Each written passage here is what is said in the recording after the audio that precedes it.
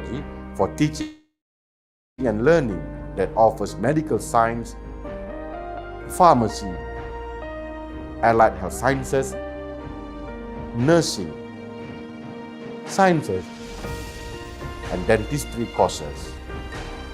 The Sultan Ahmad Shah Medical Center at IIUM or SASMEC in Kuantan was built on 27.8 acres of land for undergraduate and postgraduate teaching hospital and tertiary referral center, complementing the medical and allied health faculty provisions. Another IIUM campus, which is situated in the state of Pahang, is the Center for Foundation Studies or CFS in Gambang. The Pago campus in Johor houses the Kuliah of Languages and Management or KLM. IIUM will continue to be competitive in its mission to make Malaysia a global center of excellence for tertiary education. It will also continue to make significant contribution. One of it is to serve the Ummah. IIUM, leading the way, Khalifah, Amanah, Ikram, Rahmatan lil Alamin.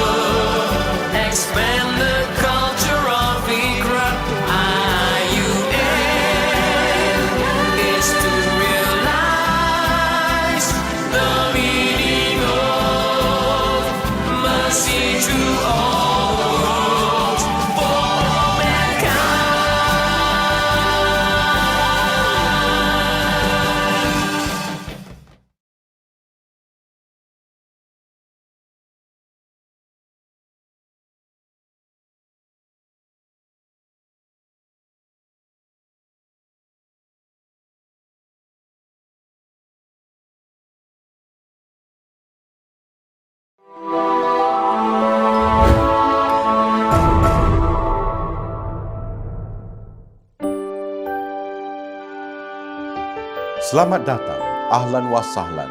Welcome to the International Islamic University Malaysia or IIUM, an international award-winning institution for sustainability, your garden of knowledge and virtue. IIUM was established on the 20th of May 1983. English and Arabic are used as the medium of instructions to enhance its global orientation. The philosophy of the university was inspired by the spirit of Tawhid, leading towards the recognition of Allah as the absolute creator and master of mankind. IIUM triumphs to lead the way to become the Khalifah of Allah, to expand the culture of Iqra, to fulfill the amanah, and to realize the meaning of Rahmatan lil Alamin. The university has several campuses spread across several states of Malaysia, each providing different fields of study. IIUM offers nearly 200 academic programs in 17 kuliahs and institutes. The main campus is in Gombak, Selangor, covering 700 acres, beautiful architecture with elegant Islamic style buildings. Gombak campus is blessed with majestic green forested limestone hills and a cool calming river, nature's wonders of flora and fauna, a conducive environment for study. Kuliah of River Knowledge and Human Sciences or KIRTHS is the largest kuliah in the university with more than 5,000 students. It was formed to integrate human sciences and river knowledge disciplines. The kuliah offers courses that bridge the divide between Islamic and secular sciences. Other kuliah of IIUM in Gombak campus are Kuliah of Economics and Management Sciences, Kuliah of Engineering, Kuliah of Architecture and Environmental Design, Kuliah of Information and Communication Technology, Kuliah of Education, Center for Languages and Pre-University Academic Development or CELPAD, and IIUM, Academy of Graduate and Professional Studies. The campus offers complete range of facilities, including on-campus housing, a mosque, 2 state-of-the-art sports complexes with Olympic-sized swimming pools, a fully equipped library with more than 2 million printed and digital materials supported by online databases, a medical clinic, convenience stores, a post office, and 3 Malaysian commercial banks. The Kuala Lumpur campus at Pasaran Duta houses the International Institute of Islamic Civilization or ISTAC. ISTAC aims to proliferate studies on Islamic civilization through learning, research and exchange ideas and knowledge. The Kuantan campus is located on 1,000 acres of land, just like a garden within a valley surrounding by lush greenery. This campus is well equipped with state-of-the-art technology for teaching and learning that offers medical science, pharmacy, allied health sciences, nursing, sciences, and dentistry courses. The Sultan Ahmad Shah Medical Center at IRUM or SASMEC in Kuantan was built on 27.8 acres of land for undergraduate and postgraduate teaching hospital and tertiary referral center, complementing the medical and allied health faculty provisions. Another IIUM campus, which is situated in the state of Pahang, is the Center for Foundation Studies or CFS in Gambang. The Pago campus in Johor houses the Kuliah of Languages and Management or KLM. IIUM will continue to be competitive in its mission to make Malaysia a global center of excellence for tertiary education. It will also continue to make significant contribution. One of it is to serve the Ummah. IIUM, leading the way, Khalifah, Amanah, Ikram, Rahmatan lil Alamin.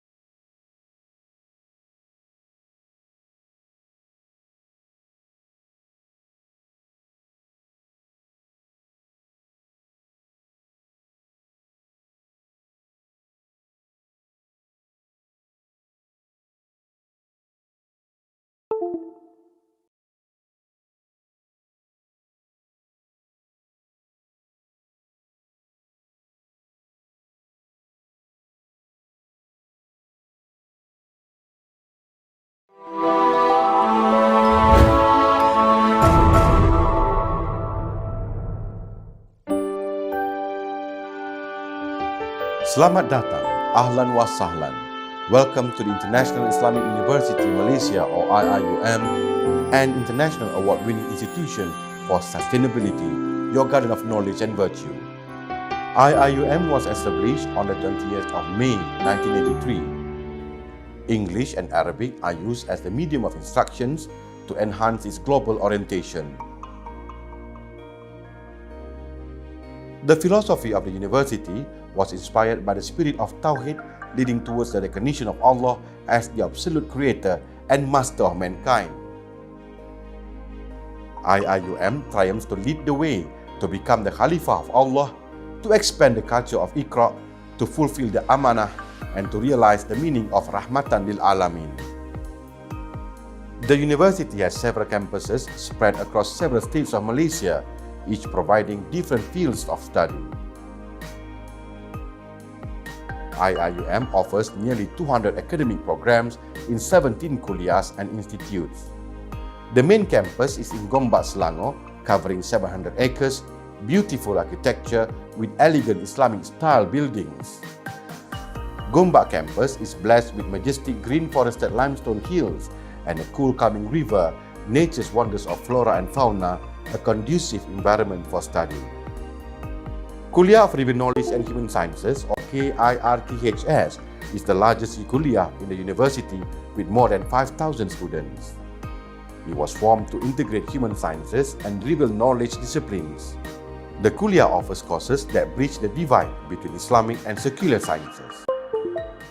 Other kuliah of IIUM in Gombak campus are Kuliah of Economics and Management Sciences, Kuliah of Engineering,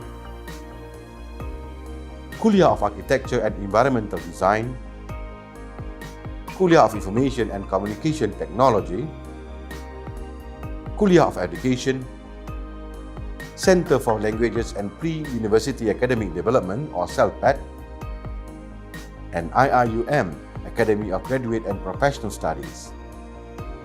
The campus offers complete range of facilities, including on-campus housing, a mosque, 2 state-of-the-art sports complexes with Olympic-sized swimming pools, a fully equipped library with more than 2 million printed and digital materials supported by online databases, a medical clinic, convenience stores, a post office, and 3 Malaysian commercial banks.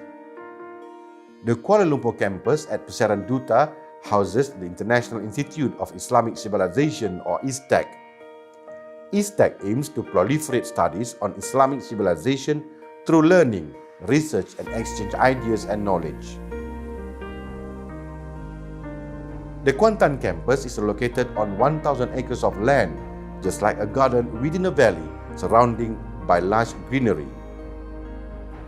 This campus is well equipped with state-of-the-art technology for teaching and learning that offers medical science, pharmacy, allied health sciences, nursing, sciences, and dentistry courses. The Sultan Ahmad Shah Medical Center at IIUM or SASMEC in Kuantan was built on 27.8 acres of land for undergraduate and postgraduate teaching hospital and tertiary reference center, complementing the medical and allied health faculty provisions. Another IIUM campus, which is situated in the state of Pahang, is the Center for Foundation Studies or CFS in Gambang. The Pago campus in Johor houses the Kuliah of Languages and Management or KLM. IIUM will continue to be competitive in its mission to make Malaysia a global center of excellence for tertiary education. It will also continue to make significant contribution. One of it is to serve the Ummah. IIUM, leading the way, Khalifah, Amanah, Ikram, Rahmatan lil Alamin.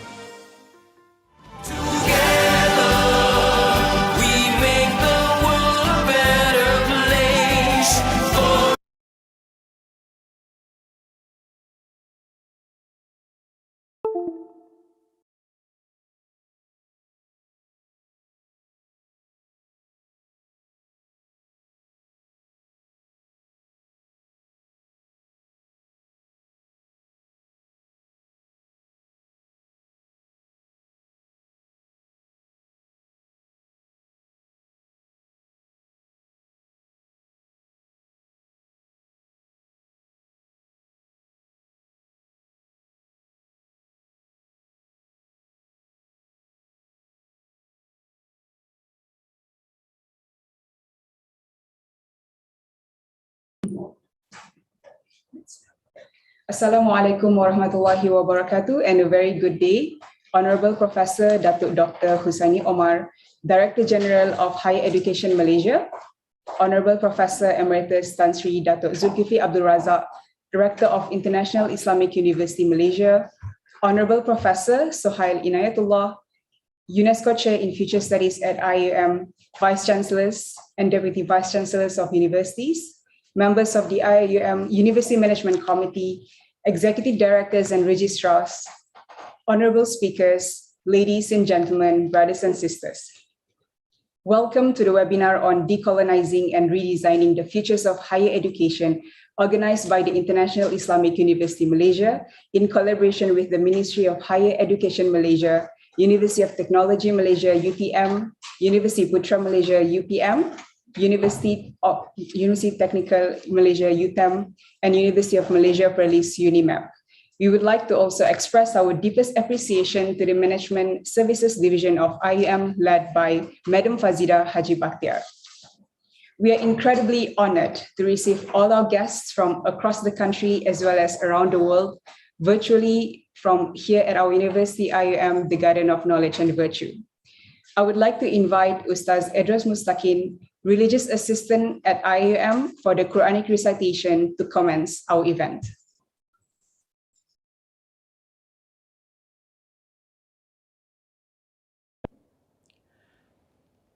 أعوذ بالله من الشيطان الرجيم.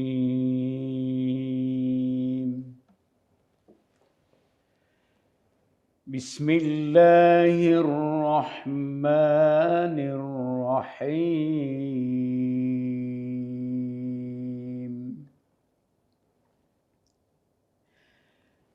يا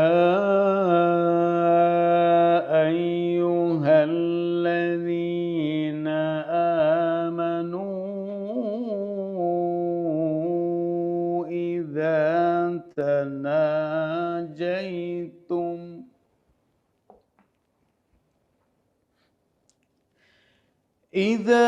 تناجيتم فلا تتناجوا بالإثم والعدوان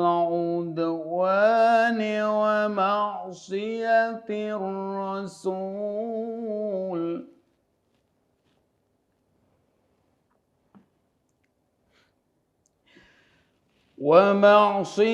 الرسول وتناجوا بالبر والتقوى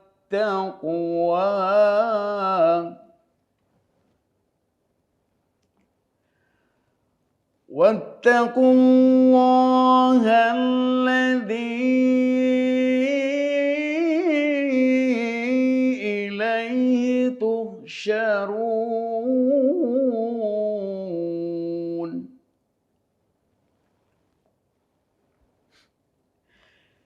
إنما النجوى من الشيطان ليحزن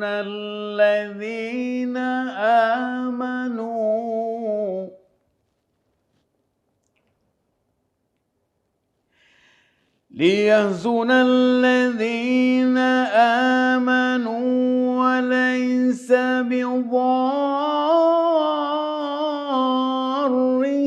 شيئا إلا بإذن الله وعلى الله فليتوكل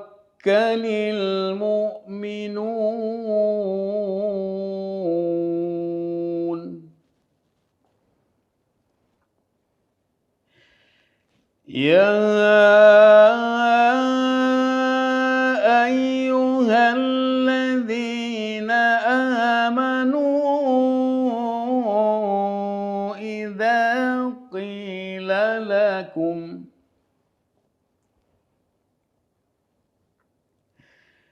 إذا قيل لكم تفسحوا في المجالس فافسحوا يفسح الله لكم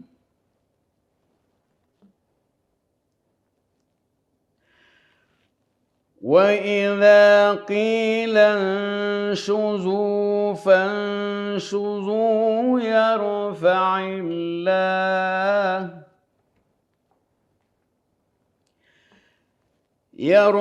الله الذين آمنوا منكم والذين أوتوا العلم درجات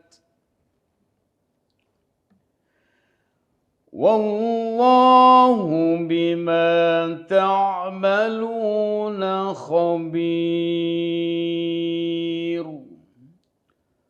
صدق الله العظيم.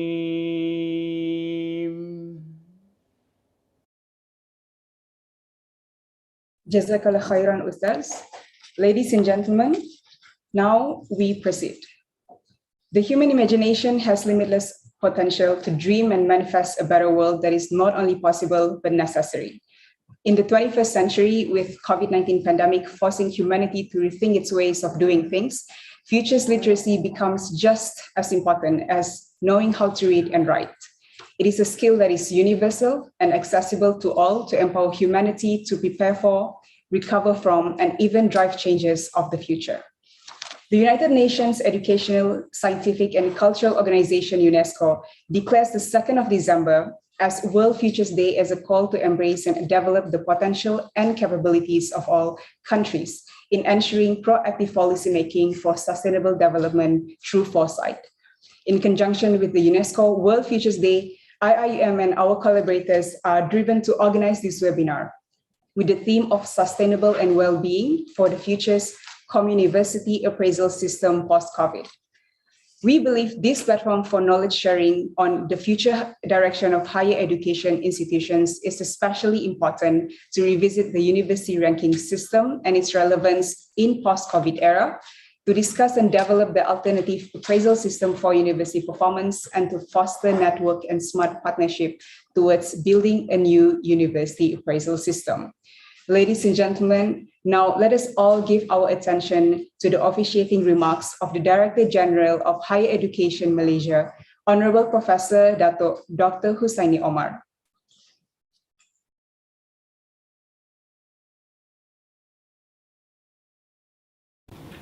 Bismillahirrahmanirrahim. Assalamualaikum warahmatullahi wabarakatuh.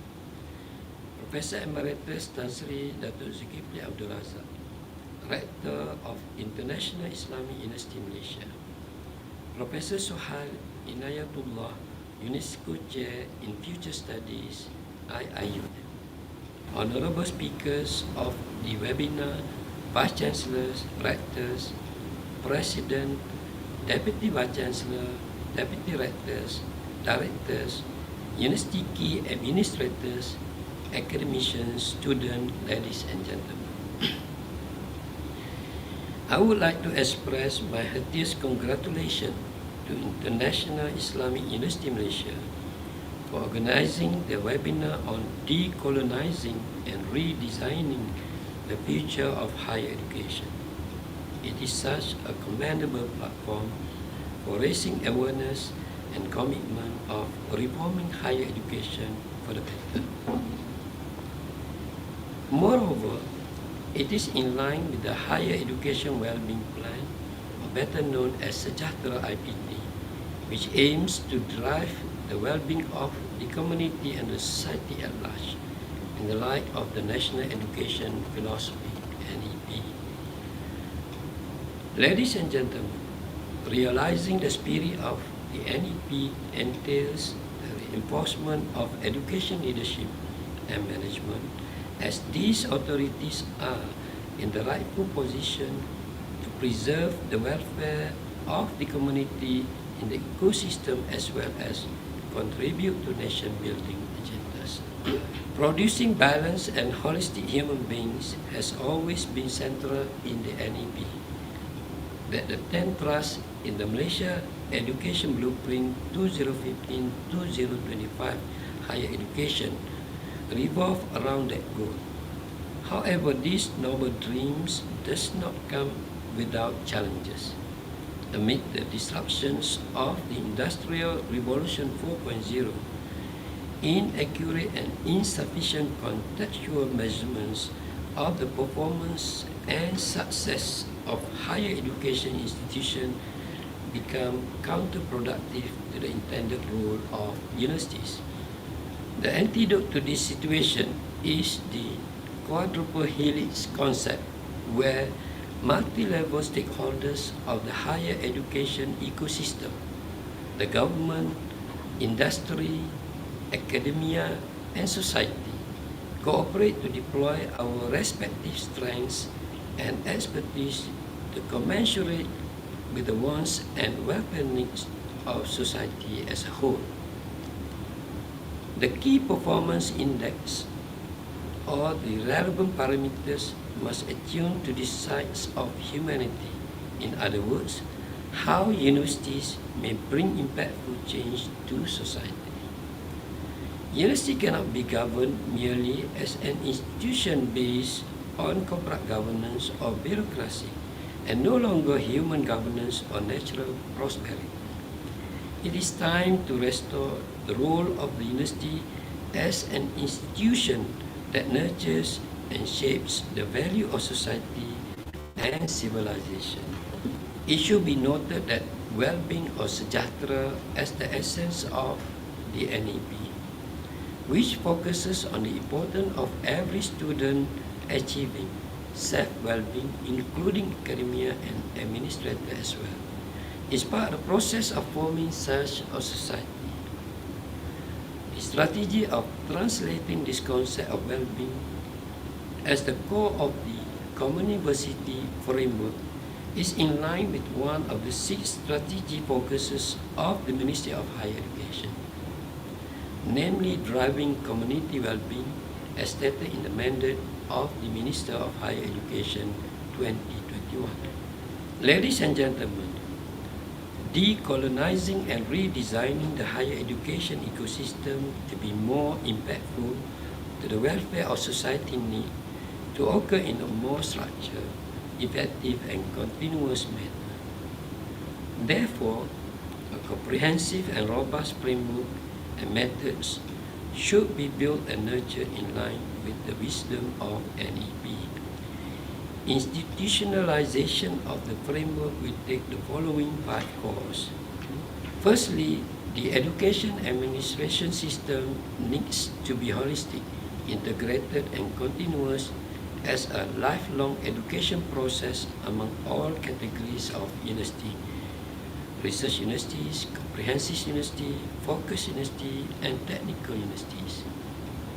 Secondly, a balanced approach and model of personality formation needs to happen, crossing the 4 aspects of human development: physical, emotional, spiritual, and intellectual. No matter the focus of a particular university, be it natural science, social science, engineering, technical, or humanities, by ensuring these 4 thrusts, it is necessary to emphasize that the role of the university towards society is as important as fulfilling the needs of industries and technology, if not more important, as exposed by the COVID-19 pandemic. Thirdly, governance needs to be led by the high academic values and attitude. A more grounded and contextual measurement system has to be provided to support the existing appraisal system so that the university ongoing effort to connect the university and the society will gain recognition and the culture can be further mainstream. Fourth, universities are to become significant contributors to transformative impacts in bringing about change. Meeting the needs of the local community should be the main target to provide a stronger foundation and practice towards the transformation of the role of the university through teaching and learning function, research, and community empowerment. Such an ecosystem truly makes the university virtuous to society. Fifth, the alternative appraisal system needs to stand out 360 degrees and be flexible. This framework as a whole needs to include aspects of the heart as developed by ARCAP and propagated over the years. The process certainly will involve the various levels of stakeholders that exist in the community. Therefore, it is very appropriate for the evaluation process to be open to various parties and diverse interests to ensure that the university responds to all these stakeholders. It is hoped that this framework will contextualize the role of all universities in Malaysia for the socio-economic needs of the country and to build strengths by focusing on the respective thrust areas based on the above frameworks in order to reinforce the culture. Ladies and gentlemen, this framework must also be aligned with the spirit and concept of collaboration between universities rather than competing with each other. The new framework should not only inculcate a culture of collaboration but give due recognition to those involved. Universities, on the other hand, emphasize what and how they can contribute to society and the state by building on their respective strengths and areas of trust. Ladies and gentlemen, the Ministry commends IIUM for having organized sessions with at least 5 other public universities to explore the present system post-COVID, to review the impact of universities to the community through the submission of the paper of the Common University Framework. This collaboration is pivotal to redefining the function of the university towards the local community. Highlighting the community-centered university appraisal instrument, the Ministry is also moved to support the well-being of the community aligned with Sejahtera IPT, as well as the key happiness outcomes to monitor the execution of Keluarga Malaysia to be more prosperous, inclusive, and sustainable. The crucial elements of a university as far as the local community is concerned ideally include the integration of transdisciplinary knowledge, community and leadership transformation, institutional collaboration, sustainable entrepreneurship, and responsible research and innovation. When transdisciplinary knowledge becomes integrated, the effort should overcome silos in addressing societal issues. It will be manifested when the challenges of society and their needs will be met by transdisciplinary expertise through living labs that are attuned to current and future issues. On the other hand, institutional collaboration means looking forward at the role of university to work together with other institutions and relevant entities to give a positive impact on the community. It means cooperating with industry, governmental agencies, and civil societies. Sustainable entrepreneurship is also another way forward as the agenda of entrepreneurship and the sustainability of community initiative get merged through income-generating activities, empowering social and economic events, and strategizing entrepreneurship sustainability. Redesigning the future of higher education become more pressing than ever before, with the COVID-19 pandemic further exposing the systemic issues of higher education system. We need a redirection that will ensure universities become more whole, integrated, sustainable, ethical, and resilient. In conclusion, the effort to create a common university ecosystem is a sublime version to restore the original aim of education according to the main wisdom that has long been enshrined in the NEP as a whole. Taking into account the Malaysia Education Blueprint 2015-2025 Higher Education, which emphasized the importance of a balanced, holistic human being, it is hoped that the future of higher education will effectively manifest the advancement of the community and society at large in fairness and justice. With that note, I hereby officiate the webinar on Decolonizing and Redesigning the Futures of Higher Education in conjunction with the UNESCO World Future Days 2021. Thank you. Wabillahi taufiq wal hidayah. Assalamualaikum warahmatullahi wabarakatuh.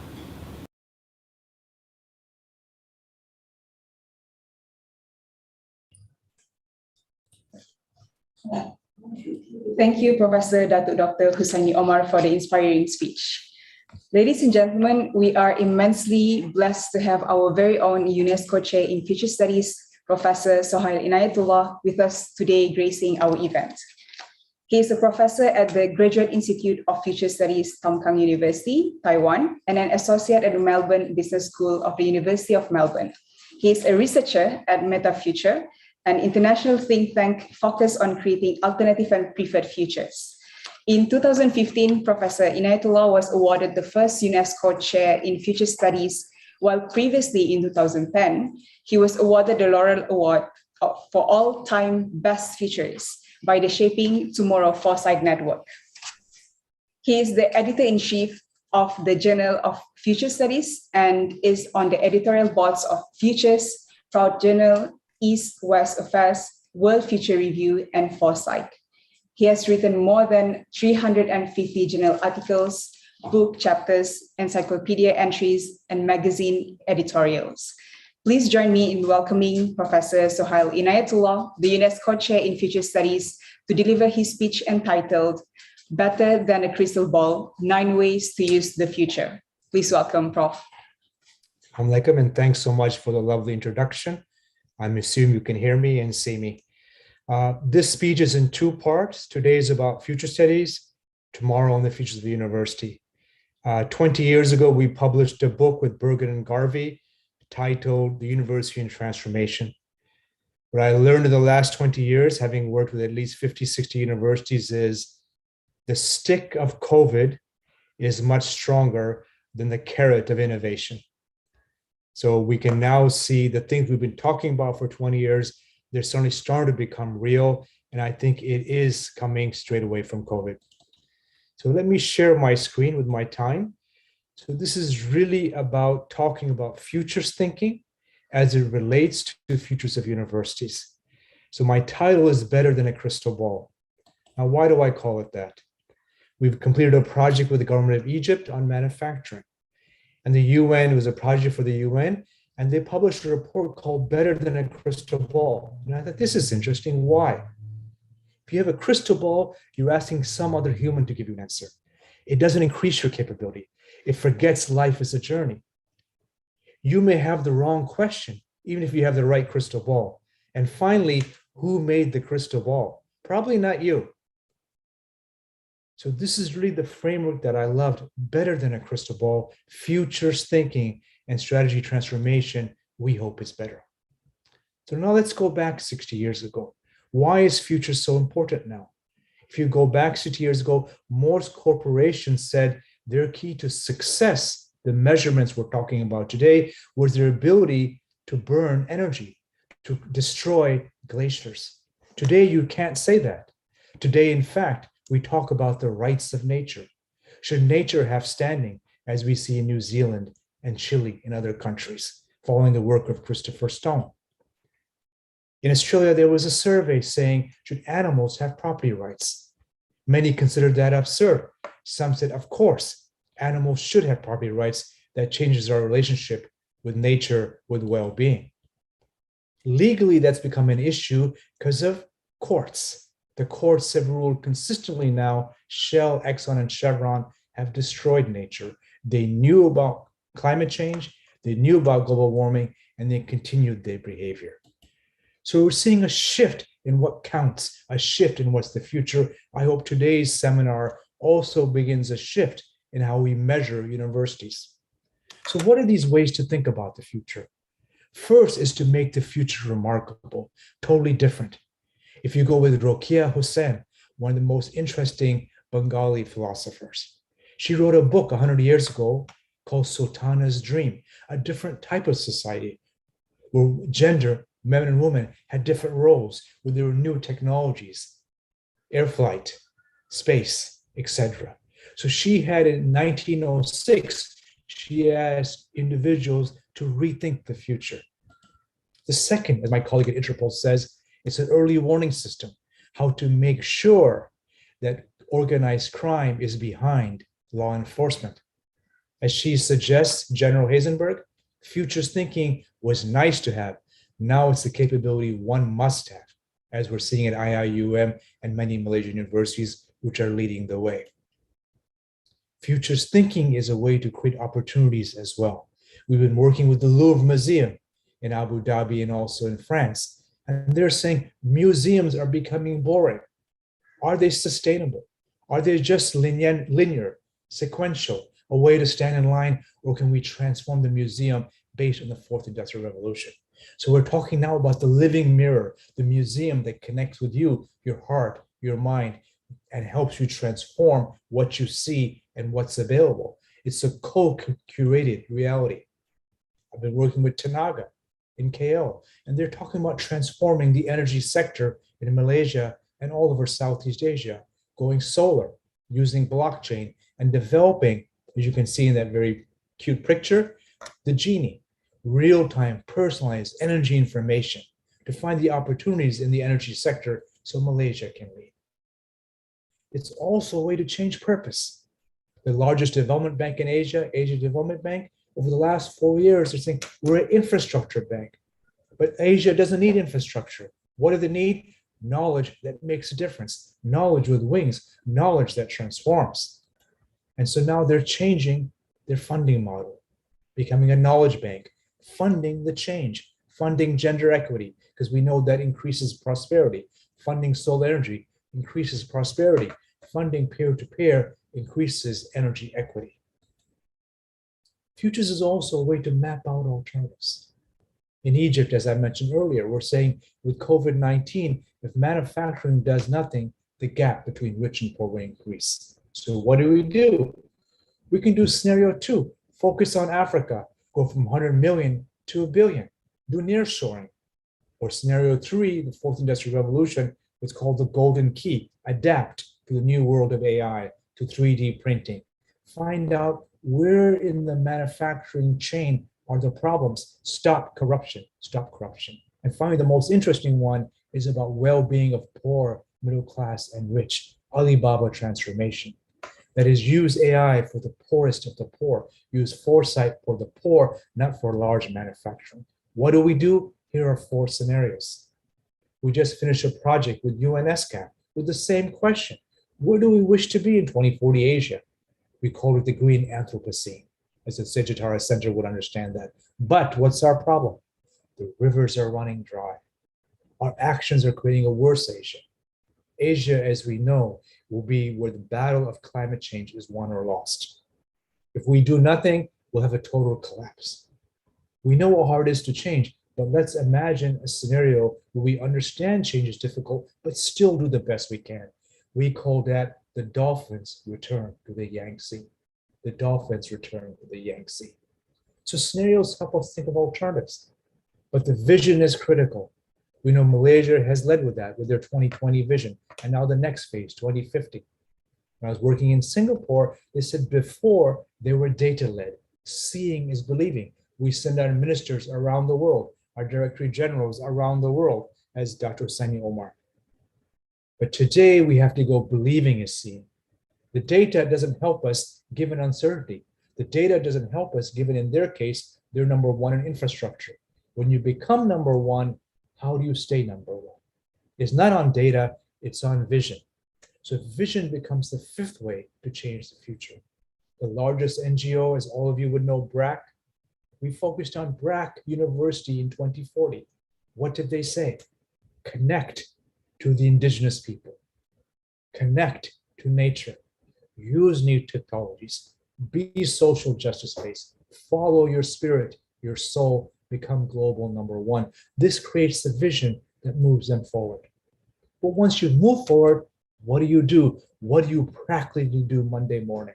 Great vision, Monday morning, you do what you used to do, total waste of time. Working with Armenia, with the 29 governors, young, they had a budget. How do we transform the country? First, we imagine green, AI, citizen-led energy. So in 2030, we fund 80% solar. 2029, we retrofit all buildings. 2024, all public highways are green. 2022, e-governance. So we created a 10-year strategy, not based on today, not based on our problems today, but based on where we could be in the future. But we do this a lot, but sometimes projects fail. University after university I've worked with in at least 20 years. What happens? We have the wrong narrative. With FAO in Rome, a brilliant organization, with the best scientists in the world, when we said, what's the narrative? What's the story? They said, we're like a blind, slow elephant, no longer relevant, given the rate of technology. One scientist stood up and said, that's wrong. I said, why is it wrong? They said, we're actually not blind or slow, we're already dead. But we have so much work, we can't even see we're dead. But these are brilliant people. So what's the better story? The better story was the octopus. Brains not in one place, brains everywhere. Smart, fast, complex, ability to adapt to the changing world. But then you have to link the story with strategy. Last week, I keynoted with the UNESCO Institute for Higher Education. We said, what's the problem? We've lost humanity. We have a skills gap. We lost professors. Why? Because the economy is extraction. Why? Because this new liberal hierarchy. Why? What do we like? We're like slaves on a ship with food disappearing. Every university says that. We're like slaves on a ship with food disappearing. Who can we be? A big boat, food for all, traveling to an eco park, an interconnected biosystem, who's who we can be. What systems do we need to do? As the DG said, cooperative, reward everyone. What's our new measurement? Green accounting, reward for teaching, futures literacy. So we have to have an eye on the long term. We're working with the government of New Zealand on their 2050 and 2070 vision. What do they say? We must move from GDP to well-being. We must remeasure what we do exactly at today's seminar. We have to change how we measure success. New Zealand is going to change how they measure success, well-being, community, culture, nature, as well as prosperity.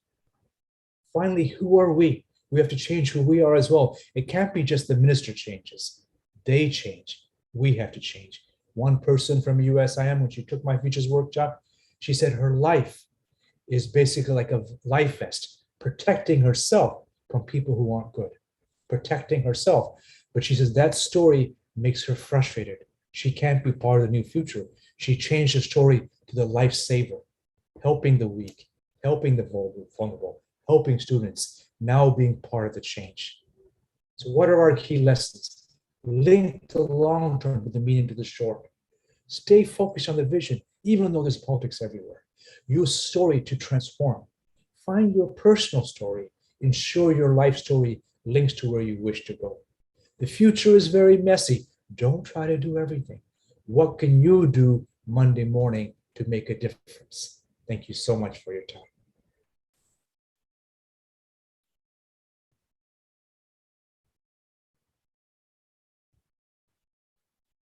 Thank you very much, Professor Sohail, for the sharing. Interestingly, this morning before I come to work, I was listening to a lecture about how hundreds of years ago, the Islamic scholars were having imagined scenarios. And back then, there were no airplanes, no flights, but they were discussing about what if people wear the ihram clothing in the air. So, and this was very mind-blowing for me to come to work today, talk about futures, and we have to find our zone of control and see how we can move forward. Thank you. Thank you, Adaya. Perfect summary. Really appreciate it. Thanks for that comment. Yes. Ladies and gentlemen, let's begin with our first full presentation session. So the education ecosystem does not exist in a vacuum. A university of the future is supposed to not only generate knowledge, but also ensure that the light of its impacts are fairly radiated to the local and global community. Our first session today will be delivered by the leader of our very own university, Director of International Islamic University Malaysia. A prominent educationist for over 20 years like himself needs no introduction, but allow me to share a tiny glimpse of his vast background. Honorable Professor Emeritus Tan Sri Dato' Zulkifli Abdul Razak is currently the Rector of International Islamic University Malaysia. He was the Vice Chancellor of University of Science Malaysia, USM, from year 2000 until 2011, and was the immediate past president of the International Association of Universities, IAU, a UNESCO-affiliated organization based in Paris. He was the convener of the Regional Center of Expertise on Education for Sustainable Development based in USM since in 2005. In 2017, Tan Sri Zulkifli was awarded the prestigious 2017 Gilbert Medal by the Universitas 21 in recognition of his long-term commitment to a sustainable approach to international higher education. It is my delight to invite Honorable Professor Emeritus Tan Sri Dato' Zulkifli Abdul Razak to deliver his presentation on the topic, Communiversity Towards a New Model of University for the Future. Please welcome Tan Sri. Thank you, Dayu. Bismillahirrahmanirrahim. Assalamualaikum warahmatullahi taala wabarakatuh, and a greeting of peace. Yang berbahagia Datuk KP, Professor Suhail, thanks for opening the way, making my kind of presentation easier with the background that both of you has prepared for the participants to think out loud where we should go in the future. Better than a crystal ball, I cannot agree more on that. Yeah. Because I've got quite a number of slides to justify why we are having this conference, I would like to start with my first slide, if you don't mind. I may take a little bit more time than allocated if you're kind enough, Idayu, not to stop me halfway, but just warn me that I've exceeded my time. So the whole idea now is to come out, as Sohail has clearly said, what will be the alternative for the future if he really wants to make a change. Somehow or other, measurement has been a kind of a driver for everybody else to make the change. If this is how we measure things, then everybody will gravitate to the way we measure stuff, and then everything will be defined by what sort of the measurements that we are talking on.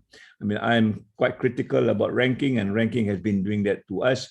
When they say this is how you're going to be ranked, this is how you're going to be measured, then everybody rush through to do whatever has been asked, sometimes unthinkingly. And at the end of the day, we find that we are caught in somebody else's measure that we do not even contribute to. And this is one of the critical things that I'm voicing, that all these measures that we are asked to measure, we are not even part of it. Suddenly it is imposed upon us, and we somehow rather become an advocate to this, and becomes a very sort of strong proponent of whatever is being measured today. But as being mentioned often, over time, COVID-19 has given us a kind of a license to ask, what are we doing today that is relevant for tomorrow? What are we doing today that is probably will make a better tomorrow? And this is a question that all of us are asking as far as higher education is concerned. And in fact, in WHO, the world we want is a kind of a symbol of what we want to create as far as tomorrow is concerned. And therefore, we need to plan for the future, as the KP has indicated, and as Sohail has indicated. I've still got a crystal ball there, but how do we create a better crystal ball as far as is concerned? And the question is, which one are we looking at? And I think this presentation is giving you an alternative. What we have got is what we have got, but can we create a better alternative so that we can be a better university, a better people, and certainly a better world that we want to create? So what option have we got? I think generally we're talking about the world of today, which is on my extreme right, about the global warming, climate change, everything that is actually dismantling, quote unquote, a civilization, the way the Anthropocene has been described to us, into a world that actually is still there.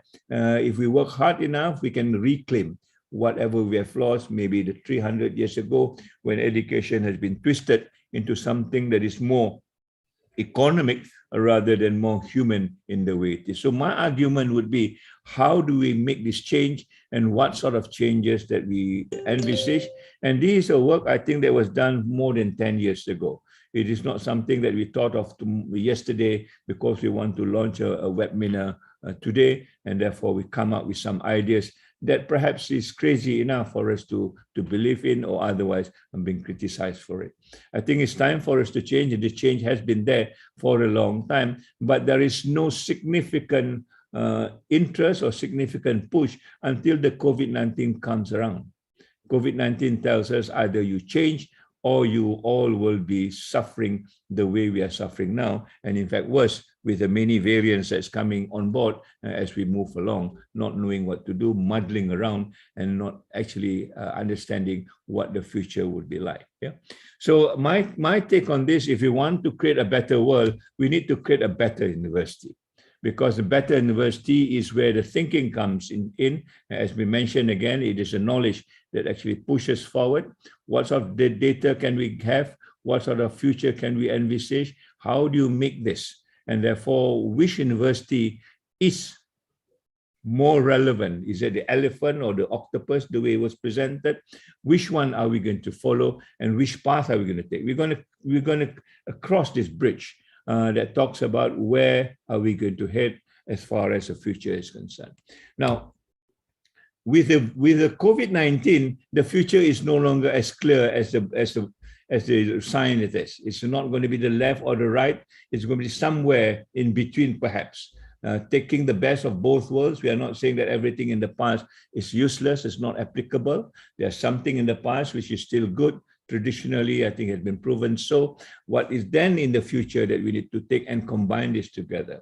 I think this is an exercise of having experience and having data that see what is the most important thing for us to move in the future. But quite clearly, when we look at the past, it's almost like the elephant sort of metaphor that Suhail has put. This is what education has been, at least from the point of view of Malaysia. Education has been about economics, about livelihood, about changing the mind, how we think, and how we think in a specific way, being pushed by a certain group, and how to actually come up with ideas. It is all about price tagging. How much does it cost? At the end of the day, education now becomes very expensive. Only the people who can afford it will have the best. People who can't afford it will remain with the worst. It is very high-tech in its way. It is nothing wrong, but high-tech alone will probably not assure it, because it is a very reductionist kind of a model. That at the end of the day, you lose humanities. When it is talked about the loss of humanities, I think being reductionist is one way of doing it. And therefore, things become an outside in. We only take whatever is outside into ourselves, but nothing that we can sort of contribute from inside out. And a very materialistic kind of approach. And therefore, the word human capital, coming from the neoliberal sort of understanding, is one, and the word STEM really represents what this is all about. Science, technology, engineering, and mathematics. You don't know where humanities is, or even humanities is relevant in the context of STEM. It's all about power. Who can make the best answer. The best example that we see today is about the vaccine sort of controversy. It's all about power. It's no longer about justice. It's very time-bound, and everything else is very, very mechanical. The soul is almost emptied as far as university is concerned. Are we going to go with this as far as the COVID is concerned? If we do, then I think we're going to go into a very complex world, which is already very complex as it is. And we probably will not know which destination that we're going to take on. So the big question now is basically, what do the pandemic means to us? If we think that the pandemic is not much, and therefore we still want to follow the old path, the way of doing things, you are welcome. But certainly this is what will end at the end of the day. All of us will be dead, if not physically, at least mentally or physiologically or even emotionally. We are not there to actually save the future as it is if we keep on doing the way what we are doing today. So the big question now, how much more do we need to endure about the past, and how much more do we need to actually tolerate what is irrelevant? And it's time to throw things out which is not relevant and gain something which is new and make it important. It is now very, very, very clear that although we go through education, but I think the word now is not about employment, it's about potentially unemployed. The way it is organized today, the way the economy is running, the way we have to behave socially, I think employment is no longer a promise of any education. In fact, it's never been. But this is a question that everybody is asking. If I go to university, will I get employed? And this, I think, is not a question, not the right question perhaps to ask. And therefore, this whole idea of how education provides livelihood will need to be questioned, because there is no more a guarantee as far as that's concerned. So it remains to us now, people who are very responsible with the university, to understand and to look what is the new vision, where it is the direction, and how do we actually execute this. And for this, I think we need to come up with this whole idea that the future needs to be redefined. The future that was defined previously will lead to you this skeleton. I think the skeleton symbolizes to me that the kind of a future that we will have if we follow the old path will not be a promising one. And therefore, we need to look out for what is the best that we can. And up to now, I think we are trying to give a kind of an alternative that's almost diametrically opposite to what we have in the past. In other words, trying to complement what has been missing and how do you actually put this in place. So instead of talking about just livelihood through education, we want to talk about life. How do you organize life through education? Do education about life or about livelihood or about a combination of both? Here we understand that the richest man on earth will not survive the COVID-19 if he or she do not know how to organize life. And people, some of them, the poorest probably will survive because they know how to organize their life. And this is very clear when we look at many indigenous society around the world. They are very clear of what life is all about, and therefore they can organize, and they're least affected by all the other things that's happening around us. Instead of talking about the mind, what about the heart? Some of us in our tradition believe that there is another seat of intellect, which is the heart. And I think science is showing that both the mind and the heart works together. So training only about the mind or the brain or the intellect without taking the heart into consideration, where the emotions and intuitions are all there, probably we are just doing half the work that we are supposed to do. It's not the total thing. So instead of talking about price, we talk about values, something which is intangible. High tech, we want to talk about high touch, where the human dimensions come in. How do you bring back holistic development rather than being a reductionist one? Talking about inside out, which means about spirituality and another set of values that we have missed altogether as far as education is concerned. Not just human capital, but human being, and changing STEM to STREAM, which with the addition of religion, ethics, arts, and management, not just science and technology. About power, we are talking more about justice. How do you dispense justice? How education can be a leveler of society. The people who needs this, I think, will be given the rights to do so. It is timeless because these values are basically well tested over centuries and is still surviving. And instead of being mechanical, almost lifeless, how it can be made organic. In other words, it grows within itself and then decides what is it that we need to do for the future.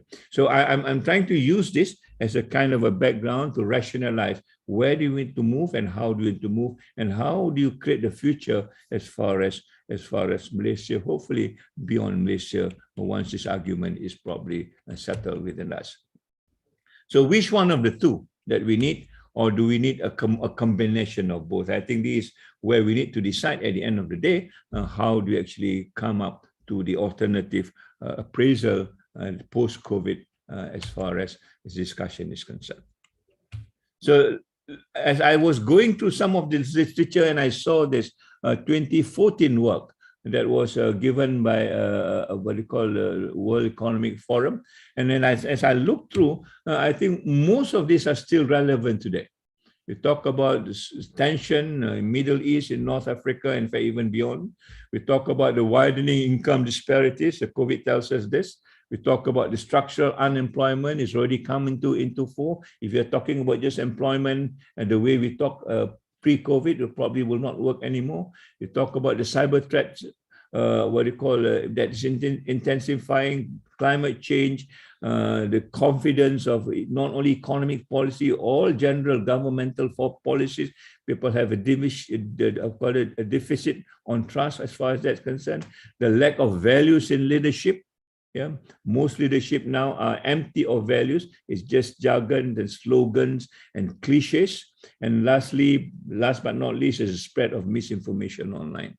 So this is still very relevant and is added on with the post-COVID, making this even more enhanced as we move forward. So what was there before, I think is something there, but we have ignored it for a long time because there is no sense of panic. There's no death in the millions that we talked about, and therefore we just discussed it and dismissed it. But I think we need to take this into consideration now as we move maybe even beyond 2014 into maybe beyond 2021 and so on and so forth. So in other words, what I'm trying to tell us is basically we are familiar with this. It's that we are not given enough attention because nobody is measuring this. Nobody is setting KPIs. At least university are not even concerned about some of these issues of climate change, of values, of the structural unemployment. We are just beginning to understand this because we are forced to, given COVID-19. In other words, the university itself has been kind of oblivious into the kind of work that we need to do moving forward. And I think it's time to come to terms of what we are talking about now. So when we talk about this old paradigm, I have a small acronym for this, and we call it WEIRD. I think this had been talked about in even our own midst when we talk about the futures of IUM. And this is just to describe what this is all about. Yeah, when we talk about this all generally comes from a kind of a Western perspective, not in terms of location or in terms of the development that has been there, particularly 300 years ago or 400 years ago when the Industrial Revolution was introduced for the first time. It is something that we celebrate, but 300 years later, we find that it is not enough just to talk about the good part of what you call Industrial Revolution. There's also the downside. And the downside is basically characterized by some of the things that we have said. It is very economic centric. The humanities are not there, right? It is then given, led by industry. The industries will tell you what is possible and what is not possible now. And certainly, University of Malaysia is suffering of this. Unless the industry approves it, we will not even move because they provide employment, but that is now no longer the case. And we need to revise that. And then the reputation. Yeah? And this reputation, I think, has something to do, again, with the Western development where birth rate is down, to where employment is high and nobody else is going to the university. And where do they get this new population? They get it from the third world. And how to get the third world is to raise this flag that we are the best. And therefore, this ranking become kind of a sales gimmick for people to choose what university they want to do, and then they devise what is it that talks about reputation, and you have all this ranking with all their own criteria that may not even mean a thing to us, but we are subscribing to it one way or the other for some reason that we need to understand later. So the whole process to me is a dehumanizing process, because the human relation is not there, the human soul is not there. In fact, the university, as I've mentioned, is emptied of its values as far as education is concerned. And this is where we are now. We are a factory, just as much as the Industrial Revolution envisaged that produce products and goods. We are now one of the goods, quote unquote, that are commodified, are tradable as far as education is concerned. You go in one way and you get out another way, just as much as what product is experiencing today as far as education is concerned.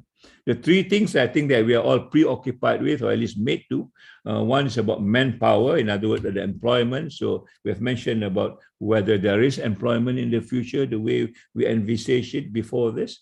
Perhaps there is none, and then how do you manage this? Yeah?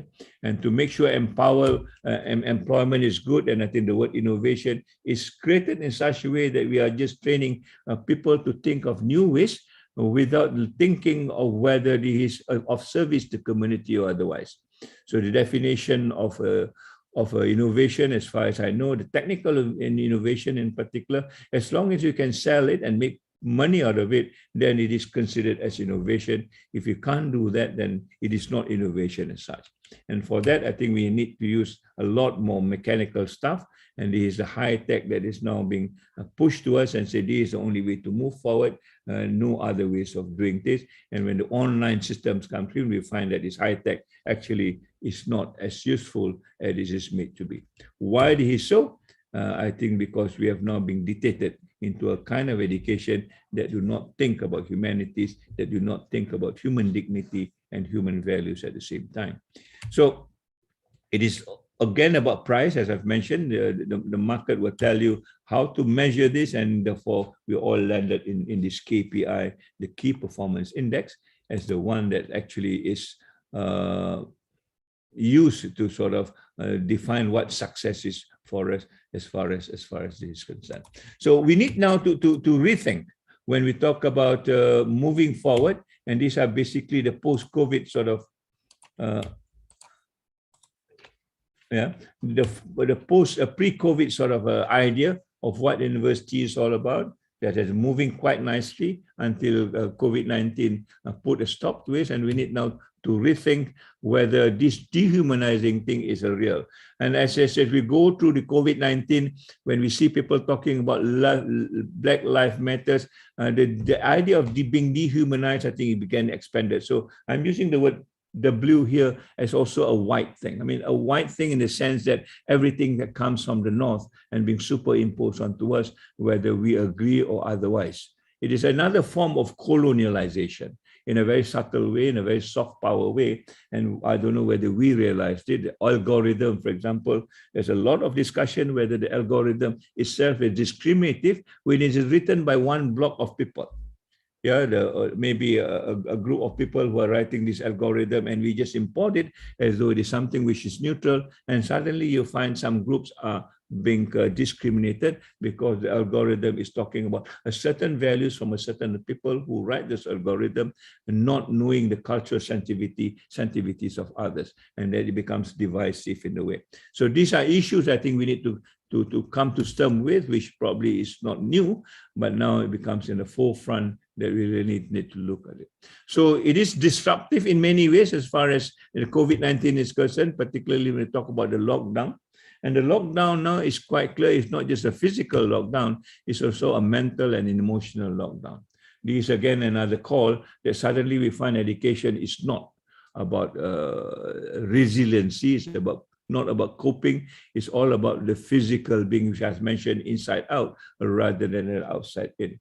So many of our students worldwide are not able to even live with themselves because they don't have this coping capacity. They are not told how to be resilient when you meet challenges of this dimension, at least emotionally or mentally. So suicide rate is high, depression rate is high, anxiety rate is high. All these are a failure as far as university is concerned under intense pressure like the COVID-19. And this has been again talked about, and this is coming from a book that talks about the context of education now has changed. Given the industrial age, starting from 1750 perhaps, student now is one of those products to be trained and ranked, and not as citizens to be educated. We teach students to be passive followers as part of the assembly line, just like any product that you produce, they are not civic-minded, they are not responsive students, and if they are responsive, sometimes they are dubbed to be quote-unquote activists or not following the sort of the policy that has been set for them. So there's hardly any discussion as far as moving forward in a civic or a civilized manner. Education as merely an end of increased revenue. So we talk about internalization. It is not about education, it's about revenue for certain countries. I think data are quite clear on that, and not as a means to an end of a more highly educated, critical individuals as students. So they want the student to be as compliant as possible. And then the industry technology is a gateway for a selective employment, not as a tide that raises all boats. In other words, it is no longer a leveler of society. These are the changing contexts. Some of us realize it. Some people realize it and still don't care, but some people do not even realize it at all. And these contexts are coming in a way and that is sweeping as far as education is concerned. Now, in the long-term implications, university has become undifferentiated from a business corporation, and therefore most university will use what we call corporate governance to rule themselves as though they are business entity, engaging in delivering of exploitation of educational research products, including the students and the staff. Yeah, so you are rewarded with certain financial sort of incentive, without which I think many people will probably are not interested, because it is not about knowledge per se. Higher education is at risk of losing out as an institution whose essence derived from its distinctive educational mission. Sounds very idealistic at one time, it is. Nurturing a human which is complete, whole, and balanced. And these are terminologies used by UNESCO, used by our own education philosophy for the 21st century. And then it becomes very, very clear now, post-pandemic, we need to bring back some of this essence, if not all, in trying to nurture a complete or a holistic, balanced human person, which is now entirely lost as far as universities are concerned.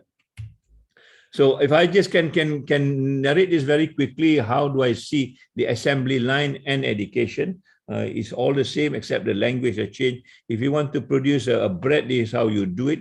You start with the flour and a few other ingredients and put it on a conveyor belt. At the end of the day, send it to a market. If you just change the language, then you get an university now. Yeah, your flour becomes the customer, the content, whatever courses you want becomes the various ingredients that you need. You put it in a receptacle, you call it a curriculum, and then you run it on conveyor belt, which is the class or the lectures that students move from place to place. At the end of the day, you have a quality control, we call it exams. Yeah, after the fourth conveyor belt, then you graduate, and then you become a product, you're put in a lorry, and then off you go. And this then will define what is marketable and what is not marketable. Yeah, some of us are given a KPI that 80% of our students must be marketable, otherwise we are a failure as far as a vice chancellor or a rector is concerned. And therefore, we work very hard to sell our student as a product the way the assembly line education is going. I think this is a very demeaning way of training students, but we are forced into this. Where we need now to revolt against this and change the structure as we move forward. Yeah. So this is the book that I was referring to that talks about the language, the way people talk about higher education has changed. Precarious balance between the bottom line and the life of mind has been disturbed. And this is way back in 2004. A more recent critique, which I think is more severe than this, is by Peter Fleming, just early this year.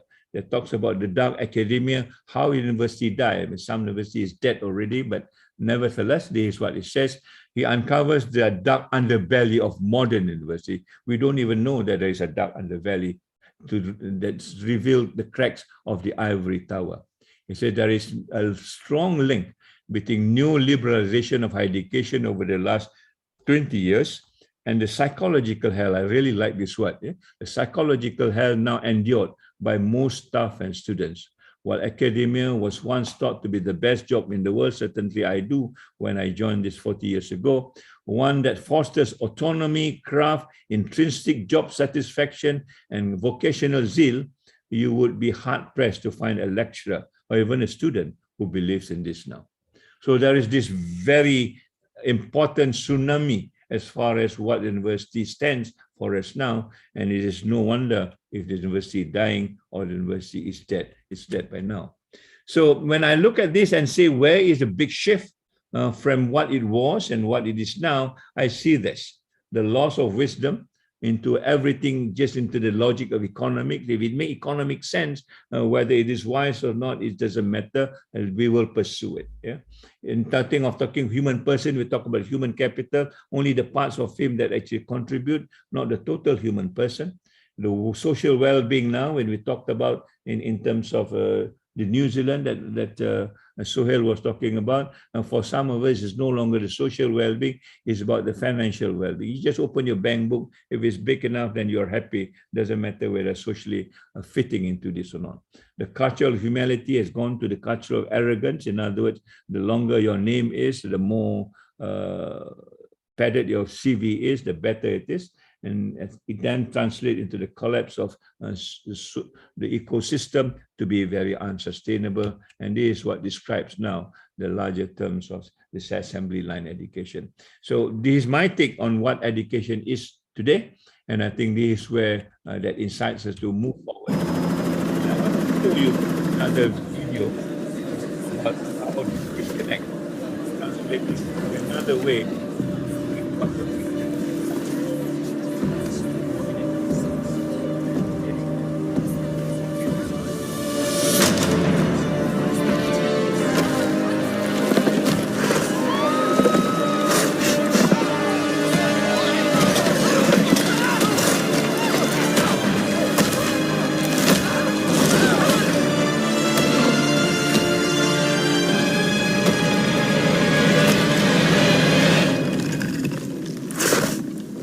You okay? You need a minute? Cool.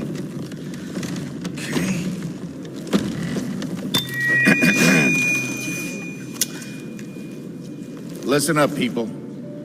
I know a thing or two about extinction. And let me tell you, and you'd kind of think this would be obvious, going extinct is a bad thing. And driving yourselves extinct, in 70 million years, that's the most ridiculous thing I've ever heard.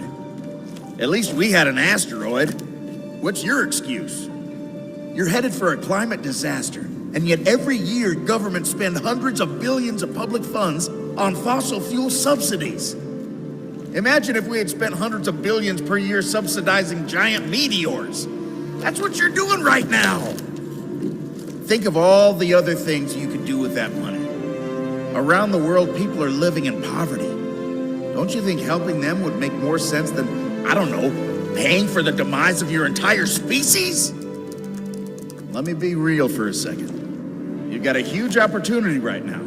As you rebuild your economies and bounce back from this pandemic, this is humanity's big chance. So here's my wild idea. Don't choose extinction. Save your species before it's too late. It's time for you humans to stop making excuses and start making changes. Thank you.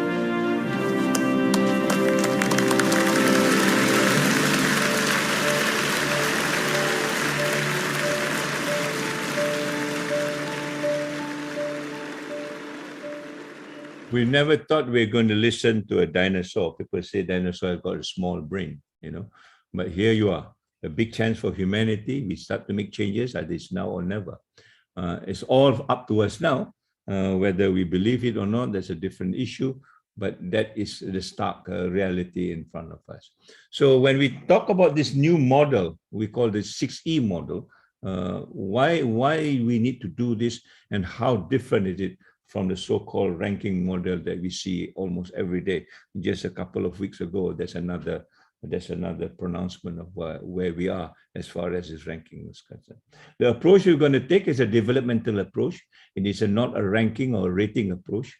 There can be more than one mean. It's like what university is all about. When we talk about first-class honors, there can be 5 or 6 people with first-class honors. Not just one first-class honors, not one second upper, not one second lower, and the rest are general degrees. Yeah, who says the universities is measured that way, except for the rankers? They want to stack us in the numbers, and only one number one, and the rest are no good. You want everybody now try to rush for the number one, and that means business for them. I think we need to call that short now. This is no longer tenable as far as that kind of a ranking is concerned.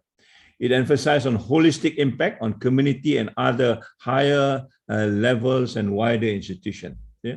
It's on the role of research and inclusion of the RCE, which is the Regional Centers of Expertise recognized by United Nations University, as well as contributing to the design of strategies for collaborative activities, including those with other RCEs.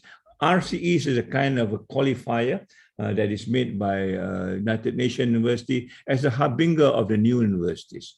It went back to 2005 when the question was asked, can the structure of the present university deliver sustainable development? The answer was no. And therefore we need to recreate. And RCE is one way of recreating it as a kind of a new structure that has the flexibility to function the way we want it to function. And the word collaborative, I think, was mentioned by KP, and the Director General, that I think it's all based on collaboration rather than competition. The governance needs to be different. It's not the corporate governance.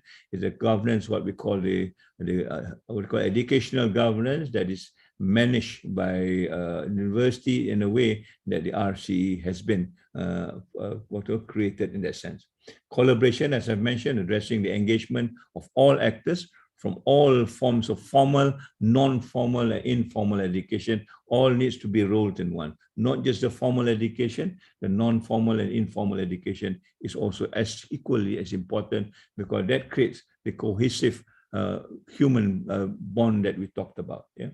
It is about transformation as far as education is concerned, contributing to the transformation of current education training system to satisfy ambition of the region regarding sustainable living and sustainable livelihood. So while we talk about being global, we are also very mindful of what the regional context is. so we don't have to suck up to somebody else's system when their regional understanding or context is quite different from ours. We need to choose, we need to make a relevant sort of decision as far as the region is concerned. And that's a diversity that we need to move forward. Reorienting education to a sustainable development by integrating sustainable development and education for sustainable development into the current curriculum and tailoring it to address issues of local context of community in which they operate. And I think this is something that I want to bring about when we talk about the 12th Malaysia Plan. There is no word on education for sustainable development. I think we need to bring that in so that the 12 Malaysia plans becomes even relevant as far as education moving forward is concerned. Increase access to quality education, which is again within the regional context, right? Delivering training programs and to develop methodologies and learning materials from them. In other words, the university is also responsible in making this relevant to societies outside, not only within the university. Lead advocacy and awareness, raising efforts to raise public awareness about the importance of educators and also the essential role of education for sustainable development, for sustainable future, and promote the long-term goals of ESD as an environmental stewardship, social justice, and improvement of quality of life as a leveler of society. All these are taken not from myself, it is taken from the whole idea of what regional centers of expertise is all about, which is sanctioned by UNESCO, but it's totally missed in our education system. Yeah, the good thing about it is FOC. FOC certainly is free of charge. Yeah, you don't have to invest and sponsor this or that, sometimes amounting to millions to get a number in the ranking system. This is free of charge. And we have seen this happening. We can go this on the merits that you have done, not on the ability to pay. Yeah, and FOC also in this particular tank talks about the focus is on collaboration and cooperation, not competition. It's also a force for character. In other words, how do you behave at the end of the day becomes equally important, not just what you preach and what you write. How do you demonstrate it? How do you translate it is also important. That's a force of character. And then there's also friends of the community. In other words, we need to work very closely with the community because the community is always part of the university since times immemorial. It is not a commercial advertisement. It is something which is real that addresses education right on its target. So if I can just very quickly go, now what you need to do if you want to move into the 21st century, we've said this is the 4M, right? The pre-COVID. When you talk about the post-COVID, then I think the whole picture gets muddled and we need now to talk about what will be the alternative. The alternative we are suggesting is basically where are the values, especially when there are a lot of literatures that talk about the mass factory teaching methods of education of the Industrial Revolution at whatever age has failed to conquer enduring problems of inequity and fairness. Indeed, this is a problem of today. It's about inequity, unjustness, and also unfairness as far as delivery of education is concerned. We've mentioned about this. And therefore, we think the values are important. So we want to talk about, in terms of just talking about manpower of a certain group, of a certain country, we want to broaden it up to the whole values of humanity. In other words, how do humanity benefit from education, not just a group of people who have got interest in this? Yeah. I've talked about the mind, instead of just talking about the mind, how do you expand the heart at the same time? Because this thing works together and physiologically it has been demonstrated time and again. And instead of talking about high tech, how do you bring high touch in? And instead of taking the dehumanizing market, how do you begin to humanize life at the same time and understand the values that there is? So the values that we talked about is our values that give this kind of a disruption that brings in sustainable development as part and parcel of the larger framework of what education is all about. And the deadline is about 2030, just 10 years from now. How can you make this change within less than 10 years from now is a question that all of us are thinking. It is not about cash. It's about I'm going to create another cash, but with an E rather than an A, which is the king that moves forward. So we need to transform this, and the transformation is very clear. And I think there's another wisdom that we need to quote. without a mind directed by compassion, which is the value that we are talking about, is not human.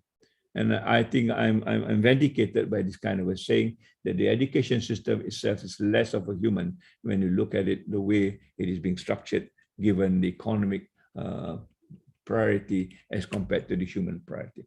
These are other literatures. I'm just talking about what the PwC, what you call PricewaterhouseCoopers, have been doing some studies and talk about the failure to incorporate non-technical human dimension is a problem. In other words, this siloed thing is no longer working. Where is humanities?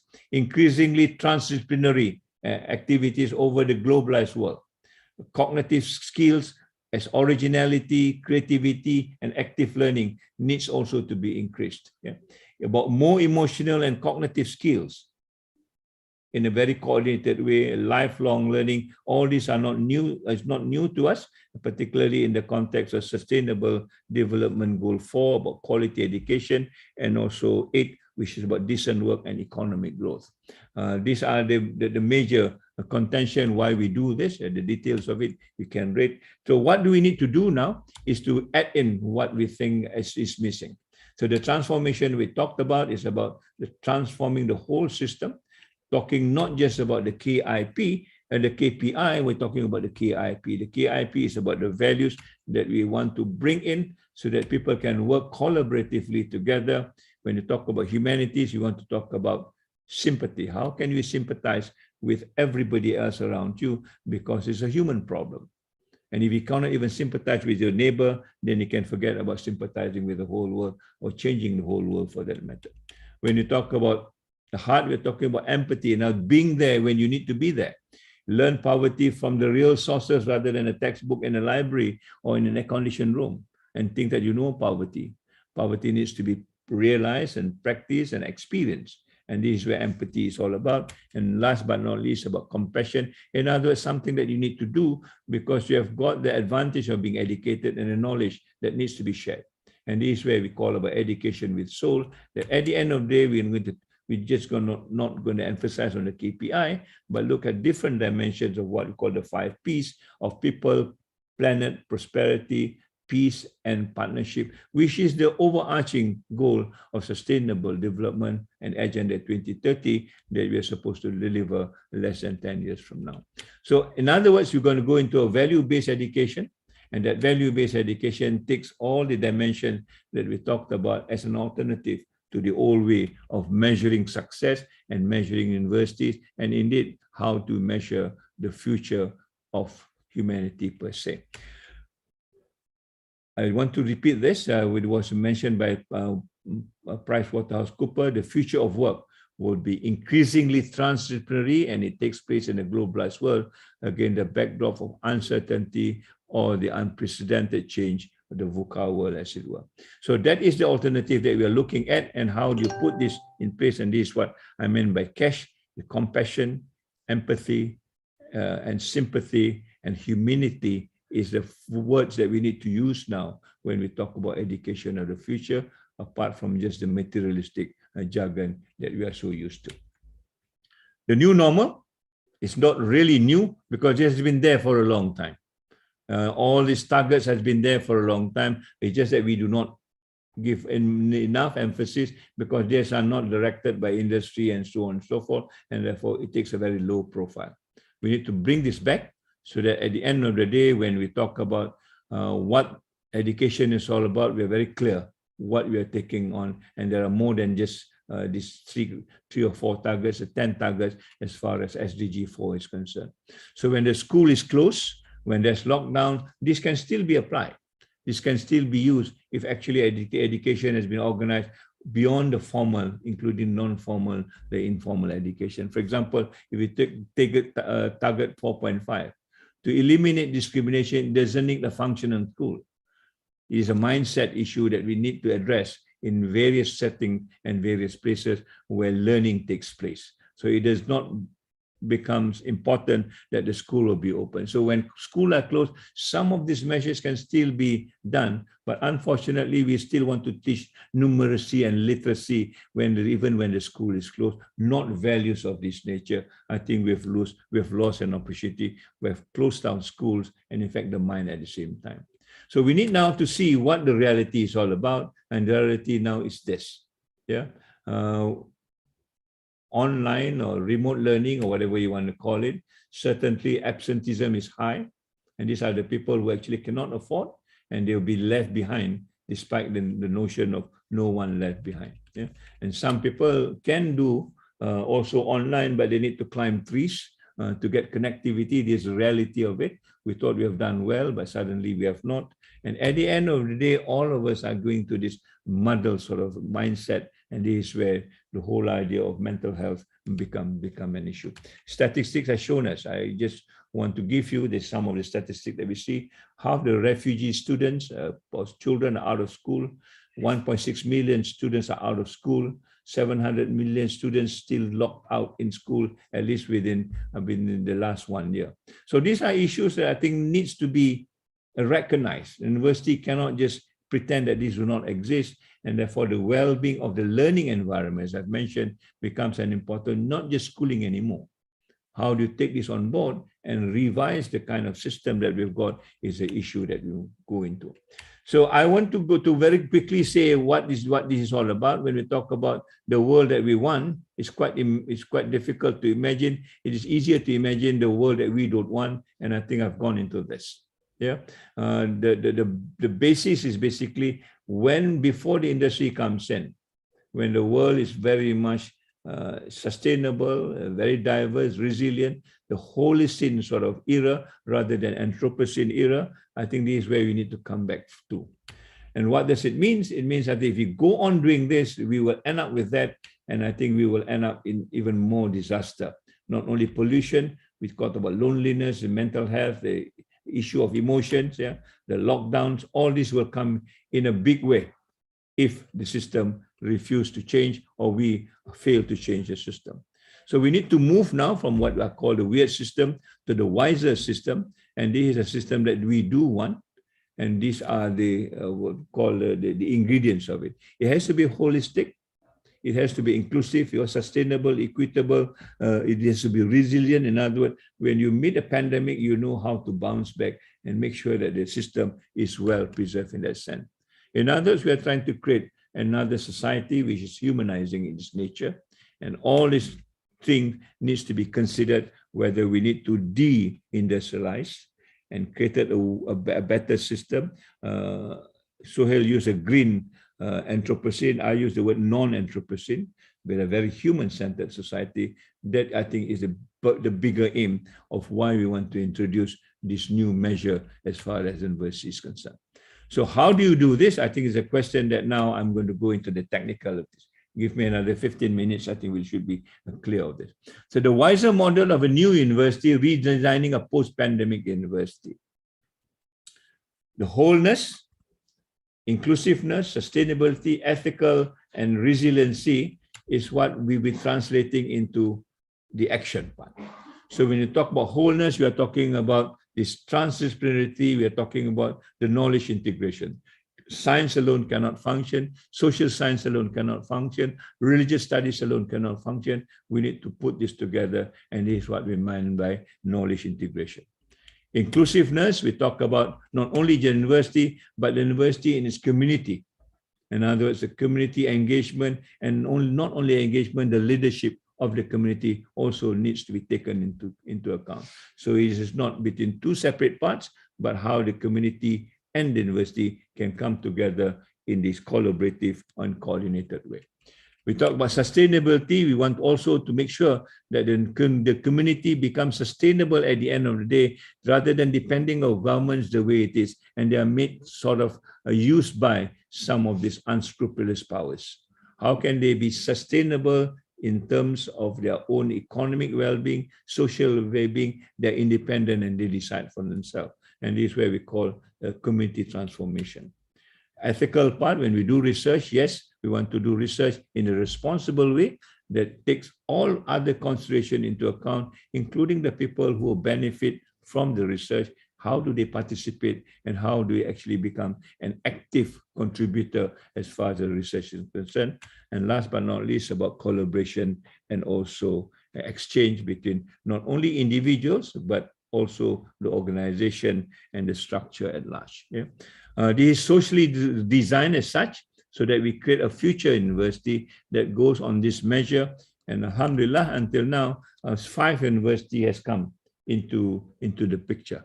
Yeah, UNIMEP has taken the knowledge integration, UPM on the community engagement, UTM about this entrepreneurship, responsible research about our university, IUM, and UTM is talking about collaboration. All this university has got very rich experience, sometimes more than 20 years in trying to make this work. Now we need to assemble it together and put it into a kind of framework that will redefine a success for the future.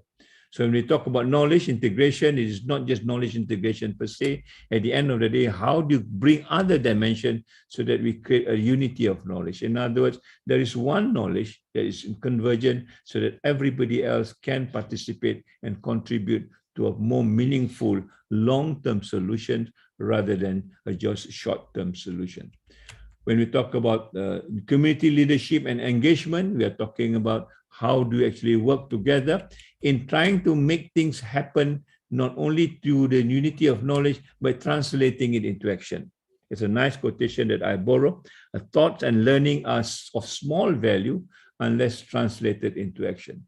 Most of our learning remains on paper and it's not been translated education. So when we talk about community engagement, how do you translate it, make it the reality so that other people can benefit and also use this as a kind of a vehicle for them to move forward into a more sustainable future. And that sustainable future, as I've described, is about how to become entrepreneur in a way, not destroying the environment and not making what you call a nuisance of ourselves, but making it in such a way within the context of sustainable development and the 17 goals, or even more than that. How do you bring this to bear with all the 3 items that I've described? And last but not least is talking about the responsible research. In other words, starting with the community and ending with the community in a real setting, in a real life sort of living lab, as we called it, and making sure that it becomes a solution for the community to move forward. And then you begin to exercise some of the things that we have talked about so much: creativity, innovation, imagination, thinking out of the box. All this will become part and parcel of the learning process beyond just formal, but also informal and non-formal sort of activities. At the end of the day, it creates another unity of power that people can work together. They are not in silos, they're working together, and that is the kind of community that we envisage moving forward. Certainly that depends on the kind of collaboration and exchange that we'll bring forward, not only within ourselves, and how then through this mechanism share it around the world. Yeah, if this becomes a notion that everybody can accept, and it's talking about humanity, how do you link humanity together to make sure that the future of humanity are well protected in this particular case. So that will be the 5 things that I hope my colleagues will elaborate as they move forward. Yeah, and the elaboration, I think, will see that at the end of the day, all these universities will meet into this idea of community. In other words, this is a model of university that works very closely with the community and also among themselves. And therefore, the idea of we being a university per se do not exist anymore.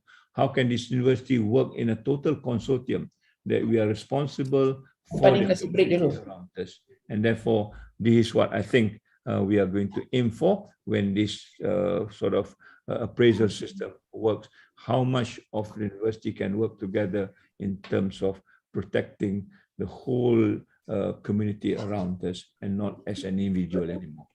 Okay, the last few slides, I think I will skip this, we probably have no time. How do you flatten the curve, therefore? Yeah, in other words, understanding of what the university is all about. We're going to work for humanity, not just economy. Economy maybe is important, but we want to work as a group of human beings that has got a lot more to offer rather than just being human capital. And welcome back to education in that particular sense, where cash is king. At the end of the day, we are able to deliver tomorrow that is safe, secure, and to use the jargon today, sanitized. In other words, we are protected from major sort of disasters or major disruptors. And that can only happen if we take in this whole notion of sustainable development together as part and parcel of the major overarching principle that we need to go on through. So we want to reverse this again. We saw this impact. How do you reverse this system? By looking at the appraisal system, we want to move back to where we started off. Yeah? In other words, we want to go back into this gain of wisdom, not just the logic of economy. We want to go back to the whole person with their social well-being, the culture of humility, that we work with everybody together and sustain an environment that is ecologically dependable as we move forward into the post-Anthropocene age or the green Anthropocene age, and the way it is described. So for that, I think this is why the other topic is important. How do you decolonize this university again? I understand. Sorry, Tansi. Oh yes, coming up. Yeah. Understand this is where I think we are today, and how do you move forward as far as that is concerned. Okay, I will stop there. And sorry if I take too much time, but I thought this is something which is important so that we understand why we are launching this. It is not for academic sake alone. We thought it has got something which will contribute directly as far as impact is concerned. And we hope this will be the turning point for the university moving forward post-COVID, inshallah. So thank you very much. Assalamualaikum warahmatullahi wabarakatuh. Thank you very much, Tan Sri Zulkifli. Definitely, when we see the rankings of universities, it's not only something that come out annually, but what goes behind it is that the resources of thousands of students, academicians, and a lot of money being pulled into universities. The ranking system or the appraisal system would motivate how universities would leverage these resources.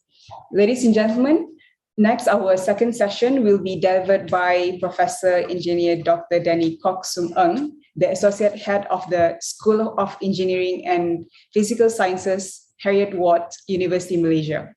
Professor Eng has published well over 200 papers with an H index of 39, with areas of specialization including, but not limited to, development of sustainable production and consumption strategies, optimization of sustainable value chain of palm oil industry, and energy management, among others. He is a fellow of the Higher Education Academy of the United Kingdom, and in 2019, he has also been identified by Generation P Asia as one of the figures with the most innovative ideas in entrepreneurship, technology, social impact, culture, and wellness that are defining the future of Asia. With his excellent contributions, he won the Tan Sri Emeritus Professor Augustine S.H. Ong International Special Award on Innovations and Inventions in Palm Oil, Young Scientist 2021, and was listed by the Stanford University as the top 2% of scientists of their main subfield discipline in 2019. I am pleased to invite Professor Dr. Danny Kok Sum Eng to enlighten us on the relevance of university ranking system in post-COVID era. Please welcome, Prof. Good afternoon, good morning, everyone. Thanks for the introductions. I'm glad to be part of this panels and also sharing some of the ideas that I have related to university ranking. I believe all of us are very interesting. I've got a lot of information this morning by Tan Sri Zul sharing on how do we transform the universities for our better future. So what I'm going to do today is really to bring some of the ideas that are really related to university ranking systems that we know a little bit on how can we make use of this university ranking for the better future. Okay, that's me. I think thanks, Adam Chair has introduced me enough. I think that's I'm the University of from Heriot University, Malaysia. I'm the Associate School in the Engineering and Physical Sciences. So first of all, I'd like to bring all of us attentions into the landscape of the country about the higher education in Malaysia. This is the statistics that I collected from the DOS, mainly looking at how do we the enrollment in the past 2 years in 2019 and 2018 pre-pandemics. So we can looking at our country enrollment for the public university is ranging between 500 over thousands students every year. You can see there might be a slight increase or decrease in some of the university in the different populations across the different public universities. However, we are remaining about the similar trend, about 500 over thousands of populations every year recruited into this public university. So this is the divisions of the different area of work that they would like to be interested. And we can notice that majority of them are interested in the arts and social sciences. These are the largest populations comparing to the others area. You can see the second comes up is on the engineering, which is STEM related, and then also the computer sciences and the sciences area. So this is how the recruitment in the 2018. And you can see there are about stable generations where the enrollment is about the slightly increased from 170,000, and while the graduates is about 120,000. So in 2019, it's a similar trend that you can see that we have quite a number of average graduates, which is 120,000, while the entries coming into it is around, 180,000. You see, you can notice that they still remain the same, that enrollment, we are still having the largest population in the social sciences. And then later on, we can come with the second, which is the engineering, manufacturing, and construction. And then this is the IPTS. This is how the data is referring to the IPTA, which is mainly on the public university in Malaysia. And then now we look at the entry enrollment in the public private universities.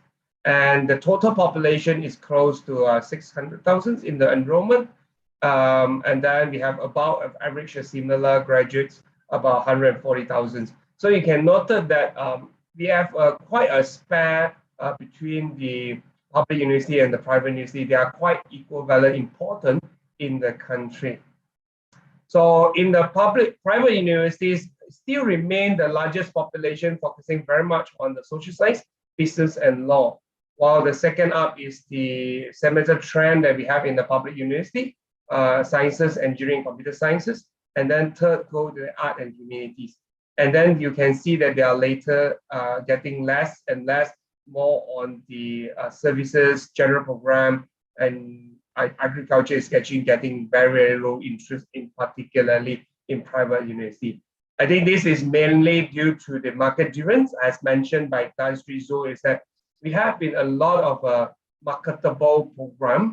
Therefore, the private universities actually exist in the country to offer those programs.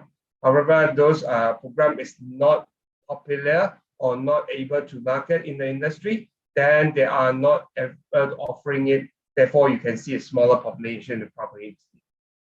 So this is the university ranking that we collected recently on the global rankings for 2022. You can see has been raised to within hundreds. And then you can see majority of the university is increasing. Also, we're getting a better ranking.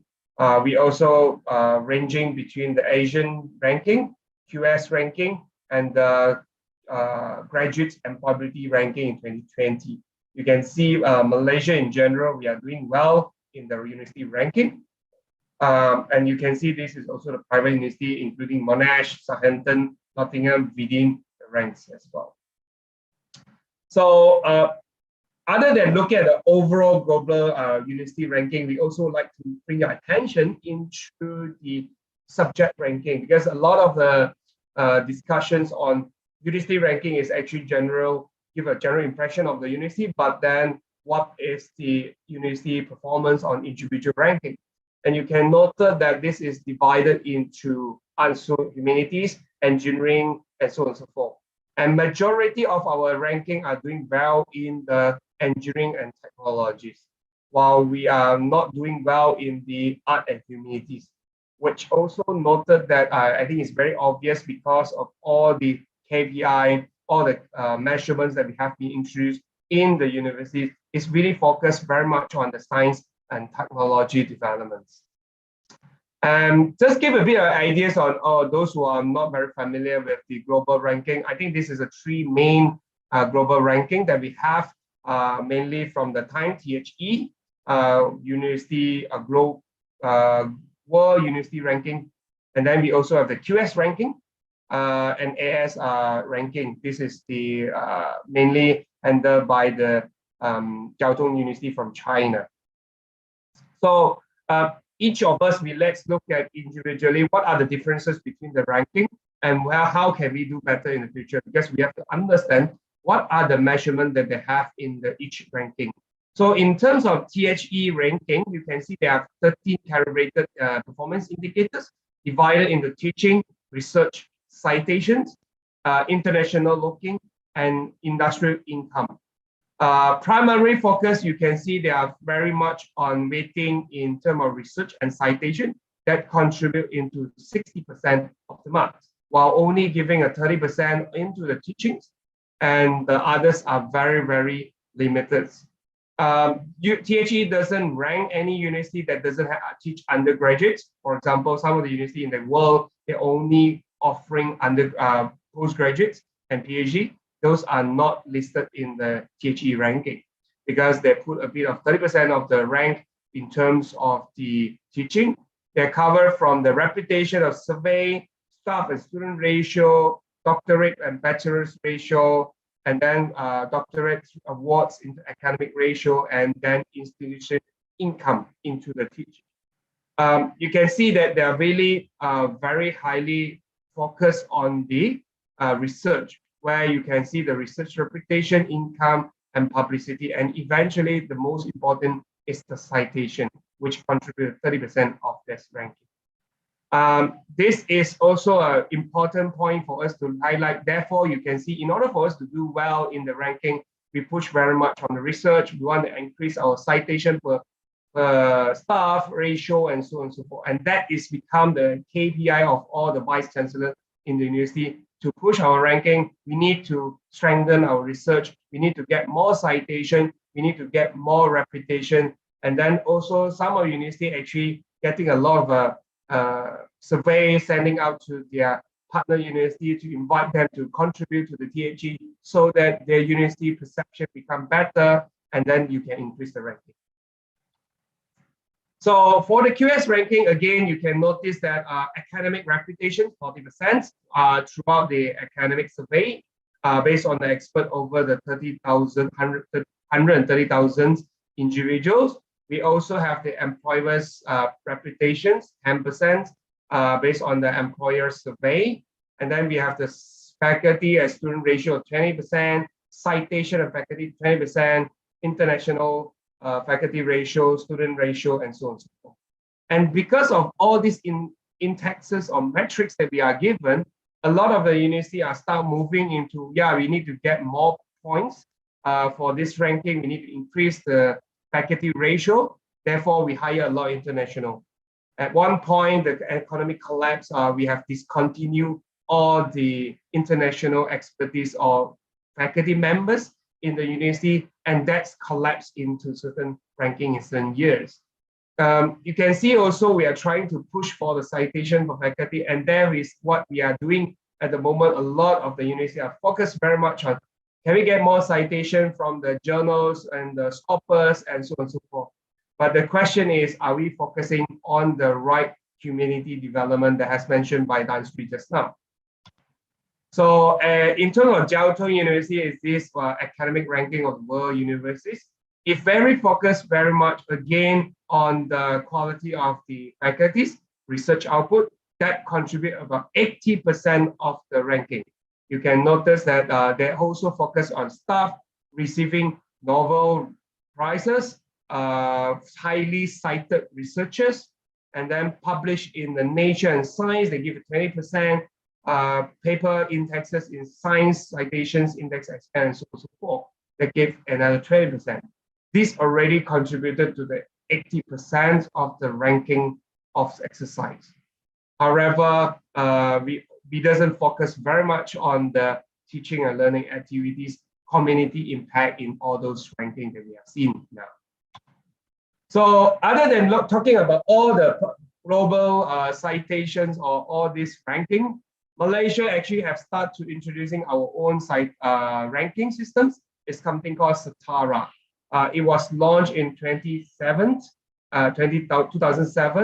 to ensure the standard of HEA based on academic quality and institution performance. So what we have transformed in 2007 until today, they have launched in a different exercise. In 2017, we have rebranded as the criteria under the Malaysia Education Blueprint for 2015 to 2025. As a new instrument focused teaching, learning, research, innovation, and services. And same instrument was given in 2019 and 2030, which is the last exercise that we have done. So because we want to be Malaysia, not only all of them are mature university, we have quite a number of emerging universities in the country and also university colleges. Therefore, we put a different emphasis in the percentage on each element. You can see that we have the general percentage, which is 40%. Teaching and learning for the mature, we have 30%. We have emerging, we have 40%, and college university, we are focusing on 50%. While research element, we have increased from the college university from 5% to 20% in the mature university, while the services also from 5 to 10. What we cover in the general capacity is really the student quality, lectures, staff recognitions, QMS, which is quality management system, financial stability, and so on and so forth. While the teaching focus is really on the student satisfactions, teaching qualities, and then international recognitions of academic program recognition, and so on and so forth. While the research is really same as in global ranking that we are looking at the critical mass of researchers, income, publications, and quality of publication. However, we do focus on the services and income, on the commercializations into knowledge transfer program, education, training, and other income sources. So in 2017, we have moved from only focusing on the 24 questions into 40 questions in the 2019, where we focus on the learning and experience, learning environment, and also we start to have introducing the employer perception survey. And this is to be developed. And really, we're talking about, are we producing the graduates that we would like to meet the requirement on the industry as well as the community in the country.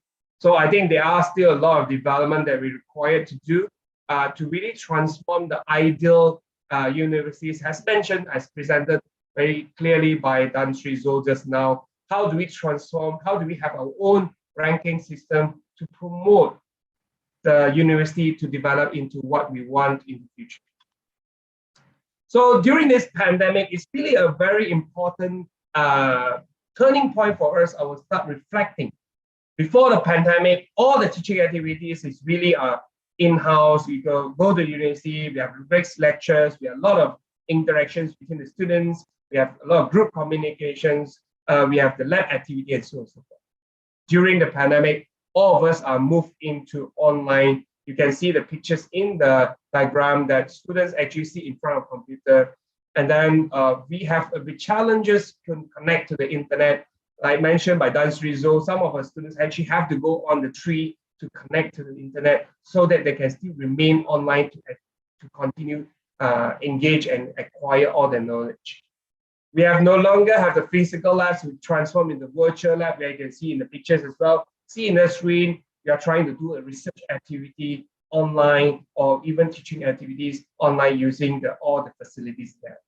And in the world, what we call social activities, we are no longer physically meet each other. We are meeting gather down in this one of the examples that we have in the universities now, activities to promote social interactions. However, all this cannot replace what we has been through in the previous pre-pandemic. And what next in the post-pandemic, I think we need to move into physical and also having all this experience built during the pandemic to support the students into more dedicated or personalized education. So during research activities, game goes to the activity where we have done a lot of research. We have attended a conference, but during the pandemic, we are moved into a lot of simulations. We have done a lot of researches, and particularly a PhD student. I'm actually seeing that a lot of PhD students actually deferment on their study due to this pandemic. They are not able to go to the lab, although some universities are reopening for them to allowing them to go to the lab. Unfortunately, there are still a number of universities are not able to open, and students are actually having challenges to go through the lab activity and finish up their projects. Some of them, they are not able to go into different universities because in the previous time, we actually have a lot of collaboration between different universities, allowing students from moving one university and then doing testing in other universities. Unfortunately, during the pandemic, we are not allowed to do so because they have a lot of stricter SOP and so on and so forth. Same goes to conferences. Before pandemic, we actually go into interactions with a lot of researchers globally. And during pandemic, we have to go virtual conference. I think we are one of the examples that we are doing now is really going virtual. I'm talking to a screen, but theoretically, I'm talking to the world. So I think this is the really gaps that we have. And also sometimes it's also a good thing because we are reducing the travel costs. We actually allowing more staff to able to attending conference. But I think the challenge is how do I interact with all my participants today? I think the gap is still there. How can we actually talk more during coffee break and so on and so forth? So I think one of the important points that I want to bring it back to all of us today is really reflecting what is the purpose of the universities. I think Tan Sri Zul has actually bring a very important point for us today is the community. We are the hub of the knowledge. We are the one who develop and sharing our knowledge to all the community and bring upskilling the student into a graduate. Not only teaching all the cognitive, all the knowledge, engineering knowledge to them, but also bringing them being a true humanity when they come to the working world. So we have to really learning, personalized development, personal development for the community of our students. We are the source of expertise and the vocational identity, professional recognized, and that is how I bring myself become a professional engineer and whilst others professional scientists and so on and so forth. We need that kind of knowledge to be introduced into our students. We are the creators, we are the testers, testing all the new knowledge, fail continuously, and then eventually we can create new knowledge. During the pandemic, I think we hear about a lot of community suicide. We have a lot of mental issue and so on. And that is really a gap for us to bring up the new knowledge, bring up the new community who are having a strong mentality and rebounds back during the challenges that we face. We are also a very important contributor to society and nation development. I think this is a very important and highlighted by Tan Sri Zul is civic community engagement. We really need to do that. Without us engaging the community, just living in the effort tower, we will not able to deliver what we need by the ground. People are on the ground, people needed from the knowledge that we have. So according to some of the vice chancellors by the university, I just quoted them, what is really at higher education? Regardless of where they are from, all of us are actually acknowledge that we are the generator of knowledge, technology, direct learning, independent and confident to deliver the new knowledge to the society. And we need to play a very important role in leading the civil society, what we need to do. Unfortunately, some of them nowadays, you can see a lot of issues that we have been galvanized by the KPI, policy, university ranking, and that's restrict us, divert from what we need to do for the best, because we want to remain competitive, we want to remain in the ranking exercise. We have to be a significant contributor to society, as mentioned in that contributed and creating impact to society. That is the function of university. We shouldn't forget who we are and what we should do and transform the university into a better future for our community and our generations and national development.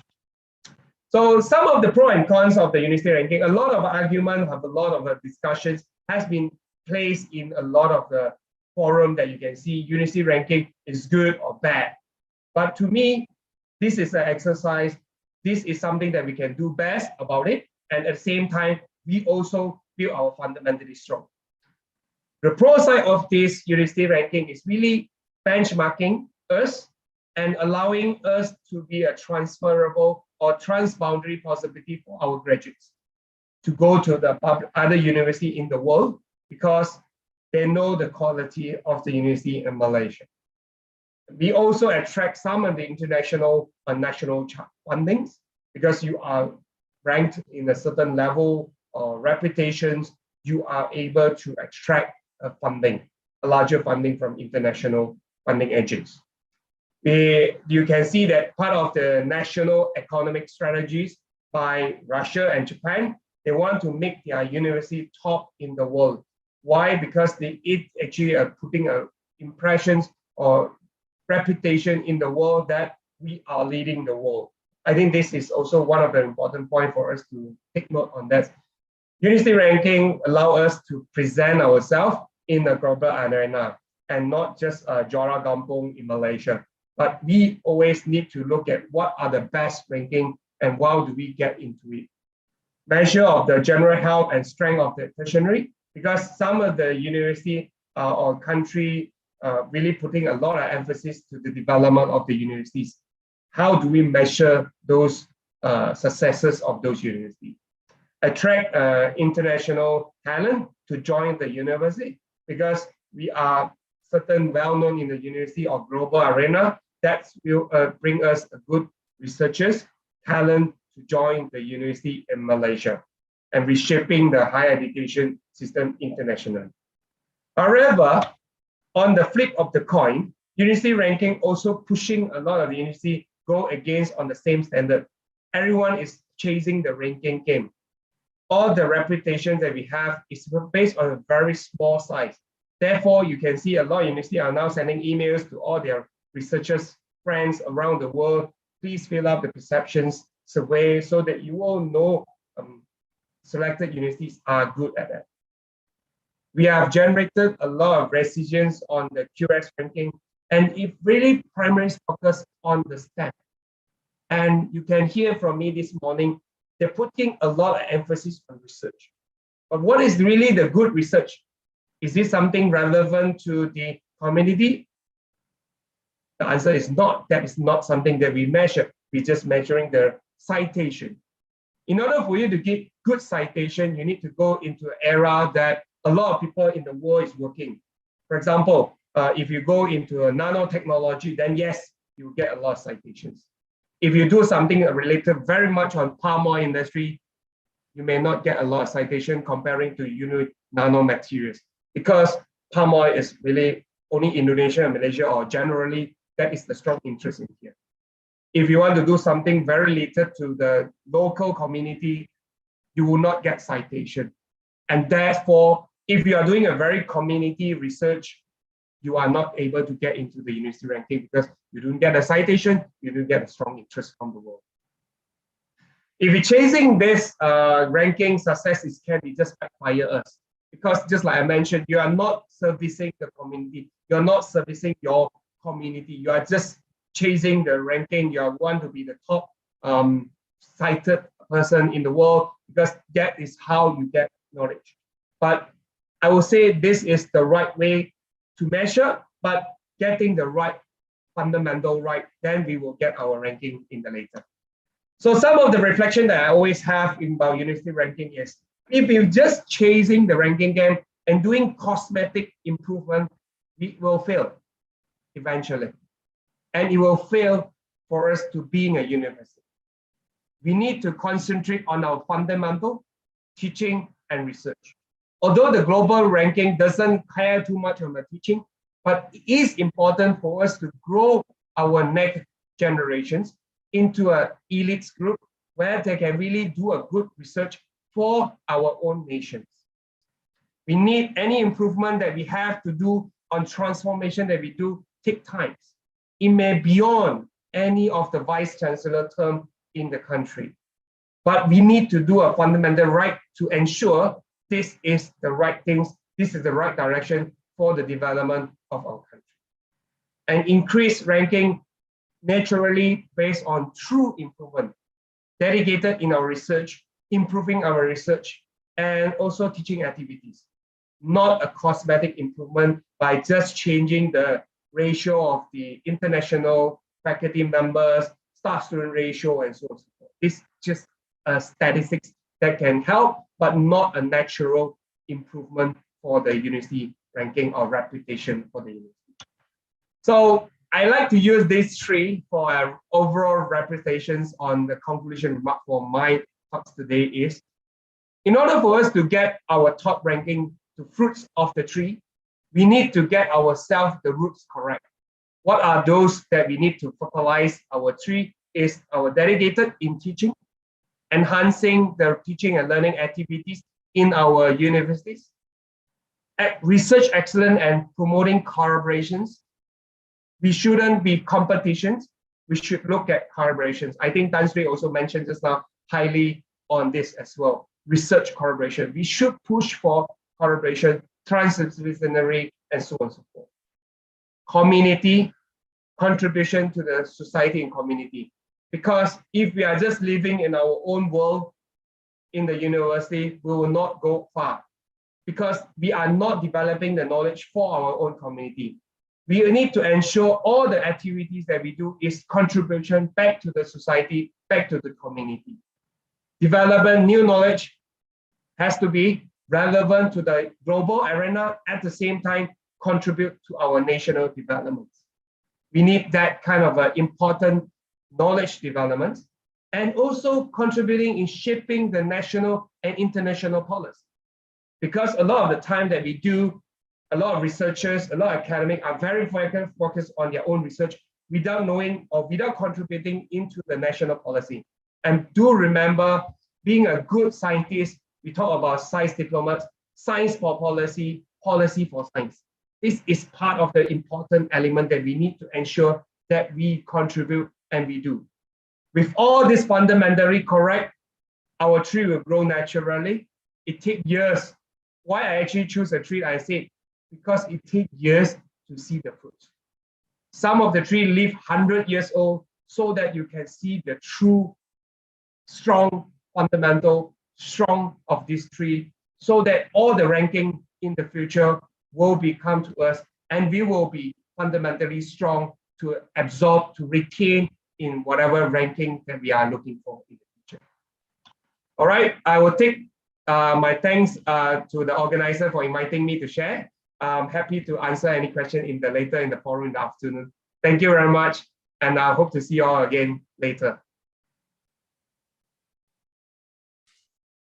Thank you very much, Prof. Danny Ng, for the wonderful session. And it is also a precursor to the elements that are going to be discussed for the next sessions on the proposed model of common university appraisal system. So let us go straight to the third session. We have for our next speaker, Professor Dr. Zaliman Sauli. He has been entrusted as the Vice Chancellor of University Malaysia Perlis, UNIMAP effective since August 2021. He started his career at MIMAUS Berhad until 2002 before embarking on his journey as an academician and an academic administrator at UNIMAP. He previously held the post of Dean at the Center for Communication and Entrepreneurship, Director of the Industrial Network Center, Dean of the Faculty of Microelectronic Engineering, and many more. From March 2018 until 2021, Professor Zaliman has also notably appointed as the Deputy Vice Chancellor, Student Affairs and Alumni of University Malaysia, Kelantan. He assumed the position of Lieutenant Colonel from 2003 till today as the Commandant for Reserve Officer Training Unit, Territorial Army Regiment. Please join me in welcoming Professor Zaliman Sauli, Vice Chancellor of UNIMAP, to deliver his presentation on the topic of integration of knowledge transdisciplinary. As the Deputy Vice Chancellor, Student Affairs and Alumni of University Malaysia, Kelantan, He assumed the position of Lieutenant Colonel from 2003 till today as the Commandant for Reserve Officer Training Unit, Territorial Army Regiment. Please join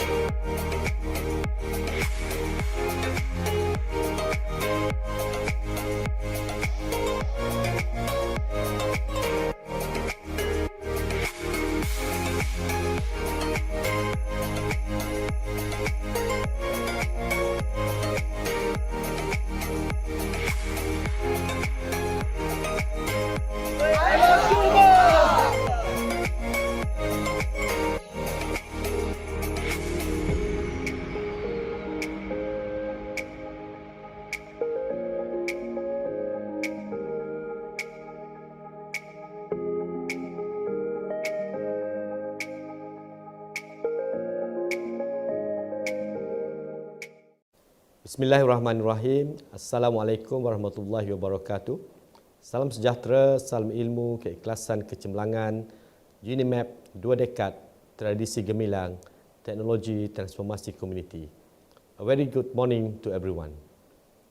Ladies and gentlemen, for my topic today on Communiversity, Developing Alternative University Appraisal System, Integration of Knowledge and Transdisciplinarity.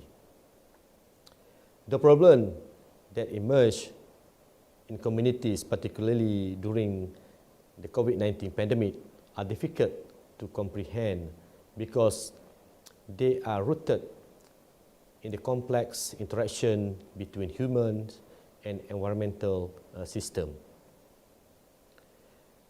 Therefore, integrating knowledge, also known as transdisciplinarity, is required for problem solving in the real world.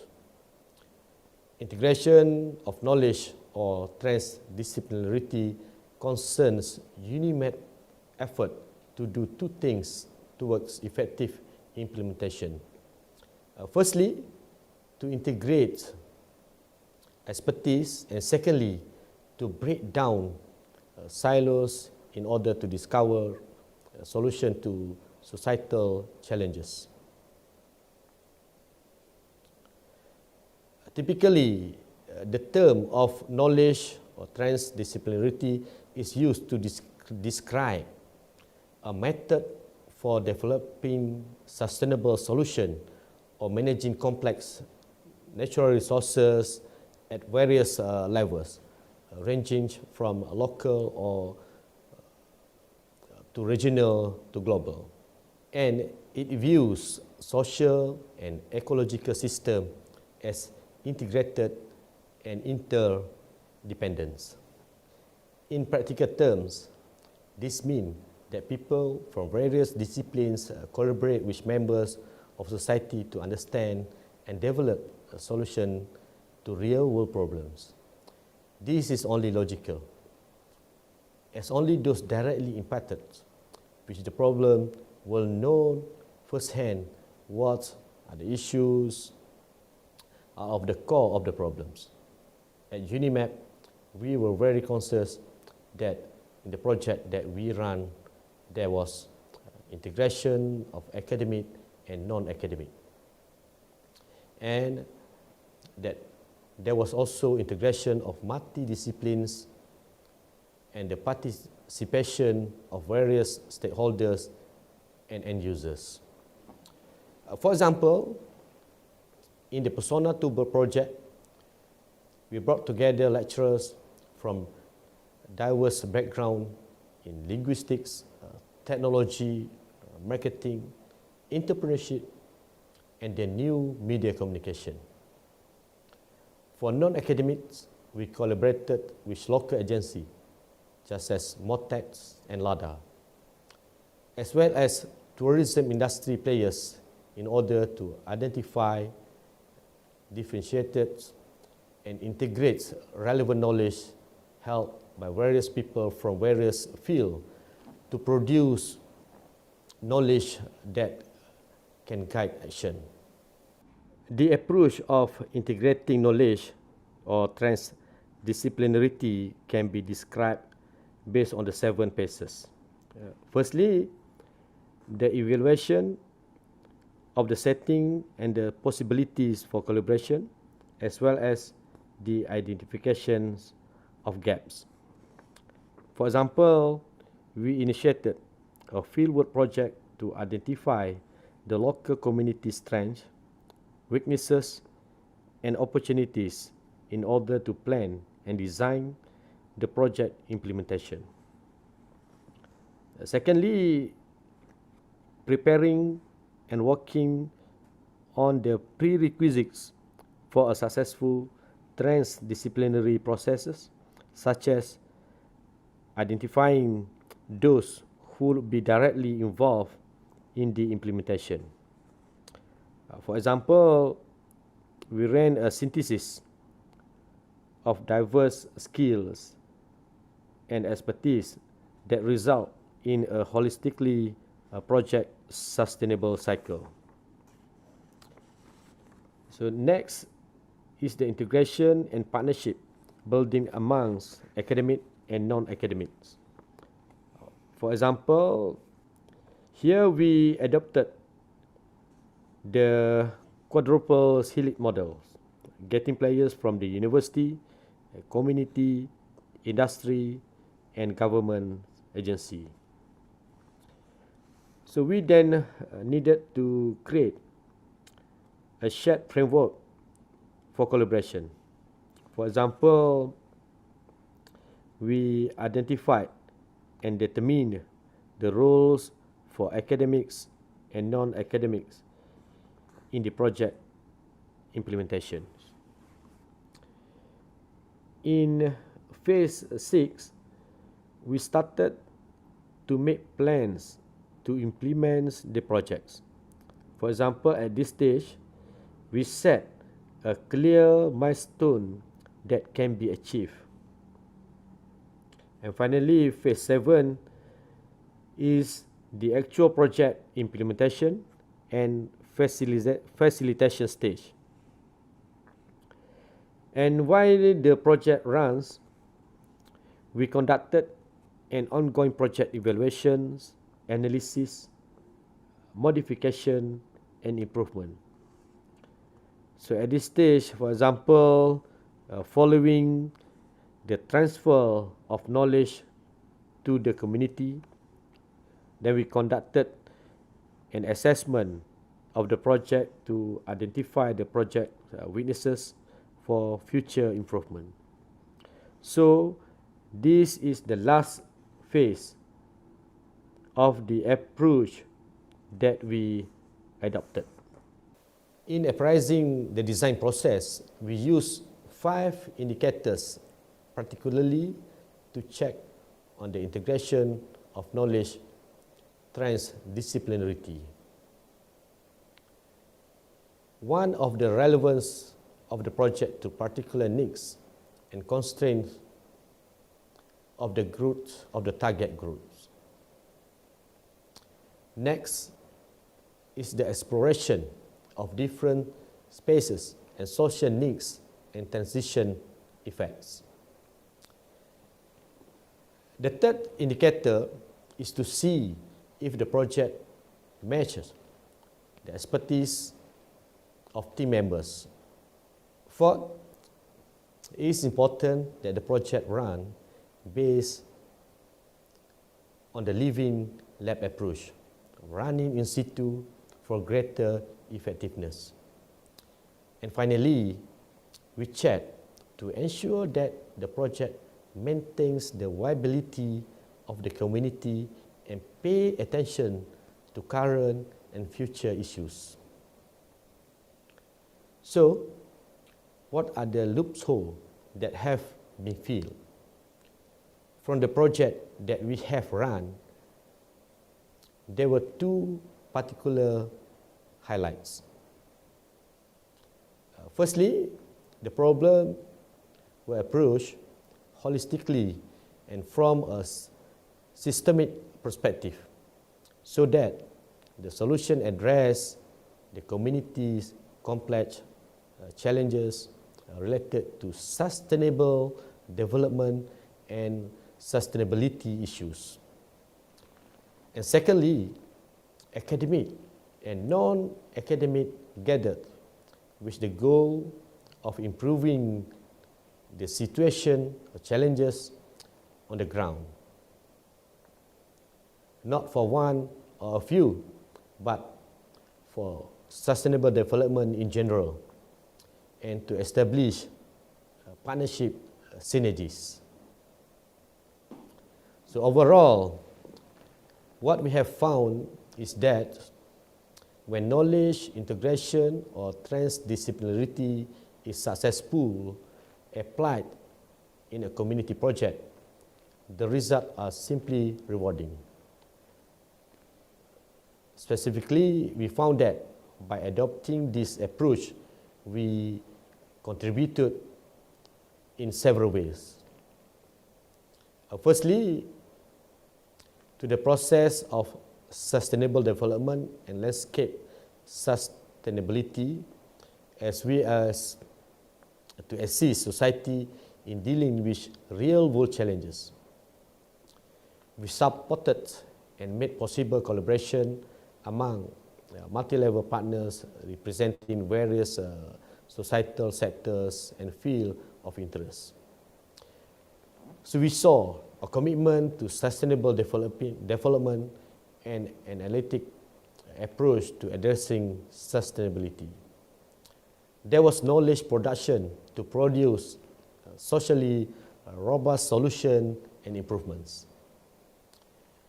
There was also internal and external knowledge and experience sharing. And finally, and perhaps most importantly, it is contribution in the preservation of cultural and natural heritage, bringing about outstanding values to the community towards sustainable living. So thank you for everyone for taking the time to listen to my point of views of integration of knowledge and transdisciplinarity in regards to community. Thank you. Wabillahi taufiq wa hidayah. Wassalamualaikum warahmatullahi wabarakatuh. Thank you very much, Professor Dr. Zaliman, for the session. Indeed, being specialized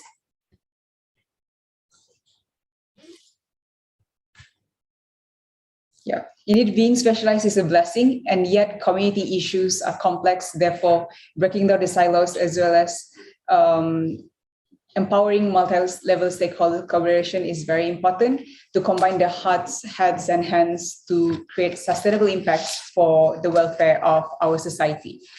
Our next speaker, who will be sharing on institutional collaboration, our next speaker who will be sharing on community transformation and leadership is Professor Dr. Loh Teck Chuan, who has been appointed as Director, University Community Transformation Center, UCTC, of University Putra Malaysia in February 2021. He is a professor at the Faculty of Agriculture, holding a doctorate degree from the University of London of the United Kingdom, while assigned administrative posts in UPM, namely the head of Department of Animal Science, Faculty of Agriculture for nearly 10 years. And then he was appointed as Deputy Director of the Center of Industry Relations and Networks, UPM. His research interests include animal feed additives and the nutritional requirements of animals. Prof. Loh was the president of the Society of Asian Australasian Animal Production and the Malaysian Society of Animal Production 2018-2020. Currently, he is serving as one of the college members of United Kingdom Research and Innovation as a panel member, as well as a expert panel for the Institute of Animal Science and Veterinary Medicine, Fukuen Academy of Agricultural Sciences, China since 2018. Please join me in welcoming Professor Dr. Loh Teck Chuan to deliver his presentation on community transformation and leadership. Please welcome.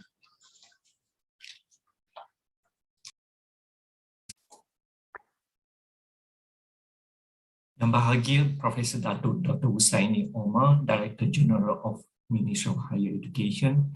Yang Bahagia Profesor Emeritus Tan Sri Datuk Zulkifli Abdul Razak, Rector of International Islamic University Malaysia. Professor Sohail Inahiyatullah, UNESCO Chair in Future Studies IIUM, Vice Chancellors and Deputy Vice Chancellor of Public University. IIUM University Management Committee, Executive Directors and Registrars, Honorable Speakers, ladies and gentlemen. Salam sejahtera and very good morning to all of you. It is a great pleasure to be invited as a speaker for the webinar on Decolonizing and Redesigning the Futures of Higher Education 2021 with the theme Sustainability and Wellbeing for the Futures Community Appraisal System post-COVID. Thank you so much to the International Islamic University of Malaysia for organizing this webinar to understand community better. Today, I was given a task to give a talk on the topic community transformation and leadership.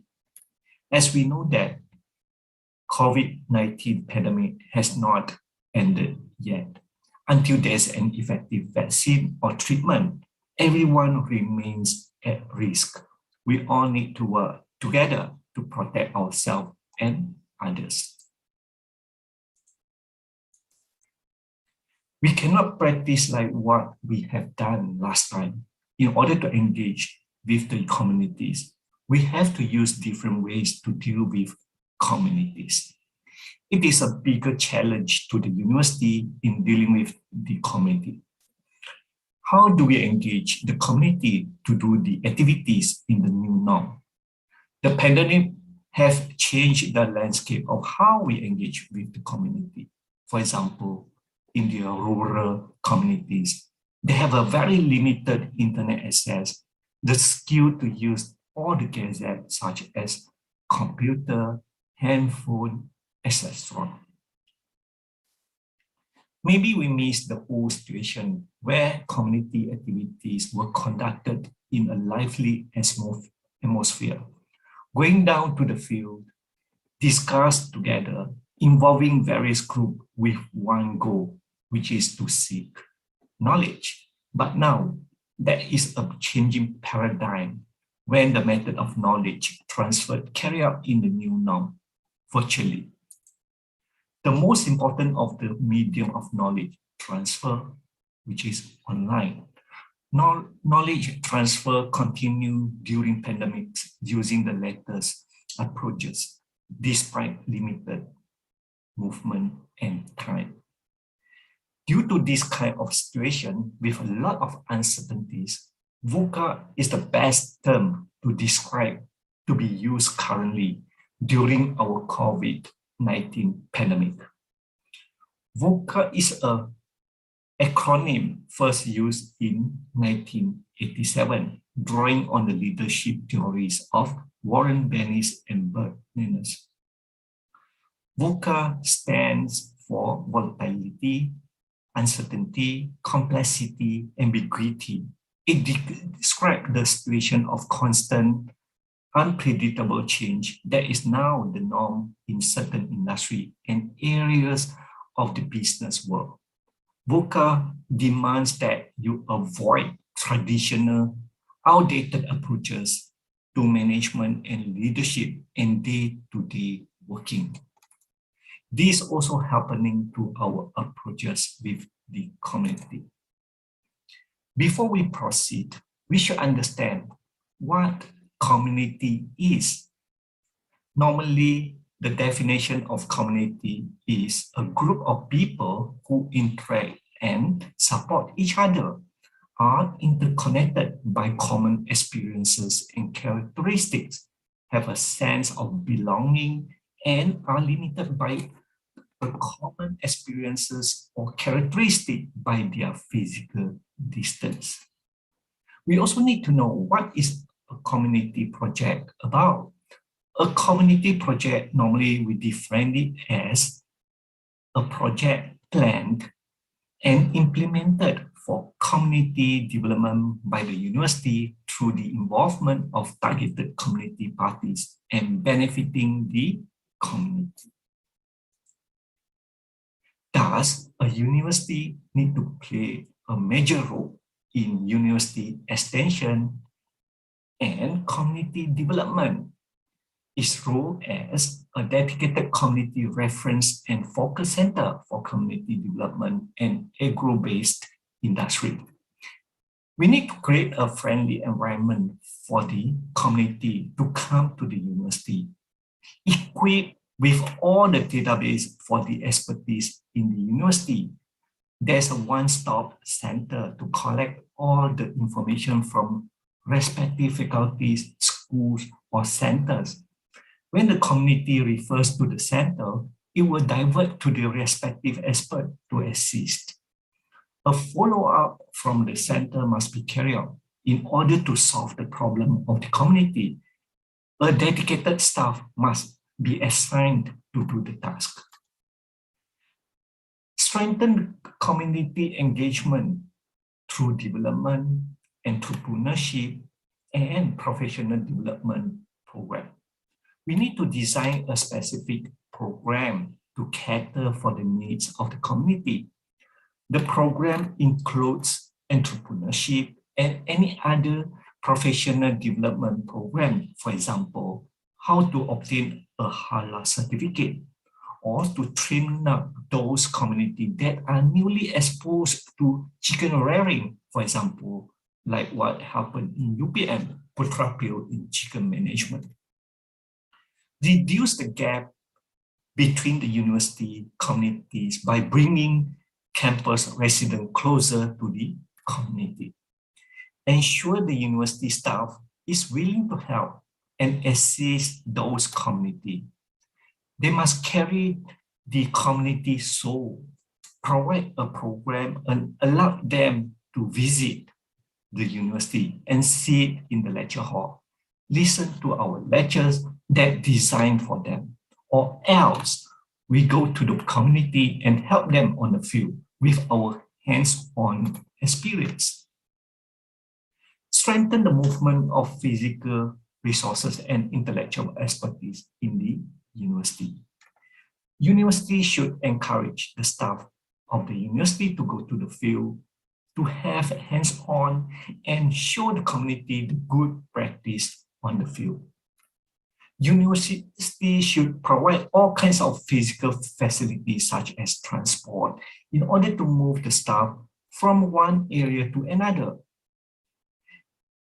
The last one will be the coordinating community knowledge transfer grant. University should provide a grant for the staff to do extension. The grants can support in terms of transportation, consumables, communication tools such as PC, internet facilities, and any other means of tool that required by the staff to do knowledge transfer. Well, after discussing the previous topic of university extension and community development, I think it is important for us to touch a bit on transformation leadership. From this slide, you can see this is the leadership transformation theory model. Becoming a leader is not easy. However, we need to be very clear with our role and tasks that need to be achieved. Based on the transformation leadership theory model, explain in detail the components of transformation leadership, which consists of the following. Transformation leadership is a compelling vision and a configuration of core values, not tasks or goals when transformation leaders engage potential followers with a credible and compelling vision, shared value, and the high performance expectation attached to this. The cumulative effect of this engagement result in substantive change, indeed a transformation of the moral and ethical dimension in the life of both followers and leaders. This transformation leadership dimension ultimately leads to the construction of ideal leadership that can bring change to society with charisma and wide communication space between leaders and community members as an individual. The goals of community group can be achieved by encouraging the involvement of the community members, developing the intellect, and stimulating the motivation of community members to give extraordinary commitment. We must always offer support to the communities. We always try to train up a leader in the community in order to train up the rest of the communities. This in line with our concept of train the trainer. We have to show them a good role model, willing to share and willing to assist if the community facing some technical problems. With the community soul, we demonstrate and practice high quality and performance to the community. It can also create a creative organization culture, especially in the way of thinking to solve a problem, even in the face of challenges. At the end, we should encourage the communities to voice their opinion and, importantly, also involved in the decision-making process. Let us look back at the concept of and approaches of knowledge transfer program. We have been talking about the concept for quite lengthy. What exactly are the concepts and approaches of knowledge transfer program? Normally, knowledge transfer program, we need to follow up with the community after the knowledge transfer has been carried out. The knowledge transfer that normally we refer to are skills training, consultation, outreach activities, quadruple helix or pentahelix collaboration between university, industry, community, government agency, or NGO. I will explain it further later on. Then we need to gauge how much of the communities have gained from these activities. However, this is a bit sad to say that.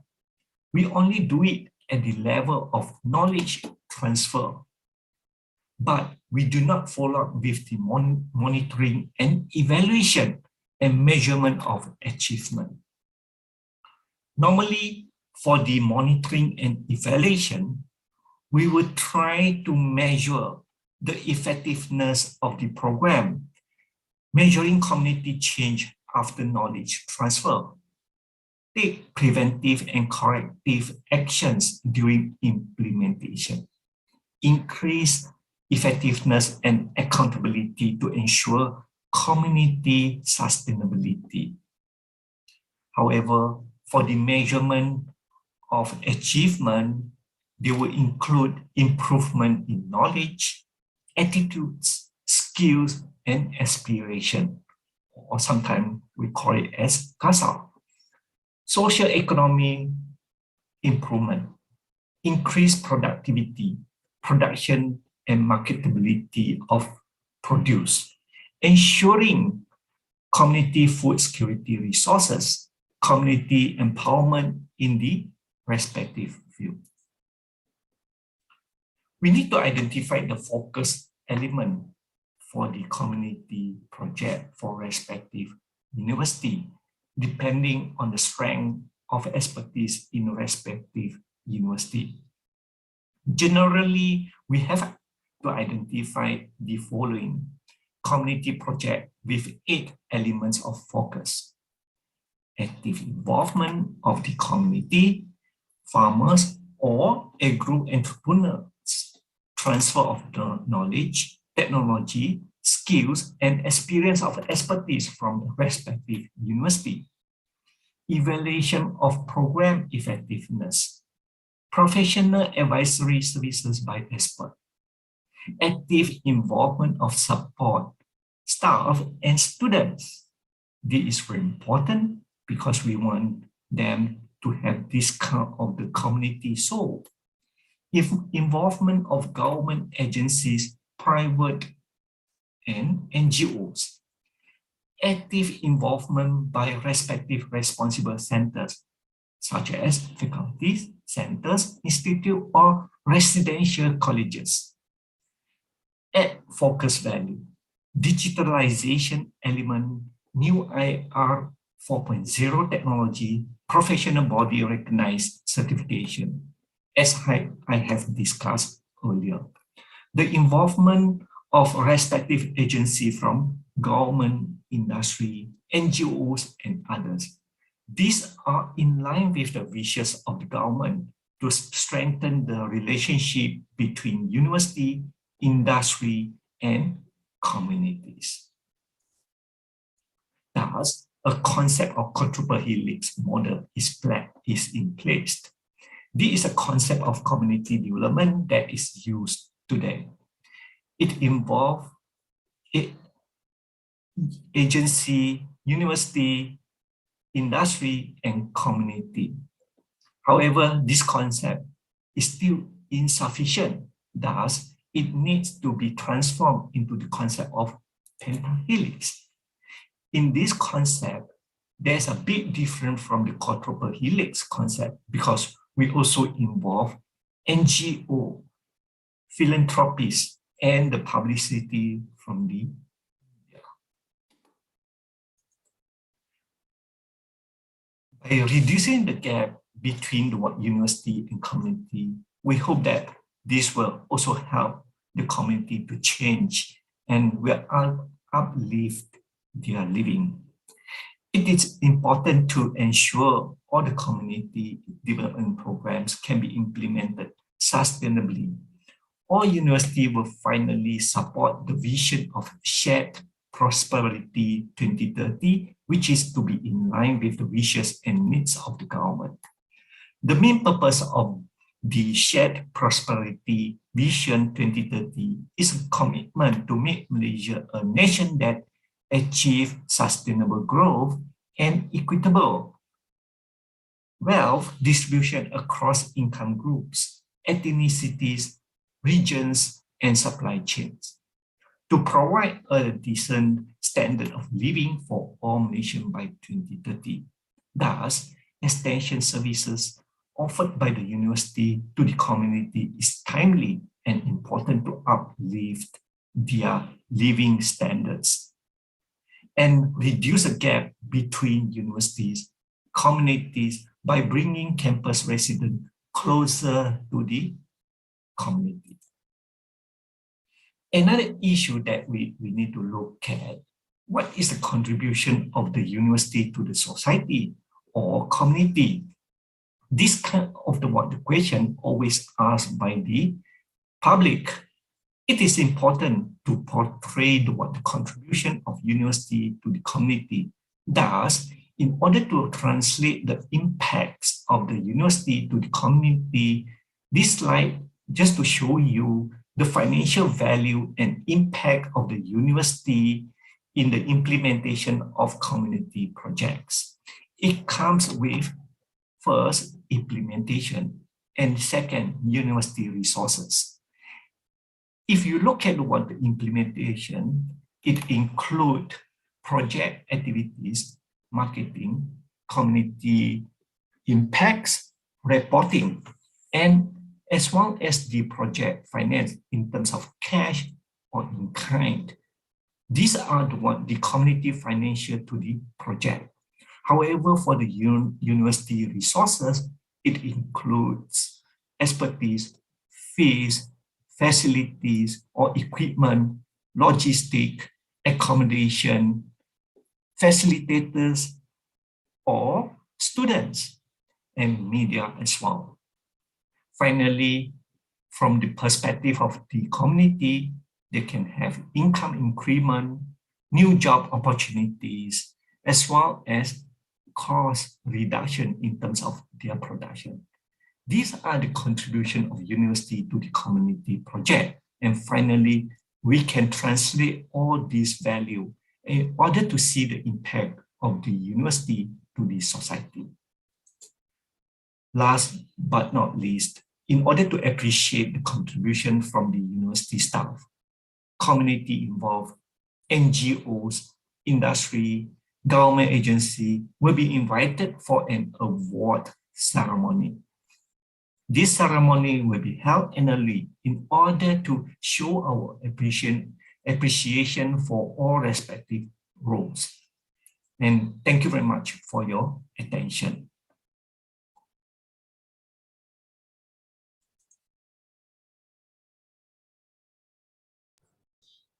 Thank you very much, Prof. Law, for the sharing on community transformation and leadership in the case of UPM experience.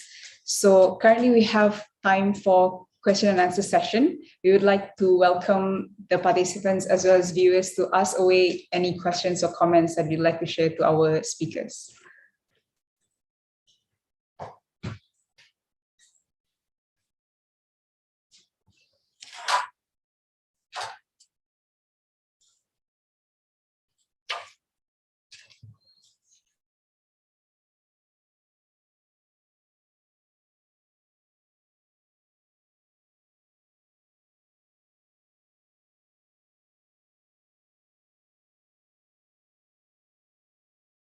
Yeah.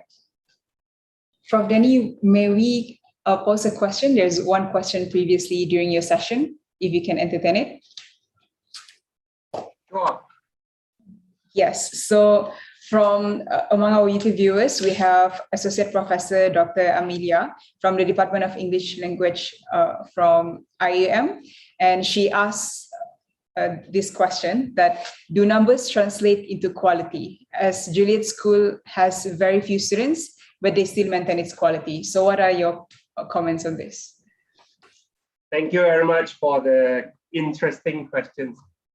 Yes, in up to a certain level, numbers do measure certain quality, but then it is not the absolute metrics that we should look for. A lot of the impact that we created into the society is non-measurable. I'll give you an example. If I were working with a community, I transforming the life of this community and making a new technology implemented those community, and they have a better lifestyle. Is that something measurable? Is there something measured in the appendix or the citations? Answer is not. So do acknowledge certain citation actually give you I would say, or numbers that you have is really give you some metrics to measure. But as I said, it is not the only way to measure impact or measure success. So in some area are easy to get certain citation or certain number, but in some, especially like humanities, in community, social sciences, they are very, very challenging to get those numbers. So do not get yourself, because I'm the area always disadvantaged because I doesn't get the citations while comparing to others. Yes, we shouldn't look at that now. So number is just a number.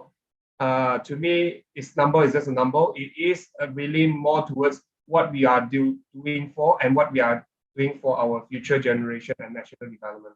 And therefore, in the university, I think nowadays they're looking at not KPI, but KIP. I think Tan Sri Zul have mentioned that previously as well. So it is a good strategy to look at impact that you create instead of just another citations, another numbers or publication that you get. Is really what you contribute to the society.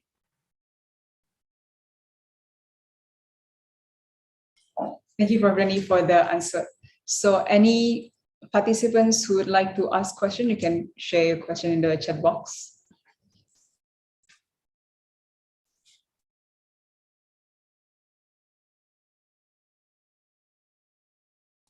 Can I ask question, Idayu? I want to ask question to Professor Denny. Yes, definitely, that's it. One of your indication of the roots, you talk about shaping of policies and procedures, I think, if I'm not mistaken. I think largely this whole idea of measuring is part and parcel of the policy today, if I read it correctly. Each time when the minister make an announcement, she did mention about, and therefore it is implicit or otherwise, there is a push from the ministry to go for this number game or ranking or whatever you call it, regardless whether it's good or bad. So for a change, do you think there is a need for a policy decision?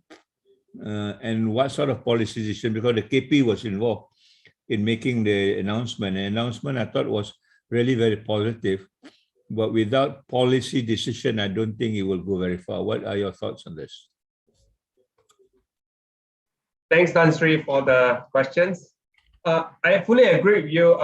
Like I said, ranking game is a part of puzzle, is easy to measure because everyone is looking at that. Something like, if I get number one in my class, I'm the best. That always the perception that since we were young. I think that is something that we have started educating. I was a kid. You know, we always exam and then you are the first in the class, so you are the best. Congratulations. If you are last in the class, unfortunately, you are the last in the class. So that's always the ranking game since I was a kid. I think nowadays the education has transformed, which my kids are now being experienced, which I think most of at least my wife are not accepting it, because nowadays they are not getting a grade, or they are not getting a rank. So, but then now they are actually going into a perception that you evaluate the kids based on the spectrum. the deliverables. Like I think what Dan Shui has said, we are no longer going for chasing for the ranking game, but we should go for the tier. Everyone can be first class in the university. Why must you differentiate between a 4.0 and 4.3? They are just great. They are just good graduates. While we're still tiering them, but then it's not a first in the class versus 10 in the class, or second in the class, you are the second. We are not going for Olympic competition. You have to get the gold medals versus the second medal. I think we should look at tiering. That's fine, because to really differentiate, to push all the university into going the right direction, we need tiering. Unfortunately, we shouldn't go for the numbering like you suggested. So if we look at policy deliberations, I think this is something that we need to instill into it and propose to this. Let's look at tiering. Yes, we are agreeing that we need to differentiate one another to really get motivated, because sometimes we need this kind of resources, carrot and cane kind of strategy to move the university into the right direction. Because in the tiering, then we no longer create competitions, because not like I'm the first, you are the second. No, we are just grow together and contribute to the society development, and that is the direction that we should travel. Like I think the MIRA status, I think MIRA strategy is pretty good because we have 5-star, 3-star, and 4-star. That's fine. But then we need to install more element into how can we look at the development of the society, the community service, and measuring the impact. I think just now we're asking, is that all the numbers matters? It is to a certain extent, it matters, but then it shouldn't be the only absolute criteria. We should also look at other contributions. How do we to development, the impact to the society? I think one of the UK measure, they're quite they don't do this ranking, but then they have the exercise they go through with every 5 years you need to submit a report. You need to submit a case study to show how your university impacting the society. They don't look at numbers. They don't look at a publication. You just submit, I have X number of publication. No, that's not the one, but they're really looking at how many community, how many villages, people that you contribute, how your policy, how your research contribute. And you don't need to show me all your research in your university. You just pick selected case study and demonstrate you are certain level. Then we can tier them. Oh, this university is doing well, community, then we can have tier 1, 2, 3, and we can motivate and we can encourage those who are not doing so great, how they can move. Maybe they can enhancing the collaboration with the top tier university and grow together. And we should have, if all of us can be 5-star, 6-star, why not? I don't think there's a constraint that we should have a certain pyramid system that top, things like that. No, we shouldn't. If all of us 6-star, congratulations, we can be 6-star. Thank you. Thank you. I wish people are thinking like you. Yeah, I hope so as well. Thank you. Thank you, Prof. Danny and Tan Sri Zulkifli. We actually have one question directed to Tan Sri from Prof. Ma'an from IAM. He said, thank you, Tan Sri. Until this solution becomes collective, where not only educators/academia believe in it, but policymakers, financial sectors, and politicians as well. Actually, not just believe in it, but also drive towards it. Until then, the universities need to be financially sustainable to drive this vision. So how do we go about this challenge? Well, I have a very wild idea of what university is all about, because when I came to university, the ACTA wasn't there. We were almost quote unquote independent, autonomous. As a student, we organized our activities even without consulting the university, because we thought we have got quote unquote the intellectual prowess, sitting together, making decisions for ourselves, knowing what we want to do. For example, one of the many examples I was quoting, that we organize tuition classes every week for the poor students, especially from the rural areas, teaching English, Bahasa, English, mathematics, and science. They are not good at it. So every week we go down, either they come to the university, and this is something that we do out of a responsibility to the community. Nobody asked us. There's no KPI. There's no ranking. We don't even report it, because we think it's just a natural process of helping the community. And I think that is where the state university should be now. But unfortunately, because of some circumstances, we are now losing our leadership, academic leadership I'm talking about. When the politicians are telling us what to do, they have got their own area of politics to deal with. We don't disturb that, but they should leave us alone. As simple as that. I mean, if I am elected as a rector, then you must have the trust that I can lead my university. If you don't, then take me out. Put somebody else if you think you can trust. But the very fact that you want to micromanage, tell us how to think, what to count, what not to count, I think this is a little bit too much in terms of this is a university, mind you. This is not a school. This is not a civil service that you can tell them what to do. We have to have that autonomy. We have to have that freedom of thinking, and that's what makes university great. The thinking that comes out of university in a collective way, be it with the community, be it with the industry, whoever it is, the outcome of that collective thinking, that body of knowledge that we have got. Imagine, I mean, if you were to compare, sometimes it sounds very rude, but there are many people with PhDs here as compared to the ministry. And yet instruction comes from the ministry, not from the university. So you are not valuing the university the way it should be valued. You still think that we need to follow your top-down instructions, sometimes without even consultation. So this is where I think where the whole thing becomes topsy-turvy. And if we can go back to what the university ought to be, and we were like that. The University of Malaya was like that for a long time when they make their name without ranking. You know, the time of Uncle Aziz, until now, I think Uncle Aziz doesn't believe in ranking. They make their name without having to subside themselves to all these ridiculous numbers.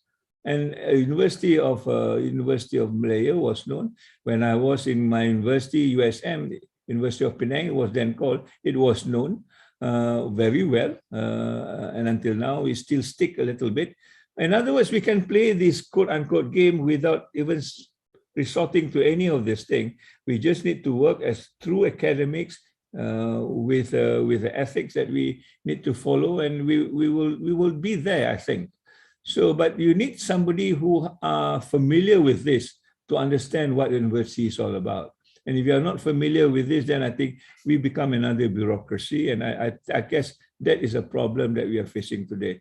And I hope by liberating the university through this suggestion will create another sort of avenue to think about. I have full confidence that our university can do well. And the examples again are also very, very, very clear. Yeah? Some of the top IPTS were run by deputy vice chancellors of public university. We can name a number of them. Yeah, they are not even vice chancellors in the public university. When they go to IPTS, they make a name for themselves. Why? Because IPTS is very much more flexible as compared to IPTA. They are not being strangled the way we are strangled in public university. And these are realities that people should understand and make decision upon what is happening today. If we can do that, I think inshallah we will make our name in the shortest period of time. I hope I'm answering the question, whoever is asking that question. Yes, thank you, Tan Sri, for answering the question. Definitely is related to the act that governs our public university. So let us move on now to our fifth session. And we have Professor Dr. Ahmad Fauzi Ismail with us today to share on institutional collaboration. He is the Vice Chancellor of University Technology Malaysia, as well as the Founding Director of Advanced Membrane Technology Research Center at UTM. He was awarded with the Commonwealth's Academic Staff Scholarship to pursue his PhD in Chemical and Process Engineering at the University of Strathclyde, Glasgow, UK, specializing in membrane technology, and managed to complete his PhD study in less than 3 years. Professor Fauzi has more than 27 years of integrated combined experience in the academic and research environment, and going through various levels of academic services. His career aspiration is to promote transformation and translation of the innovations created in universities for the benefits of societies, industries, and wealth creation in our country.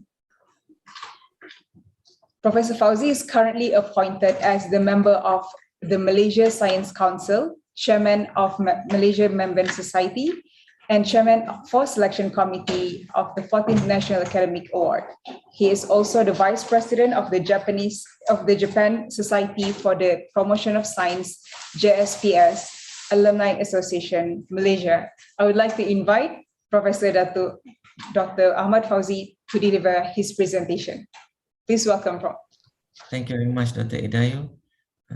Thank you for UIA for inviting me to share some of the experiences that we have had in UTM. And the title of my sharing today, is about institutional collaboration, UTM experience and aspiration. Now, this is the things that I'm going to share with all participants from the GE, distribution organ, aim 4-star. We don't do 5-star, we only do 4-star. I'll explain briefly about this afterwards. What is the Johor Innovation Valley? The ecosystem of commercialization in UTM, spin-off companies, not spin-out, it's spin-off.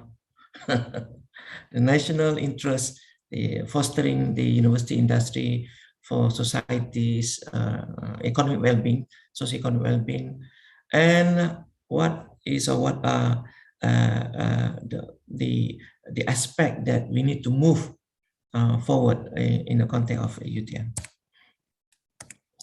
Now, why is institutional collaboration or quadruple helix engagement is so important in this aspect? What we do is, we normally do this, we provide some information, we build relationship between the parties, enabling information exchange. This is important. As Tansi always mentioned, what is the role of university, especially for the society in particular? So we need to provide information. We do not want our university just like an ivory tower. You know, the people that have a few plaza toll to pass through. This we don't like. The capacity building that to equip the communities and stakeholders to effectively engage. We have technology. We have certain things that we would like to impart or translate into for the benefit of community. But don't forget that we also need to develop the capacity in the society as well. Otherwise, it's no point. You know, you install a few things for the benefit of society, but after a few months, a few years, that's it, kaput. Because we did not develop or impart our knowledge or skill for the benefit of the people inside there. So we need to listen and respond to the community and stakeholders' concern. This is very important. We don't do things that the Malay used to say, or we used to say short sendiri. We only know for our, what is our interest, not the interest of our community or stakeholders. So we need to include communities and see all the relevant decision-making process as well. I don't want to dwell on a lot of this, but our neighboring countries, they include university professor, lecturers into their to provide a second or third opinion, to provide opinion, very impactful opinion, to develop impactful project for the country, right? And we need to develop the goodwill, understanding, objective priorities, which will lead to confidence in decision. And we need to establish a realistic understanding of potential outcome. This is why the quadruple engagement is important. Otherwise, just the name, quadruple ka, quintuple ka, purple ka, but without this, just a name. So we would like to share with you what we have done in UTM. Yeah. In terms of graduate employability, if yesterday whoever have read a Star newspaper came out with an article about graduate employability, I also have something a bit different. Yeah, opinion on graduate employability. But when talking about this aspect, why only universities, be it public or private universities, were kind of the center of pinpoint? To me, graduate employability is also a function of the economic situation of the country and a function of the industry, whether they're willing to open employment or not. It's not solely based on, you know, the human capital that a university produce. Not only that, but having said that, we are doing quite well. And another one is student entrepreneurship. This is also important, as we always aspire to produce or to graduate a student, not just merely a student to find a job, but to create job opportunities for others. So a student also on all walks of life translate their passion into the business of their own. This is just an example. We also have Dr. Ruzimi, you know, orang keupayaan, mempunyai keupayaan yang special. They have their own company, and Run Cloud, you know, being featured in Forbes Asia. This our student, yeah, and we have a few more that, inshallah, one of these 5 days, they also contribute back to university, and we engage closely with them. We get, you know, them to encourage the super junior, so that one of these 5 days, the juniors also can become like them. Now, this is a grant distribution. How grant being received by UTM distributed, or grant received. So 41% of grant received, we call it a university fund, a part of research university funding and internal funding, our own sources. 8% we receive from international funding, 10% private funding, and 41% from national funders like Mohe, Mostis, and so forth. So from here we can see that at the moment about 18% we receive from outside sources. So inshallah, our aspiration in the near future, we're going to enlarge the portion of the grant received from private industry in particular, as well as from international funding. Now this is what we call it AIM 4-star. 4-star, A mean academia, I mean industry, M is ministries, not only Mohe. 4, strategic transformation. That's why we call it 4-star. We don't deal with 5-star.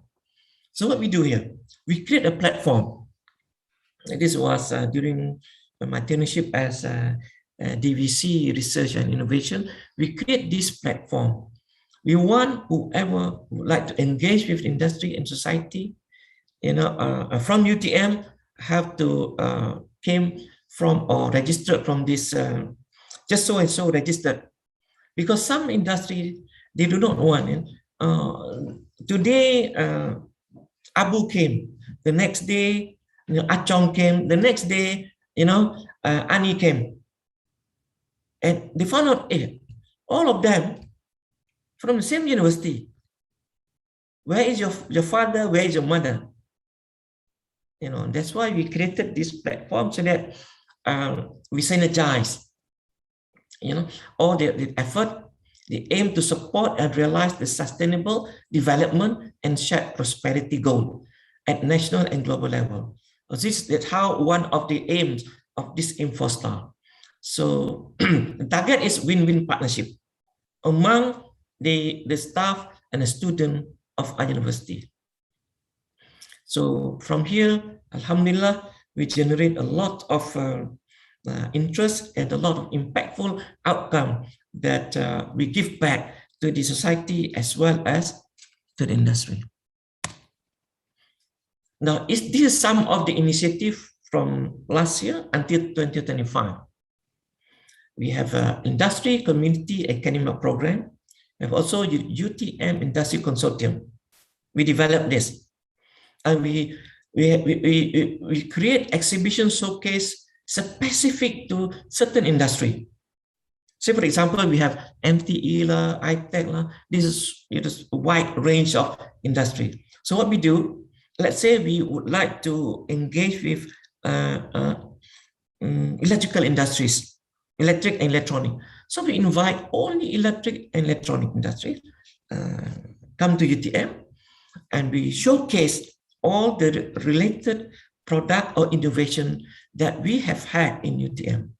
So it's more focused.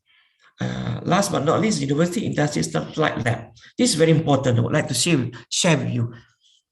So the industry nowadays is they are trying to develop research as well, but as we all know, to develop a research lab or research department is costly a lot. So what we do, you don't need to develop that. What you have in UTM, you come. We do collaboration. What you need to solve, we solve together in UTM. This we call it Industry Satellite Lab. So we have had from UTM, Ericsson, Proton, all of this. Now, even Petronas, one of those 5 days, in my own lab for 5 years. More than 10 of the engineers located in UTM. So this is what we aspire to be, and we're going to enhance this initiative. We have until 2025, we call it Envision, UTM Envision 2025. Now, this is some of the highlights from the Aim for Star. We have marketing kits. We have train for the trainees program monthly basis for our staff, our students, or even for the community. We provide a guideline. We establish a guideline for a satellite lab to be established either in UTM or in the industry. We have more than 100 engagement with industry and NGOs. We also have, as I mentioned just now, Aim for Star showcases. And Aim for Star governance, we have a Jatuh Pelaksana, Pemandu, and Jatuh at the management level, chaired by the Vice Chancellor. And we also have Aim for Star digital funding. So the staff and student can log in and they can propose, and we're going to evaluate before we give them the funding. Now, this is also another impactful establishment that we have had. Johor Innovation Valley. Initially, we would like to have our own valley in Johor. The satellite or the catalyst is UTM. So, Alhamdulillah, this initiative brought in by Kerajaan Negeri Johor. So we have in 2016, 1.5 million from UTM to start for 43 low-hanging fruit project. And 2007, Johor has given us a starting point, 340K during the budget speech, and 1.7 million from PBT Pengarang, and 4 from Rapid Pengarang project. So this Johor Innovation Valley initiative has been spread out and get the buy-in not only from the state government but the industry in Johor as well. And 2018, 100K from Yayasan Raja Zaid Sofia for one project called Project Bangsa Johor Bahagia. So I can see that a lot of budget given by the state as well. Now, this is a Jive project. We even map the entire state needs. So they have 10 daerah, district. So we map. Mua need digital gateway, for example. Say for example, with the daily solar energy, like Kota Tinggi, what they need. So we have all this, and then we pick up, we prioritize it, And these are some of the 65 total projects since 2016 until now. Now, to assist all the staff students, we have, of course, but most of university have commercialization, innovation, and commercialization center. We provide them with the ecosystem. We provide them courses from fundamental, short term, medium term, until long term. So this ecosystem, because of time, I cannot go into detail, now available in UTM.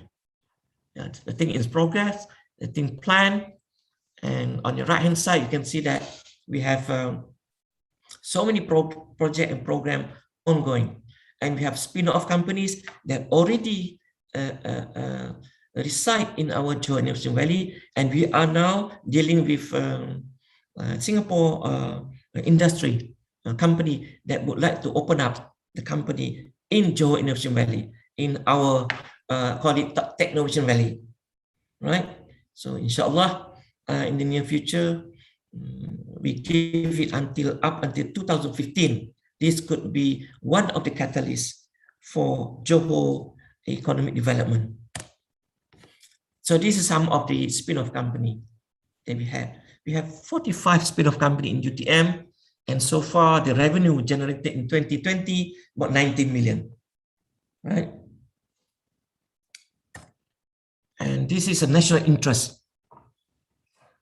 With, our third theme is fostering university industry for socio-economic well-being.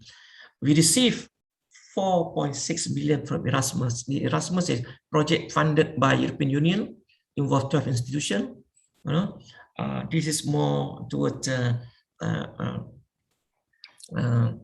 fostering entrepreneurial mindset and transformation leadership skill. We also have 2.7 million from Bahrain and many others. We have 650K from UMW. It's one of the satellite lab that we have had with UMW. Industry collaboration. All of you know, right? MMD Gamuda. So the preferred consultant for MRT Corp related to all this, MRT is from UTM.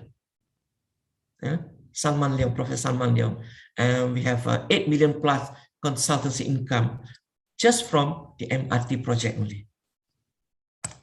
Another one, 5G. Last week, I have a meeting with Ericsson CEO, the new CEO, and received 8.8 million. And UTM is a center of 5G, the first one in university in Malaysia. And we're going to provide reskilling, upskilling for all the Ericsson staff and client in Malaysia. And we also have international collaboration. We have with Imperial College and Daimler, Mitsubishi, and we received 18.5 million. We jointly developed a lab in our campus in Pago. Another one, we also have this, quite a big amount of money received, the consortium, UTM, UKM, UPM, but 22 million from MIDA for upskilling and reskilling. And we have a center of excellence that train oil and gas personnel, and over 17,000 personnel employed in oil and gas industries, after undergoes a training with our center of excellence in UTM. And water resource management as well. We work with Iskandar Malaysia, Jacob, Saimdabi, and MMC.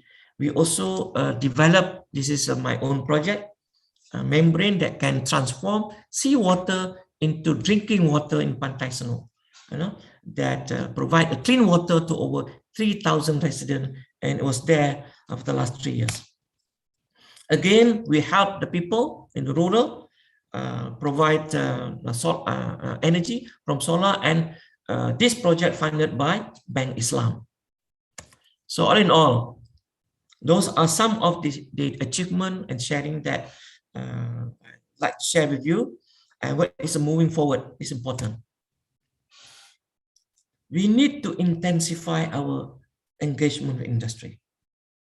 So this is some of the industries that we would like to strengthen our engagement. Not only to engage, but we would like to marry with them. Engage without merit, you will not have the products. So we need engage, and after that we need to get married, so that we can get a lot of product that benefit society, industry, even to our staff and students. So this is a new institutional collaboration, starting up a new AI lab with Huawei. Inshallah, toward the end of this month, I'm going to sign MOA with Huawei, which going to provide us a fund of 100,000 USD. We also have ongoing now with UMW Green Shoot Initiative project that we would like to revive the swarm area, in Johor. And we also have a unique program, University Industry Innovation Exchange Program with Micron, JPT, all of this are ongoing now. And these are the way forward that we would like to put forward, share with you, and share with any other university as well, that the way forward is not short sendiri. The way forward is not only, innovation for university or for the ranking alone, but what important thing is for the benefit of people, because people are taxpayer. We are, we need to report to the people. Actually, the ministry also need to report to the people, because all the funding that we receive, they receive, or the government receive, are from the taxpayer money. If taxpayer did not benefited, so meaning that we are not doing our amanah that suppose we do. Thank you very much. Assalamualaikum warahmatullahi wabarakatuh.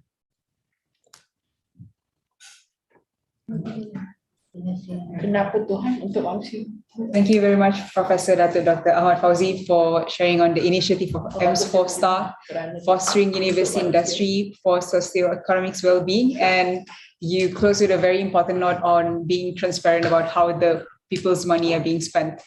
So we have some space and room for 1 or 2 questions. We would like to welcome the participants and viewers to pose any questions you have. I think this is also one of a very interesting question all the way in the afternoon. The presentation. Yes, Doctor? Can I? Yeah, okay, I can answer. Okay.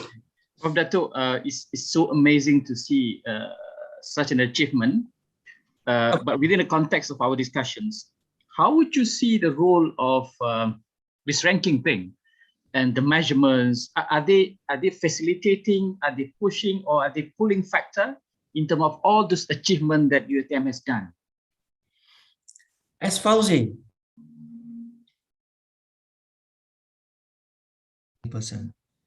but having said that, to me, ranking is not everything.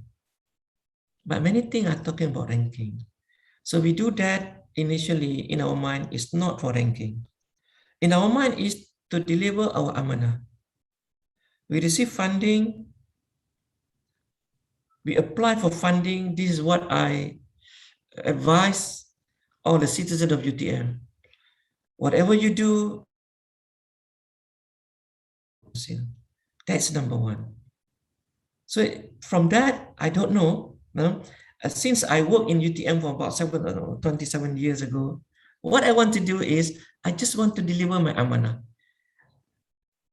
If, let's say, because of my amanah, because of my paper, my book, my student, my innovation, my commercialization, it contribute to the ranking, Alhamdulillah, Amin Ya Rabbil Alamin.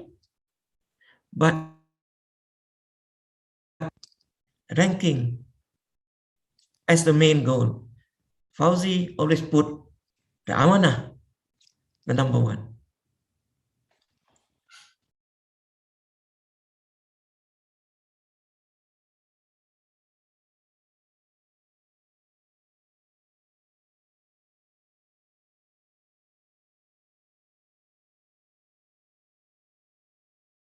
We'll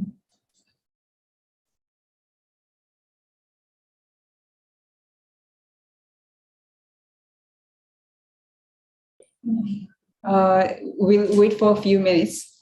Prof. Fauzi has problem with his connection, perhaps, so he'll be joining shortly.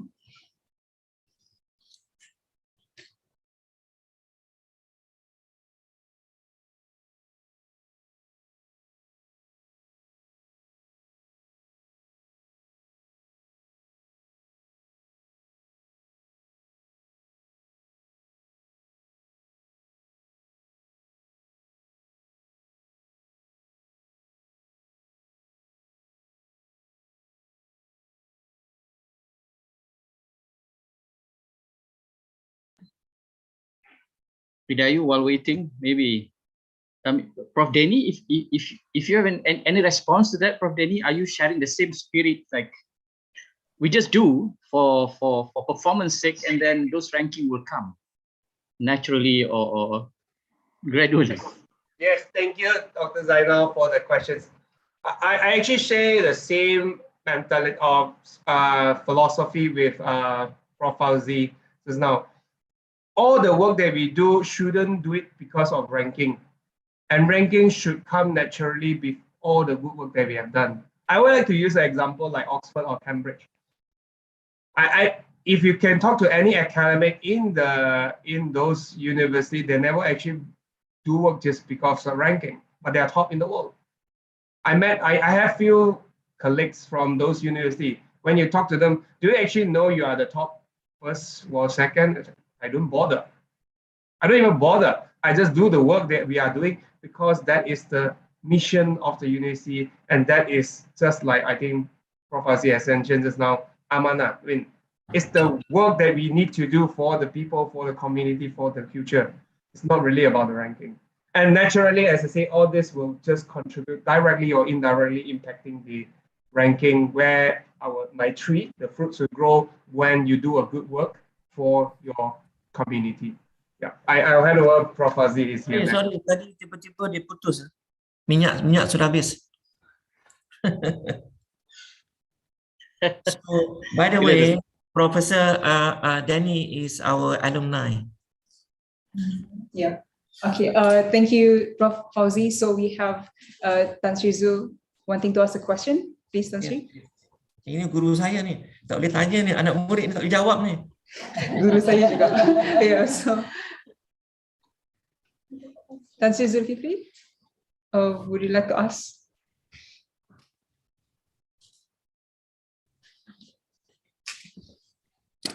Line seems not good. Okay.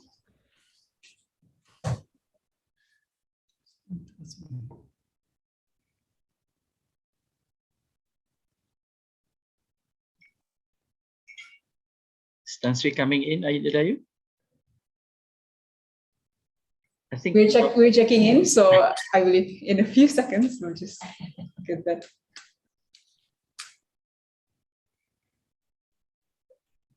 Dr. Fauzi, while filling up the gap, Prof. Danny was responding that he shared the same spirit like you. Oh, that's good. And he's narrating that even if you ask people from Harvard, Cambridge, they couldn't bother about the ranking. They just do their jobs. Yeah. So what do we get wrong or not right on our side that we get quite so much in ranking, yet performance, I don't know. I mean, what's your take on this? Yeah, I normally share with my staff is a bit harsh word, you know. I normally say orang-orang kita, orang yang berbau badan busuk. You know why? Bau, business as usual. Yeah, no, I receive my salary monthly, you know. If I didn't do the thing, can you fire me? Can you? See, if I don't do this, can the dean, do anything on me? So things like this. That's why I always say berbau, orang kita berbau. Kena pakai minyak wangi lah sikit. So this is why the culture. I spoken to my staff. You need to address 3 aspects of the culture. Number 1 is the speed. The speed. We want to do anything, you need to speed up. Bukan jalan berlenggit-lenggit macam pengantin. Number two, you need to collaboration, working together. Some student in civil engineering department, just example, would like to appoint dulu, not now, a co-supervisor from mechanical engineering. Tak boleh.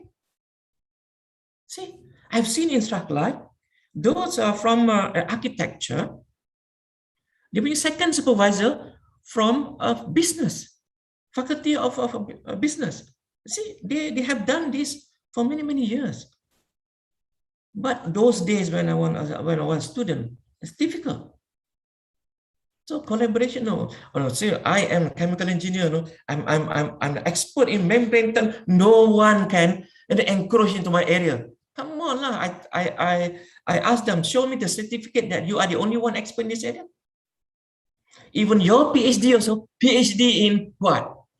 Not even saying that you PhD in this area. So this is a culture. And the third one, you must be resilient. Kena komen sikit, dah 4 bulan tak datang. Tak jumpa dekan.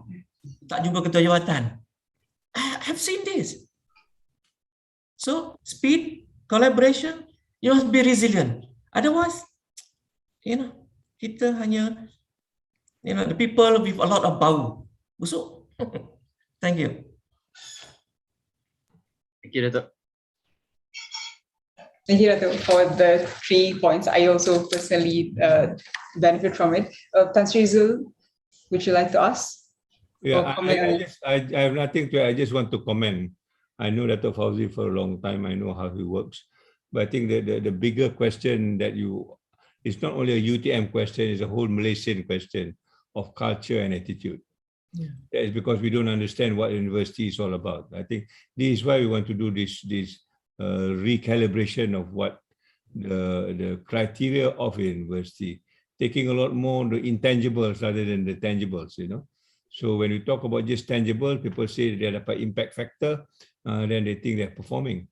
But we are looking for impact, we are looking at translation. And these are all something to do with attitude. The speed that you talk about, the cordiality that you talk about, the relationship. It's all about building relationship, I think. Exactly. That's why the early days when I was in USM, it's all about building relationship. It doesn't matter who you are. I mean, super lah, from arts, from science, it doesn't matter. As long as you're in the same university, and now I'm hoping across university, I hope this consortium of ours, if I were to call it, that we can work across the university. There's no such thing as UTM now, no such thing as UPM, no such thing as IUM. There's only one university for Malaysia. Yes. And we can break that down. I think we can do a lot of work. So I would like to congratulate. But so far, alhamdulillah, Dato', all the presentation from the members are very up to the point that we want to. There's a question of now how we can work together as a demonstration that if 5 universities can work together, 10 universities can work together. The whole university can. So there's no longer IPTA, there's no longer IPTS. This is another problem, So then we can work across the board and we can really make things happen, inshallah. So thanks so much, Dato' Fauzi, for your contribution.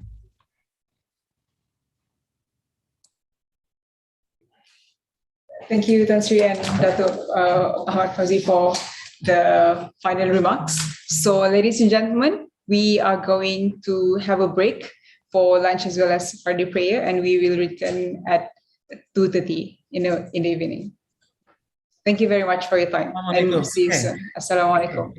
Assalamualaikum. Bye for now. Bye for now.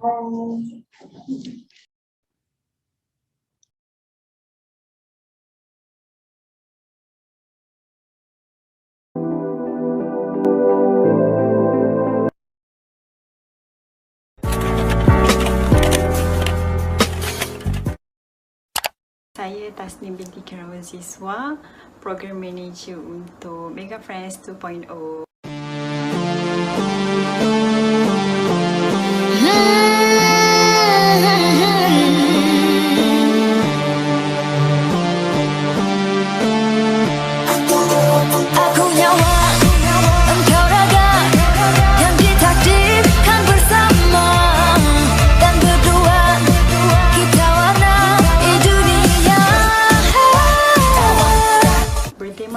kem motivasi dan juga kem kepimpinan.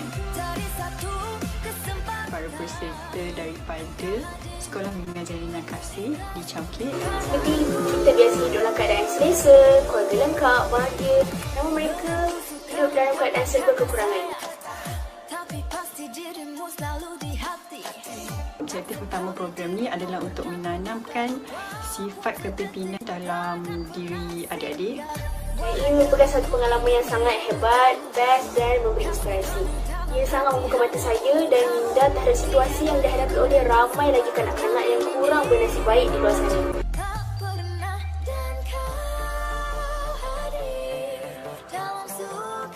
Bila postmortem, kita dapat dengar feedback yang sangat bagus. Objektif Mega Friends 2.0 tercapai. Mega Friends 2.0 adalah satu program yang berjaya, Alhamdulillah.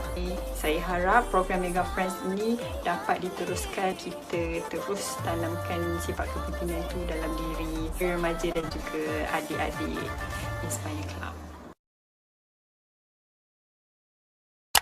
Nama saya Muhammad Farhan. Saya merupakan program manager bagi kursus motivasi jiwa remaja 2.0.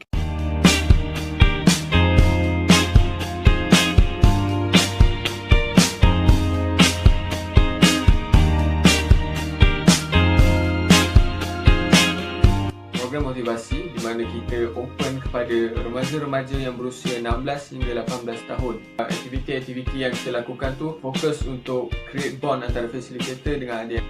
Bila ada bond tu, facilitator akan lebih memahami, lebih mengenali jiwa adik-adik ni. Mereka tahulah kenapa adik-adik ni perangai macam ini. Adik-adik akan lebih open untuk menceritakan masalah yang mereka sedang lalui. Mereka yang hadir dalam program tersebut adalah mereka daripada pelajar-pelajar sekolah menengah yang bermasalah. Kebanyakan mempunyai latar belakang keluarga yang kurang berkemampuan, family ataupun keluarga yang bermasalah. Dan ada juga family berlatar belakang keluarga yang baik, yang elok, akan tetapi mempunyai masalah dengan rakan-rakan sebaya. Facilitator dapat bagi advice, facilitator dapat bimbing mereka untuk selesaikan masalah mereka, sama ada masalah pelajaran ataupun masalah kekeluargaan. Facilitator boleh bimbing mereka lah untuk menjadi a better person. Saya agar Inspire Club IIM terus laksanakan program-program seperti ini dan terus berbakti kepada masyarakat, especially remaja-remaja di luar sana.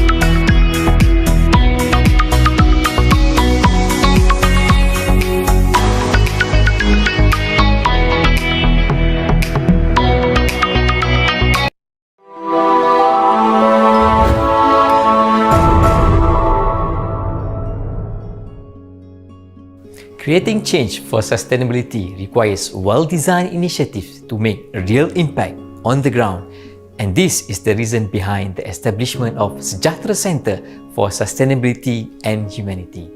The center is pushing for change towards sustainability in 3 focus areas: making IUM a green campus, creating Sejahtera neighborhood through RCE Greater Gombak, and reorienting education for sustainable development.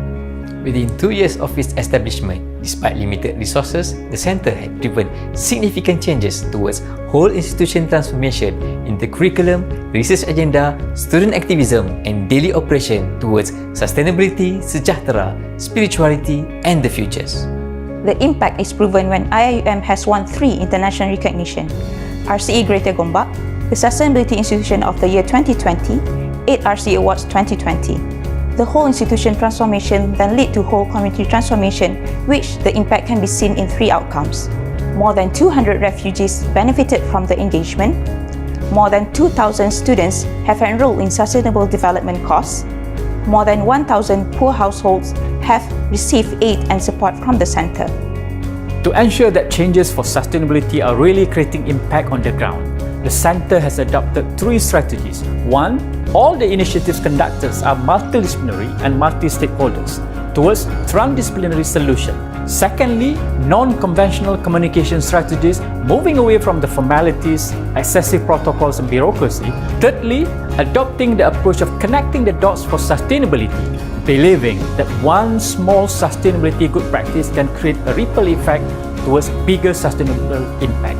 These achievements and impacts are impossible without the presence of strong teamwork, unity, and selflessness of small number of committed, passionate, and talented people.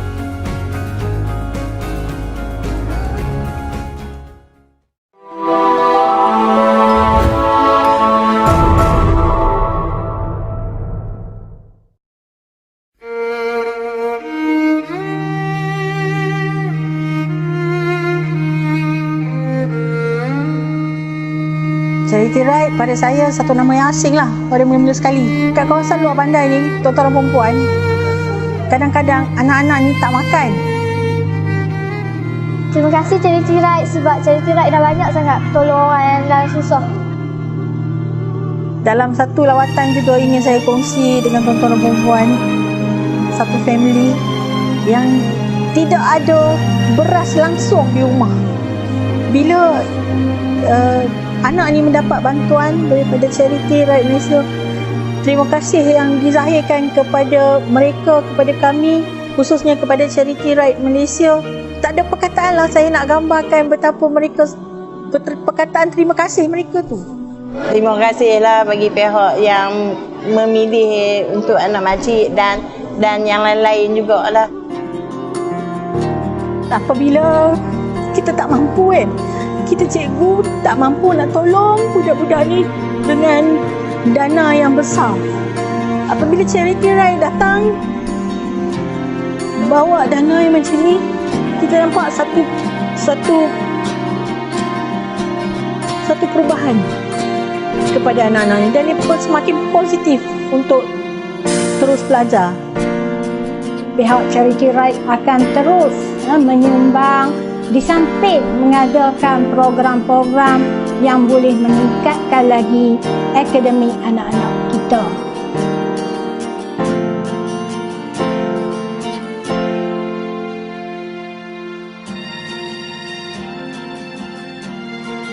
Doing here is a collaboration between Sejahtera, I represent International Islamic University, and Mercy Mission, and together with the selected school and LIPAD as well. What we're doing is like to work together with this agency in order for us to help the children so that they have access to education. So exactly operationally what we're doing is that the Mercy Mission will be helping to get the fund and donation to give the family, but in return the family has to make sure that the kids come to school. And it is interesting and unique in a way that it has proven that with helping the family getting all this support, the children, their children is coming to school more regularly. So that's one part. The second part is also on our part to train our students who come from Steadfast. I think 36 of them. They are doing training the kids, the children. So there are 3 aspects that they're doing. They're doing on the English program, leadership programs, and motivation program. So the third part of the program is that for us to profile the family so that we understand better the family, so that we can help this family so that they don't really have to be dependent on the donation. So that's in general what the program is about. Ini saya rasa adalah apa yang kita hendak capai, ya, dan keseluruhannya bagaimana kita berganding bahu dengan masyarakat umum yang memerlukan bantuan, yang memerlukan perhatian, dan bukan itu saja yang juga kita boleh belajar daripadanya. Saya rasa dalam 2 hari ini walaupun kita dapat mengulurkan sedikit bantuan, tapi saya rasa pulangannya dari segi pengalaman, dari segi pembelajaran, dari segi benda yang mereka lakukan yang kadang-kadang kita tidak terfikir, kita boleh belajar dan kita boleh kembangkan, ya. So ini yang kita katakan co-creation, co-learning ini yang menjadi salah satu daripada landasan untuk kita melebarkan lagi konsep bekerjasama, konsep sejahtera, dan bagaimana kita boleh menggabungkan universiti dengan masyarakat.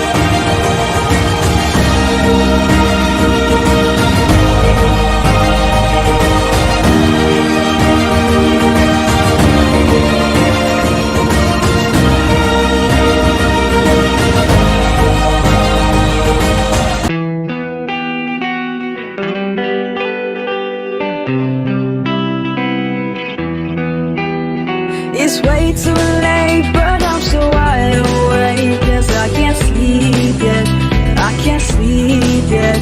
Got 1,000 words that won't stop running circles round in my head, round in my head. Sometimes I feel just like these days and nights will never end, but will I ever get this chance again? So I pray, yes I pray, 'cause I know that life I'm wrong. When it's hard, I keep working, I'll never give this up, because I know it's worth it in the end. I know it's worth it in the end, because I know it's worth it in the end. I know it's worth it in the end. Yeah, I know sometimes I should relax my mind and take it easy, take it easy. If I find my way through every single phase, then I'm a winner, I'm not a quitter, no. Sometimes I feel just like these days and nights will never end, but will I ever get this chance again? So I pray, yes I pray, 'cause I know that life I'm wrong. When it's hard, I keep working, I'll never give this up, because I know it's worth it in the end. I know it's worth it in the end, because I know it's worth it in the end. I know it's worth it in the end. It's way too late, but I'm still wide awake, 'cause I can't sleep yet, I can't sleep yet. My father said to me, but one seed you can grow a tree. That tree will grow when you feel the dreams. If you just believe, then one day you'll see, yeah. When I'm on the case, I know it's worth it. I'm on the path now, I'm running like a circuit. Got my dreams inside, and I'm ready for the fight. Now it's time to put a lot of...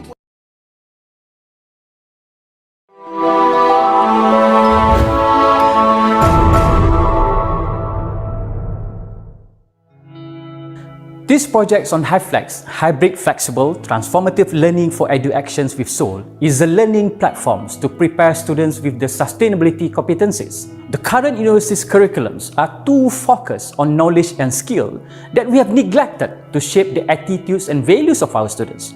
To bring back the actions and the soul of educations, Edu Actions, IIUM has introduced a new compulsory course for our students, UNGS 1201 Sustainable Development Issues, Principles and Practices.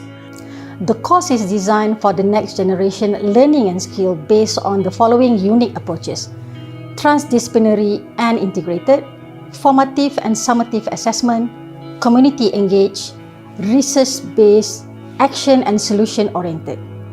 So for me, this course has not only taught us about sustainability, but more importantly, the skills and competencies needed to address sustainability issues. This is done by going to the ground and engaging with the community. Like they always say, nature's the best book, society is the best teachers to teach us about values and action needed for a sustainable world. During its inaugural year, UNGS 1201 has shown encouraging successes. The students have produced more than 300 project proposals addressing various issues of sustainability inside and outside the campus. The students have published more than 20 newspaper articles sharing their ideas on sustainability challenges in the country, and hundreds of blogs and individual journals to reflect their learning experiences. Since 2019, this HiFlex project has gone through several stages, beginning with the formulations of the fundamentals, including developing the course contents, determining the course implementations, approach and methodology, engaging both IIUM and outside communities, and the actual implementations of the UNGS 1201 course. HiFlex Transformative Learning for Edu Action with Soul projects has also won the International Green Gown Award 2021 Highly Commended Project in the category of Next Generation's Learning and Skills. The success of HiFlex, especially the UNGS 1201 course, has paved the way for implementations of more sustainability initiatives in the university. More staff and students of IIUM are now involved in various sustainability-related projects. Students have become more aware and concerned about sustainability issues faced by the universities and the surrounding communities. In order to further strengthen the impact of UNGS 1201 course on education for sustainable development, 2 new courses are being developed under HiFlex projects as sequels to UNGS 1201, which involve circle of students working together with the community for sustainability projects. These 2 new courses, Usrah in Action 1 and Usrah in Action 2, will see greater community engagement embedding ESG into courses at IIUM. Sustainability is best learned through community engagement.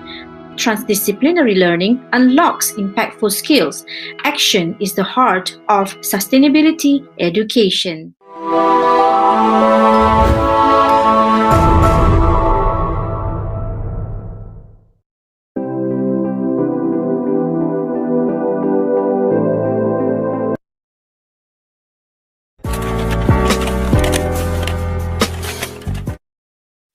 Saya Tasnim binti Kirawan Siswa, Program Manager untuk Mega Friends 2.0.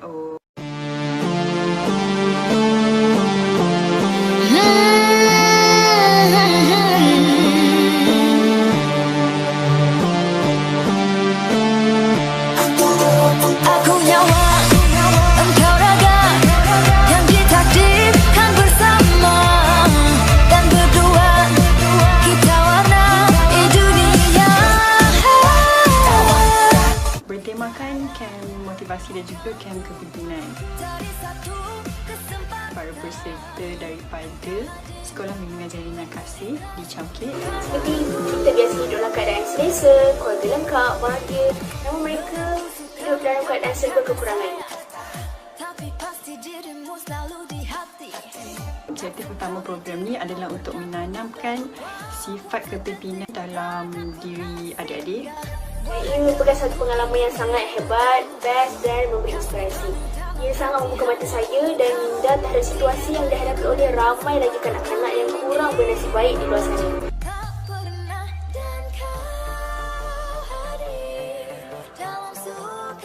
Bila postmortem, kita dapat dengar feedback yang sangat bagus. Objektif Mega Friends 2.0 tercapai. Mega Friends 2.0 adalah satu program yang berjaya, Alhamdulillah. Saya harap program Mega Friends ini dapat diteruskan. Kita terus tanamkan sifat kepimpinan itu dalam diri remaja dan juga adik-adik Inspire Club. Nama saya Muhammad Farhan. Saya merupakan Program Manager bagi Kursus Motivasi Jiwa Remaja 2.0.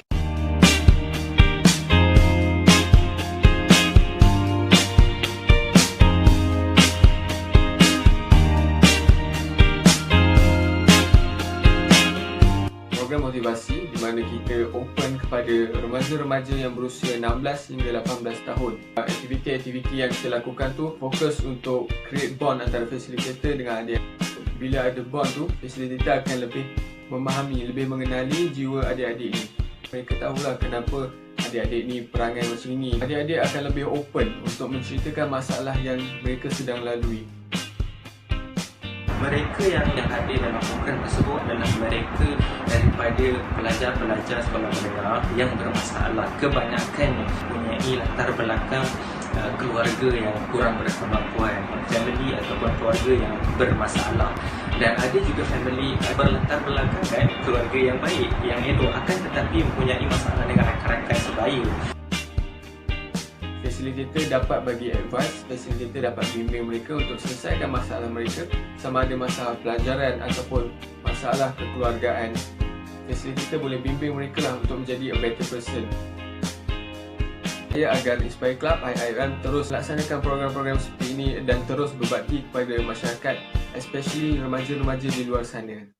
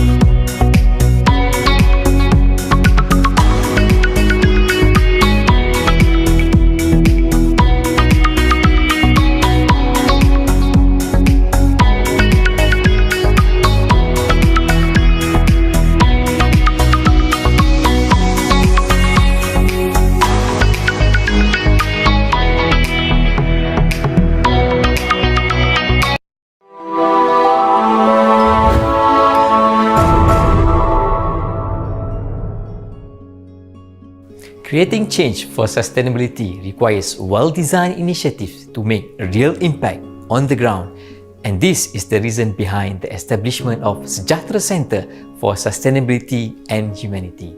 The center is pushing for change towards sustainability in 3 focus areas: making IUM a green campus, creating Sejahtera neighborhood through RCE Greater Gombak, and reorienting education for sustainable development.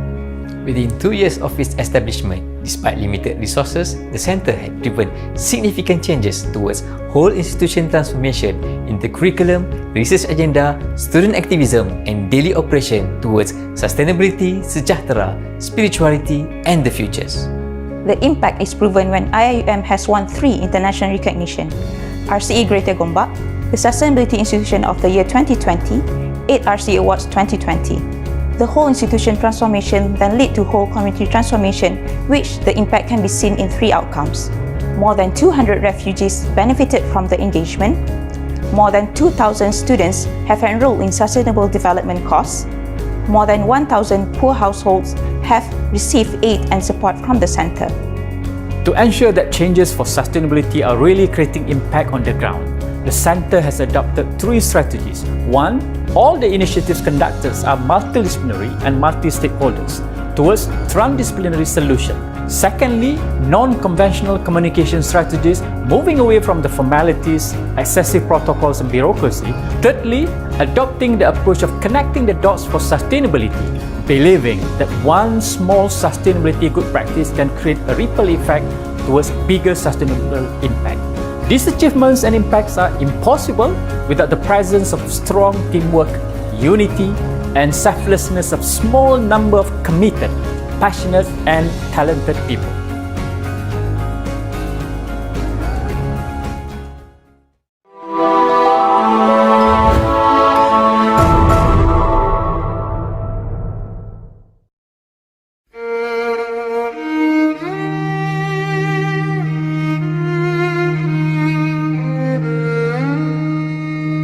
Charity Ride pada saya satu nama yang asing lah pada mula-mula sekali. Kat kawasan luar bandar ni, tuan-tuan dan perempuan, kadang-kadang anak-anak ni tak makan.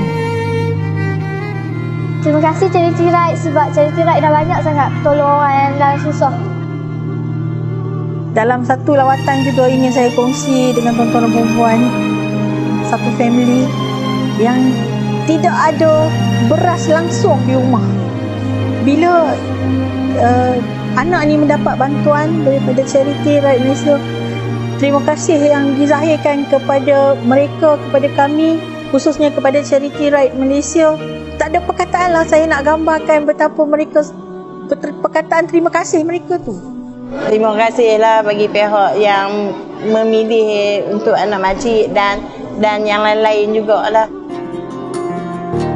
Apabila kita tak mampu kan, kita cikgu tak mampu nak tolong budak-budak ni dengan dana yang besar.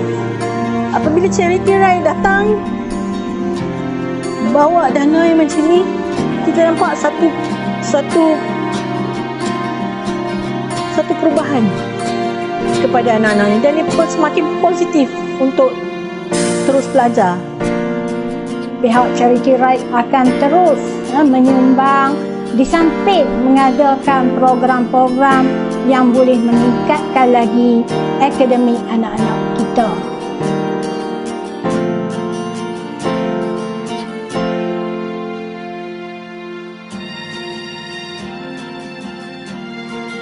Doing here is a collaboration between Sejahtera, I represent International Islamic University, and Mercy Mission, and together with the selected school and LIPAD as well.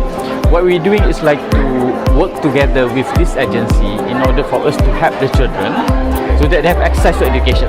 So exactly operationally what we're doing is that the Mercy Mission will be helping to get the fund and donation to give the family, but in return the family has to make sure that the kids come to school. And it is interesting and unique in a way that it has proven that with helping the family, getting all this support, the children, their children is coming to school more regularly. So that's one part. The second part is also on our part to train our students who come from SETFAS. I think 36 of them. They are doing training the kids, the children. So there are 3 aspects that they're doing. They're doing on the English program, leadership programs, and motivation program. So the third part of the program is that for us to profile the family, so that we understand better the family, so that we can help this family, so that they don't really have to be dependent on the donation. So that's in general what the program is about. Ini saya rasa adalah apa yang kita hendak capai, ya.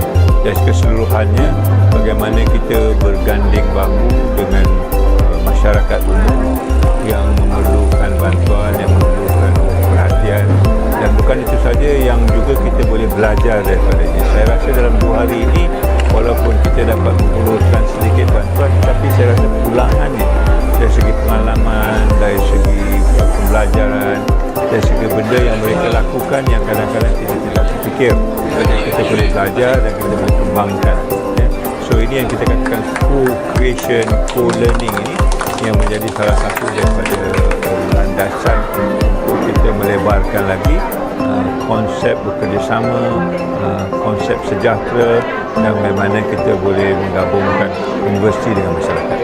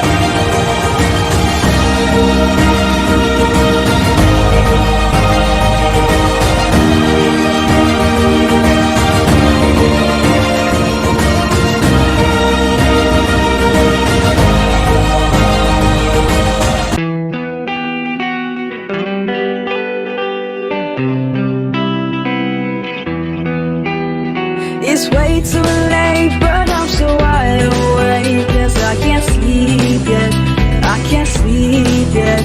Got 1,000 words that won't stop running circles round in my head, round in my head. Sometimes I feel just like these days and nights will never end, but will I ever get this chance again? So I pray, yes I pray, 'cause I know that life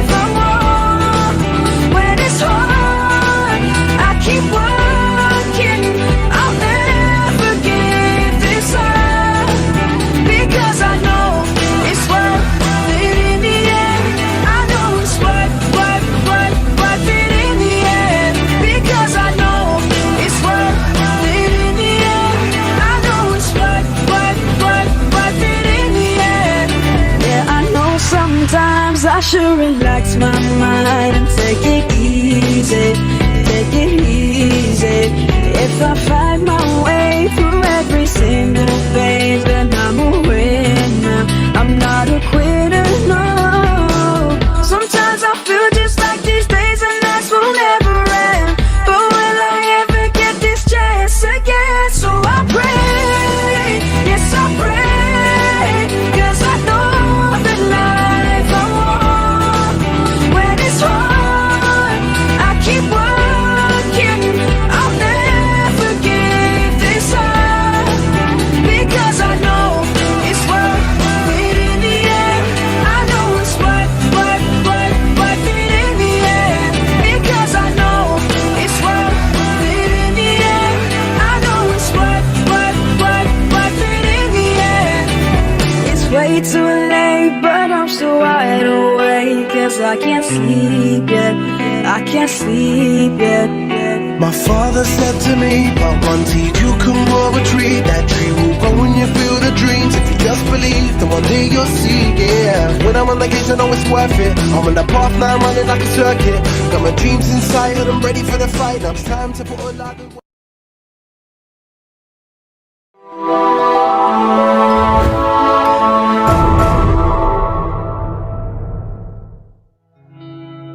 This project on HiFlex, Hybrid Flexible Transformative Learning for Edu Actions with Soul, is a learning platform to prepare students with the sustainability competencies. The current university's curriculums are too focused on knowledge and skill that we have neglected to shape the attitudes and values of our students. To bring back the actions and the soul of educations, Edu Actions, IIUM has introduced a new compulsory course for our students, UNGS 1201 Sustainable Development Issues, Principles and Practices. The course is designed for the next generation learning and skill based on the following unique approaches: transdisciplinary and integrated, formative and summative assessment, community engaged, research-based, action and solution-oriented. So for me, this course has not only taught us about sustainability, but more importantly, the skills and competencies needed to address sustainability issues. This is done by going to the ground and engaging with the community. Like they always say, nature's the best book, society is the best teachers to teach us about values and action needed for a sustainable world. During its inaugural year, UNGS 1201 has shown encouraging successes. The students have produced more than 300 project proposals addressing various issues of sustainability inside and outside the campus.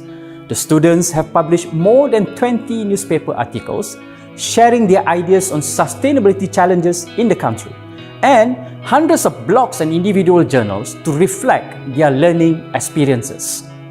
Since 2019, this HiFlex project has gone through several stages, beginning with the formulations of the fundamentals, including developing the course contents, determining the course implementations, approach and methodology, engaging both IIUM and outside communities, and the actual implementations of the UNGS 1201 course. HiFlex Transformative Learning for Edu Action with Soul projects has also won the International Green Gown Award 2021 Highly Commended Project in the category of Next Generation's Learning and Skills. The success of HiFlex, especially the UNGS 1201 course, has paved the way for implementations of more sustainability initiatives in the university. More staff and students of IIUM are now involved in various sustainability-related projects. Students have become more aware and concerned about sustainability issues faced by the universities and the surrounding communities. In order to further strengthen the impact of UNGS 1201 course on education for sustainable development, 2 new courses are being developed under HiFlex projects as sequels to UNGS 1201, which involve circle of students working together with the community for sustainability projects. These 2 new courses, Usrah in Action 1 and Usrah in Action 2, will see greater community engagement embedding ESG into courses at IIUM. Sustainability is best learned through community engagement. Transdisciplinary learning unlocks impactful skills. Action is the heart of sustainability education.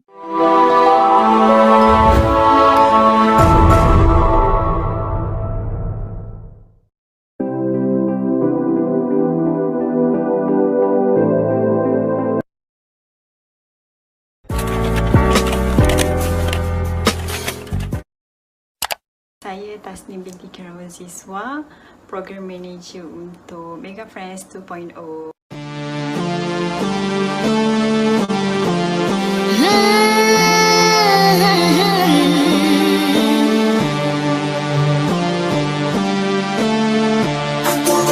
Aku nyawa, engkau raga, yang ditakdirkan bersama, dan berdua kita warnai dunia. Bertemakan kem motivasi dan juga kem kepimpinan. Para peserta daripada Sekolah Mengajarina Kasih di Chowkit. Seperti kita biasa hidup dalam keadaan selesa, keluarga lengkap, bahagia. Namun mereka hidup dalam keadaan serba kekurangan. Objektif utama program ni adalah untuk menanamkan sifat kepimpinan dalam diri adik-adik.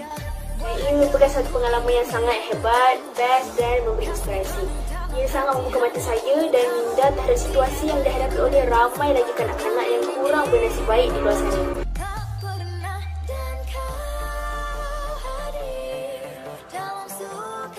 Bila postmortem, kita dapat dengar feedback yang sangat bagus. Objektif Mega Friends 2.0 tercapai. Mega Friends 2.0 adalah satu program yang berjaya, Alhamdulillah. Saya harap program Mega Friends ini dapat diteruskan. Kita terus tanamkan sifat kepimpinan itu dalam diri remaja dan juga adik-adik Inspire Club.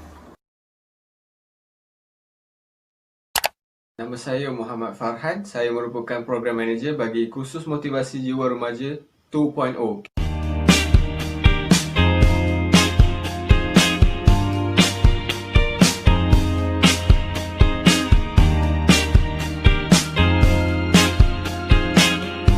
Program motivasi di mana kita open kepada remaja-remaja yang berusia 16 hingga 18 tahun. Aktiviti-aktiviti yang kita lakukan tu fokus untuk create bond antara facilitator dengan adik. Bila ada bond tu, facilitator akan lebih memahami, lebih mengenali jiwa adik-adik ni. Mereka tahulah kenapa adik-adik ni perangai macam ini. Adik-adik akan lebih open untuk menceritakan masalah yang mereka sedang lalui. Mereka yang hadir dalam program tersebut adalah mereka daripada pelajar-pelajar sekolah menengah yang bermasalah. Kebanyakannya mempunyai latar belakang keluarga yang kurang berkemampuan, family ataupun keluarga yang bermasalah. Dan ada juga family berlatar belakang keluarga yang baik, yang elok, akan tetapi mempunyai masalah dengan rakan-rakan sebaya.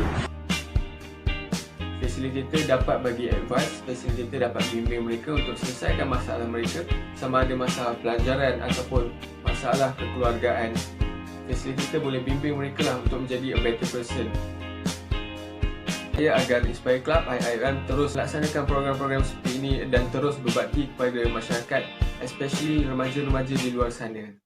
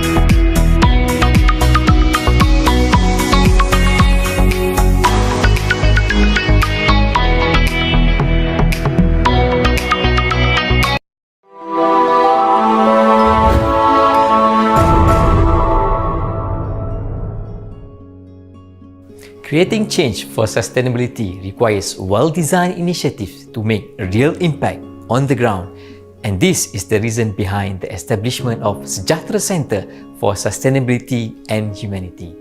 The center is pushing for change towards sustainability in 3 focus areas: making IUM a green campus, creating Sejahtera neighborhood through RCE Greater Gombak, and reorienting education for sustainable development. Within 2 years of its establishment, despite limited resources, the center had driven significant changes towards whole institution transformation in the curriculum, research agenda, student activism, and daily operation towards sustainability, sejahtera, spirituality, and the futures. The impact is proven when IIUM has won 3 international recognition: RCE Greater Gombak, the Sustainability Institution of the Year 2020, 8 RCE Awards 2020. The whole institution transformation then led to whole community transformation, which the impact can be seen in 3 outcomes. More than 200 refugees benefited from the engagement. More than 2,000 students have enrolled in sustainable development course. More than 1,000 poor households have received aid and support from the center. To ensure that changes for sustainability are really creating impact on the ground, the center has adopted 3 strategies. 1. All the initiatives conducted are multidisciplinary and multi-stakeholders towards transdisciplinary solution. Secondly, non-conventional communication strategies, moving away from the formalities, excessive protocols and bureaucracy. Thirdly, adopting the approach of connecting the dots for sustainability, believing that one small sustainability good practice can create a ripple effect towards bigger sustainable impact. These achievements and impacts are impossible without the presence of strong teamwork, unity, and selflessness of small number of committed, passionate, and talented people.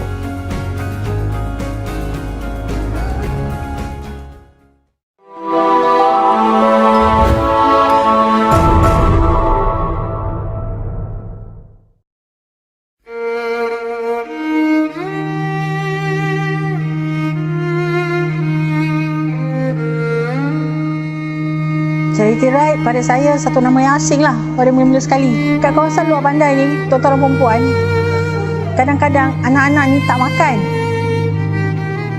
Terima kasih Charity Ride sebab Charity Ride dah banyak sangat tolong orang yang dah susah. Dalam satu lawatan juga ingin saya kongsi dengan tuan-tuan dan perempuan, satu family yang tidak ada beras langsung di rumah. Bila anak ni mendapat bantuan daripada Charity Ride Malaysia, terima kasih yang dizahirkan kepada mereka, kepada kami, khususnya kepada Charity Ride Malaysia. Tak ada perkataan lah saya nak gambarkan betapa mereka, perkataan terima kasih mereka tu. Terima kasihlah bagi pihak yang memilih untuk anak makcik dan yang lain-lain jugalah. Apabila kita tak mampu kan, kita cikgu tak mampu nak tolong budak-budak ni dengan dana yang besar. Apabila Charity Ride datang bawa dana yang macam ni, kita nampak satu perubahan kepada anak-anak ni dan dia semakin positif untuk terus belajar.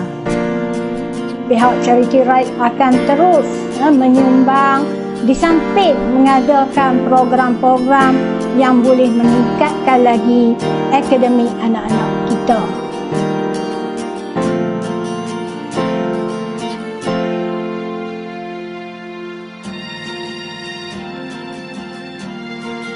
Doing here is a collaboration between Sejahtera, I represent International Islamic University, and Mercy Mission, and together with the selected school and LIPAD as well. What we're doing is like to work together with this agency in order for us to help the children so that they have access to education. So exactly operationally what we're doing is that the Mercy Mission will be helping to get the fund and donation to give the family, but in return the family has to make sure that the kids come to school. And it is interesting and unique in a way that it has proven that with helping the family getting all this support, the children, their children is coming to school more regularly. So that's one part. The second part is also on our part to train our students who come from Setfast. I think 36 of them. They are doing training the kids, the children. So there are 3 aspects that they're doing. They're doing on the English program, leadership programs, and motivation program. So the third part of the program is that for us to profile the family, so that we understand better the family, so that we can help this family, so that they don't really have to be dependent on the donation. So that's in general what the program is about.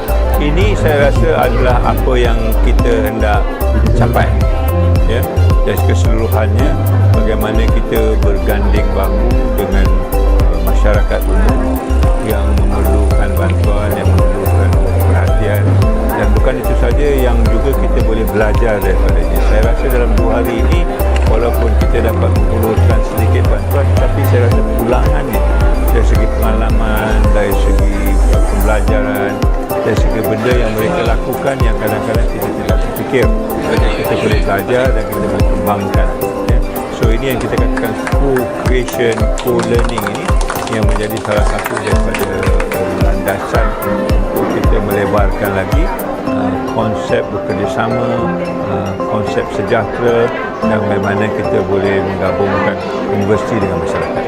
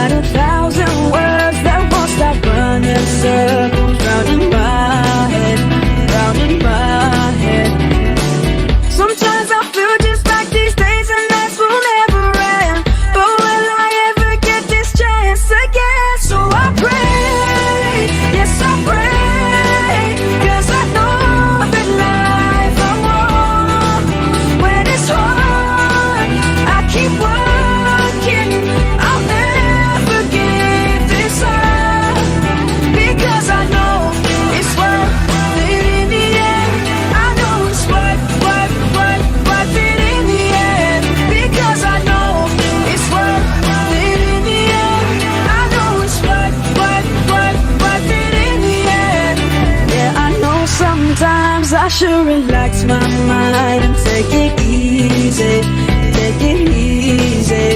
If I find my way through every single phase, then I'm a winner. I'm not a quitter, no.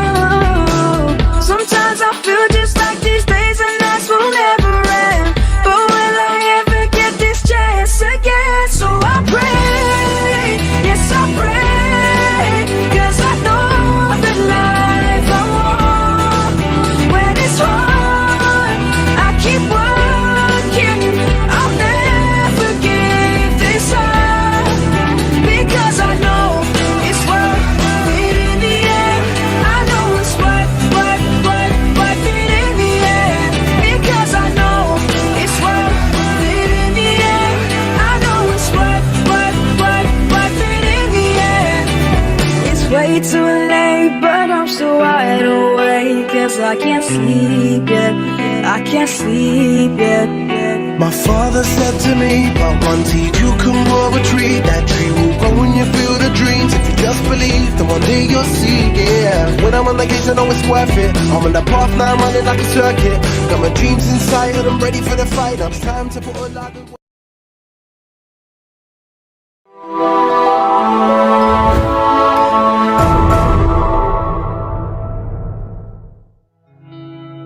This project on HiFlex, Hybrid Flexible Transformative Learning for Edu Actions with Soul, is a learning platform to prepare students with the sustainability competencies. The current university's curriculums are too focused on knowledge and skill that we have neglected to shape the attitudes and values of our students.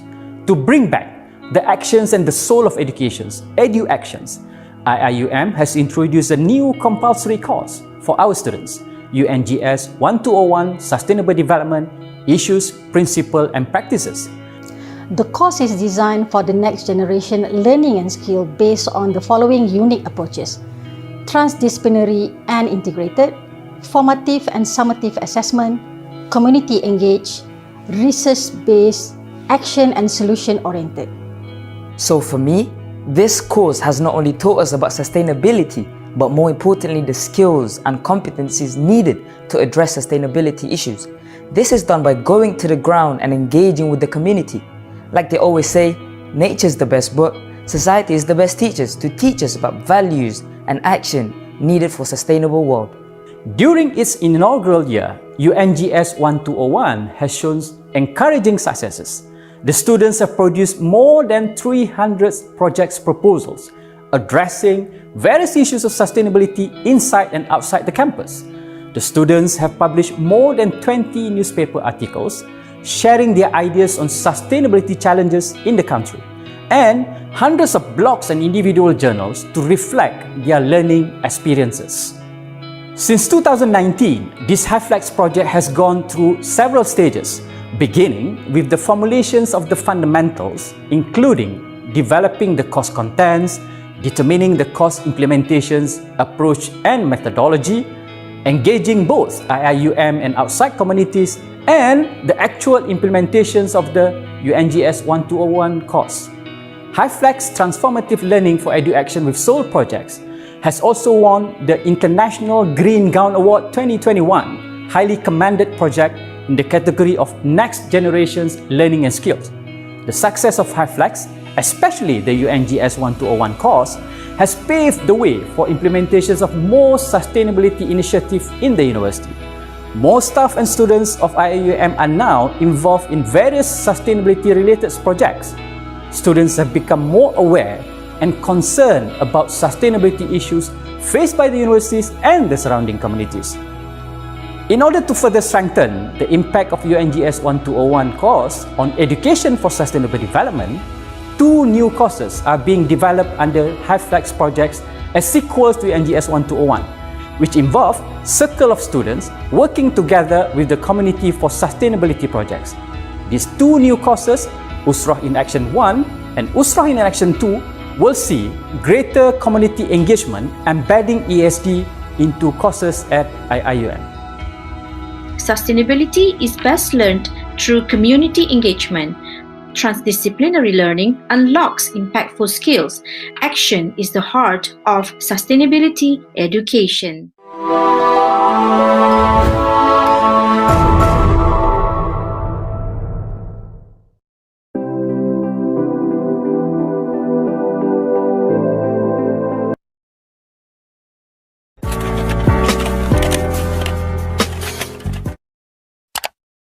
Hasni binti Kirawan Siswa, Program Manager untuk Mega Friends 2.0.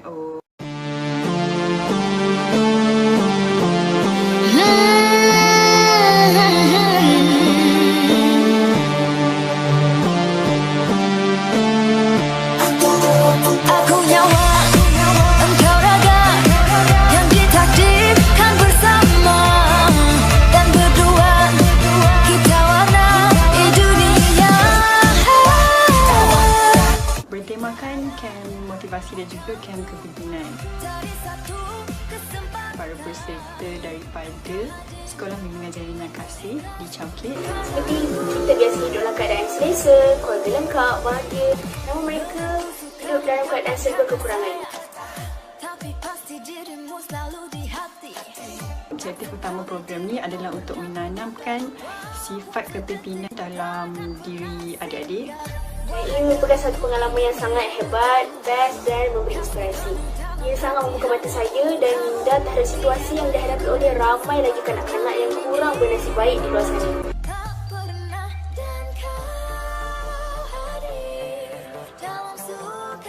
Bila postmortem, kita dapat dengar feedback yang sangat bagus. Objektif Mega Friends 2.0 tercapai. Mega Friends 2.0 adalah satu program yang berjaya, Alhamdulillah.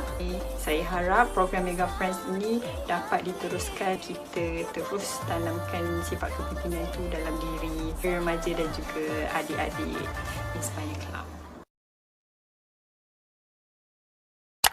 Nama saya Muhammad Farhan. Saya merupakan Program Manager bagi Kursus Motivasi Jiwa Remaja 2.0.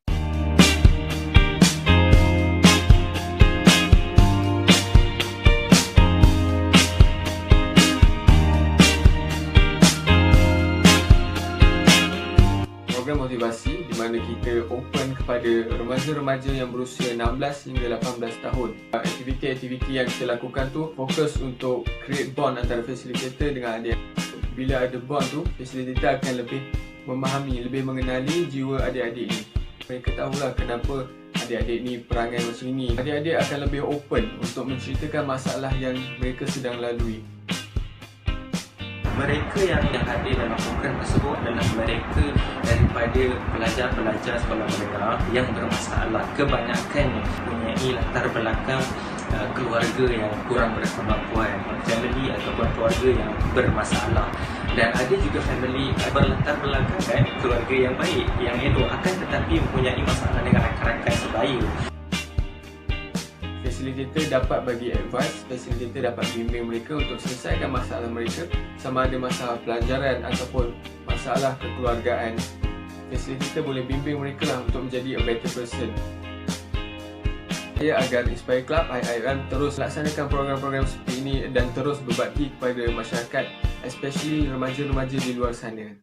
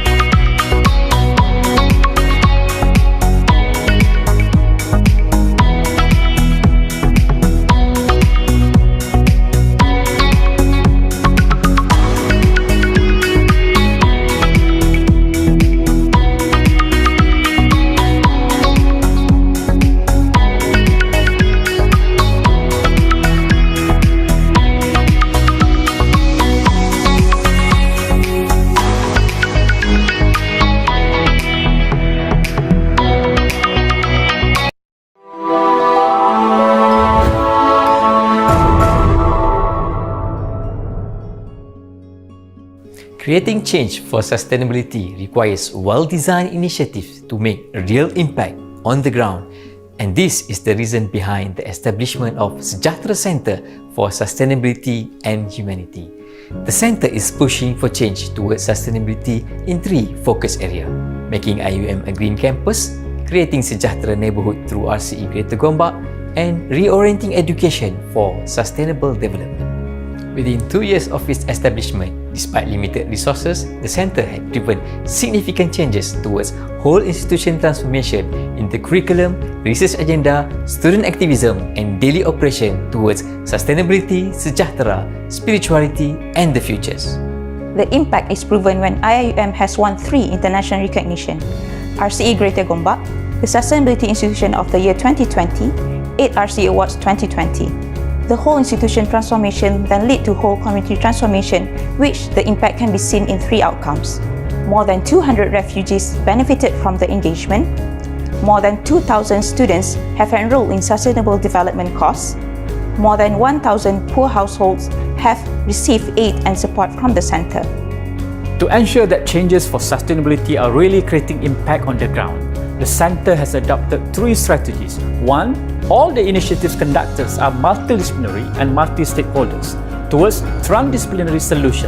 Secondly, non-conventional communication strategies, moving away from the formalities, excessive protocols and bureaucracy. Thirdly, adopting the approach of connecting the dots for sustainability, believing that one small sustainability good practice can create a ripple effect towards bigger sustainable impact. These achievements and impacts are impossible without the presence of strong teamwork, unity, and selflessness of small number of committed, passionate, and talented people.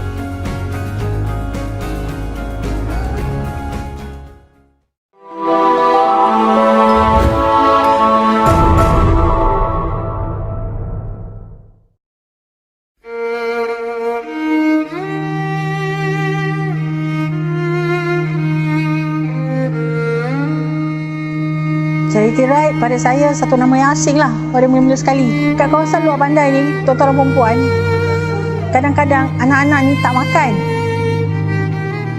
Terima kasih Charity Ride sebab Charity Ride dah banyak sangat tolong orang yang dah susah. Dalam satu lawatan juga ingin saya kongsi dengan tuan-tuan dan perempuan, satu family yang tidak ada beras langsung di rumah.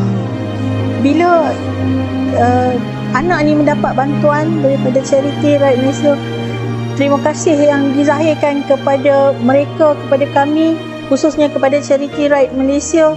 Tak ada perkataan lah saya nak gambarkan betapa mereka, perkataan terima kasih mereka tu. Terima kasihlah bagi pihak yang memilih untuk anak makcik dan yang lain-lain jugalah. Apabila kita tak mampu kan, kita cikgu tak mampu nak tolong budak-budak ni dengan dana yang besar. Apabila Charity Ride datang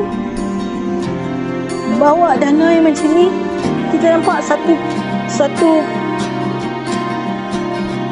perubahan kepada anak-anak ni, dan dia semakin positif untuk terus belajar. Pihak Charity Ride akan terus menyumbang di samping mengadakan program-program yang boleh meningkatkan lagi akademik anak-anak kita.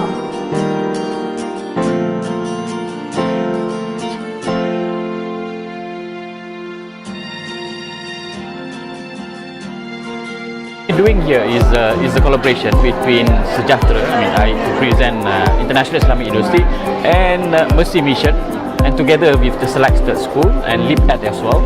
What we're doing is like to work together with this agency in order for us to help the children so that they have access to education.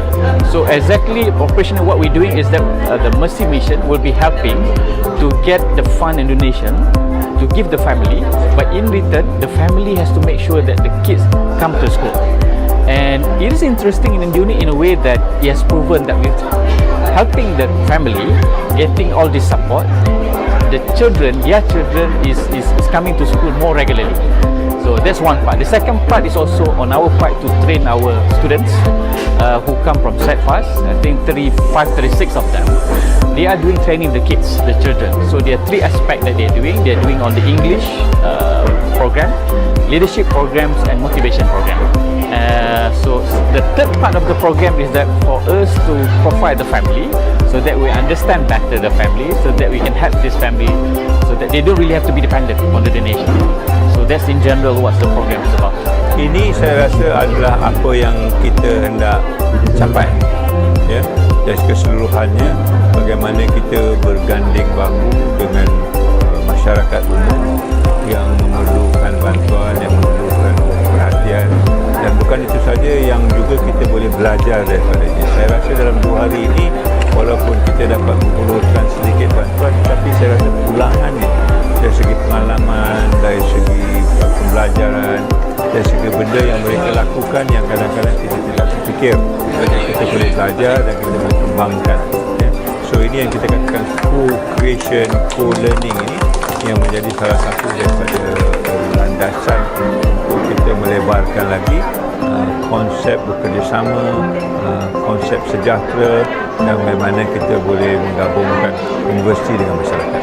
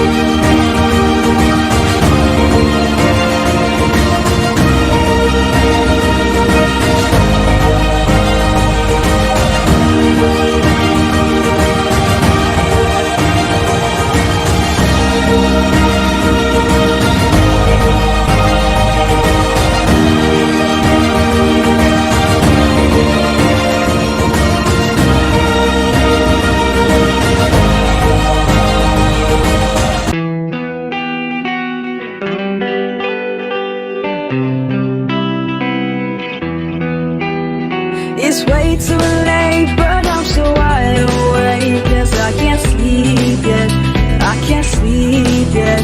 Got 1,000 words that won't stop running circles round in my head, round in my head. Sometimes I feel just like these days and nights will never end, but will I ever get this chance again? So I pray, yes I pray, 'cause I know that life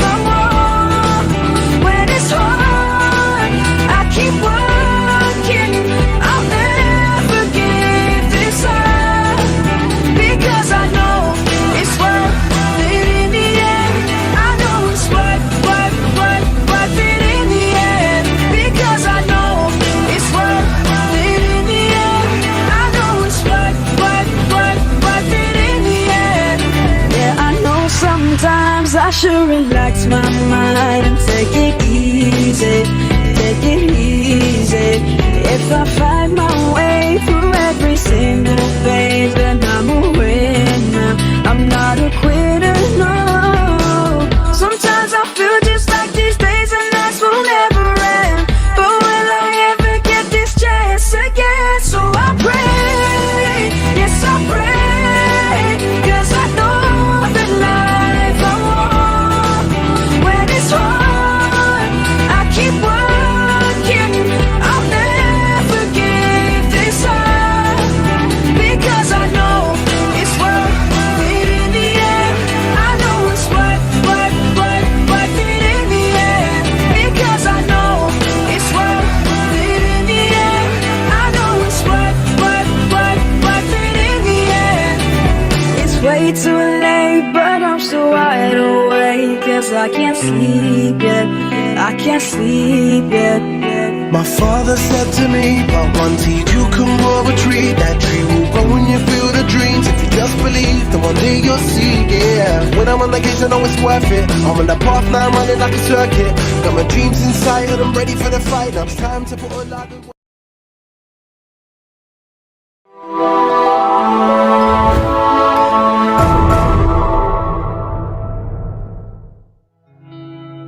This project on HiFlex, Hybrid Flexible Transformative Learning for EduActions with Soul, is a learning platform to prepare students with the sustainability competencies. The current university's curriculums are too focused on knowledge and skill that we have neglected to shape the attitudes and values of our students.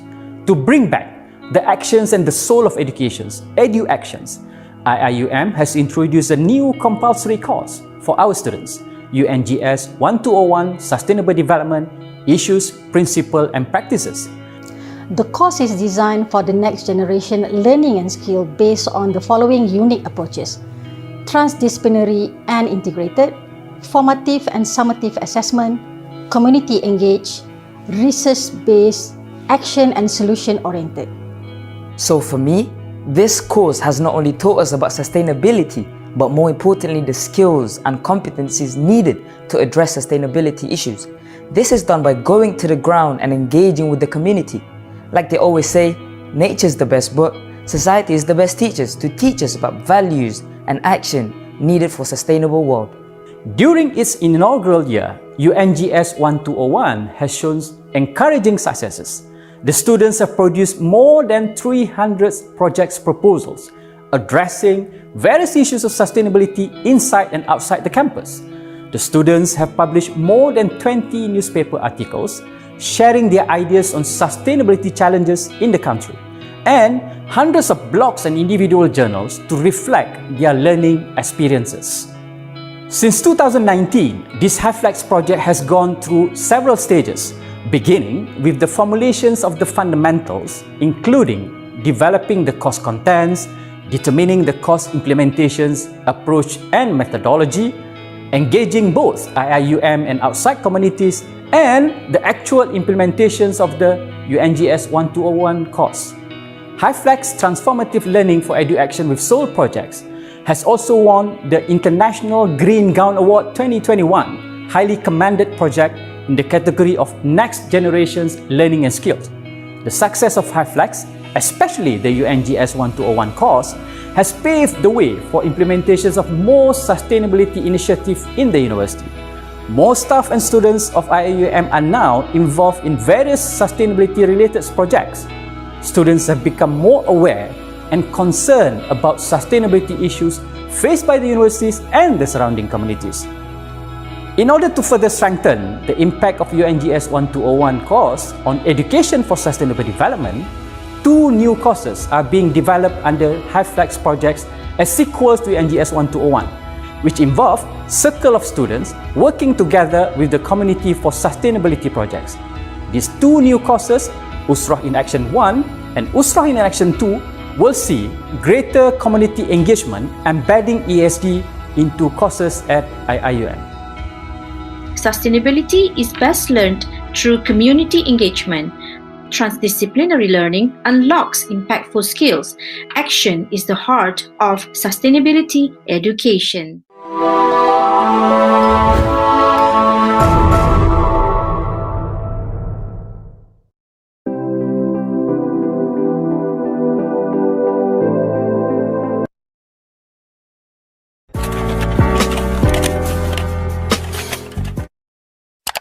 Saya Tasnim binti Kirawan Siswa, Program Manager untuk Mega Friends 2.0.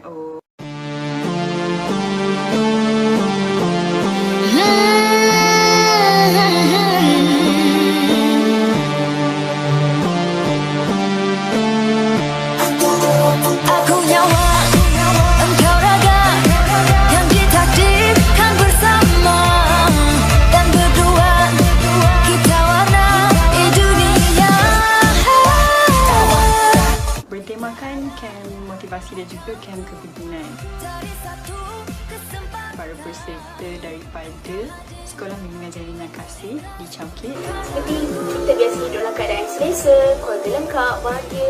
Namun mereka hidup dalam keadaan serba kekurangan.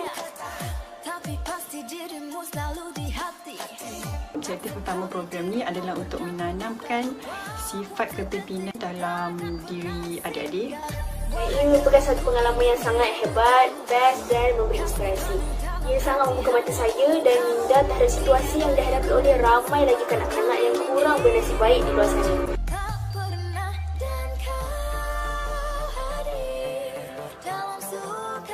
Bila postmortem, kita dapat dengar feedback yang sangat bagus. Objektif Mega Friends 2.0 tercapai. Mega Friends 2.0 adalah satu program yang berjaya, Alhamdulillah. Saya harap program Mega Friends ini dapat diteruskan. Kita terus tanamkan sifat kepimpinan itu dalam diri remaja dan juga adik-adik Inspire Club. Nama saya Muhammad Farhan. Saya merupakan Program Manager bagi Kursus Motivasi Jiwa Remaja 2.0.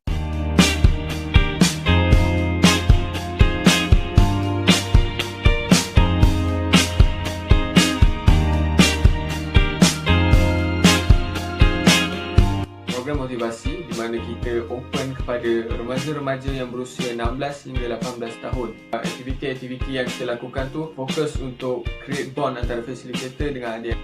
Bila ada bond tu, facilitator akan lebih memahami, lebih mengenali jiwa adik-adik ni. Mereka tahulah kenapa adik-adik ni perangai macam ini. Adik-adik akan lebih open untuk menceritakan masalah yang mereka sedang lalui. Mereka yang hadir dalam program tersebut adalah mereka daripada pelajar-pelajar sekolah menengah yang bermasalah. Kebanyakannya mempunyai latar belakang keluarga yang kurang berkemampuan, family ataupun keluarga yang bermasalah. Dan ada juga family berlatar belakang keluarga yang baik, yang elok, akan tetapi mempunyai masalah dengan rakan-rakan sebaya. Facilitator dapat bagi advice, facilitator dapat bimbing mereka untuk selesaikan masalah mereka, sama ada masalah pelajaran ataupun masalah kekeluargaan. Facilitator boleh bimbing mereka lah untuk menjadi a better person. Saya agar Inspire Club IIM terus laksanakan program-program seperti ini dan terus berbakti kepada masyarakat, especially remaja-remaja di luar sana.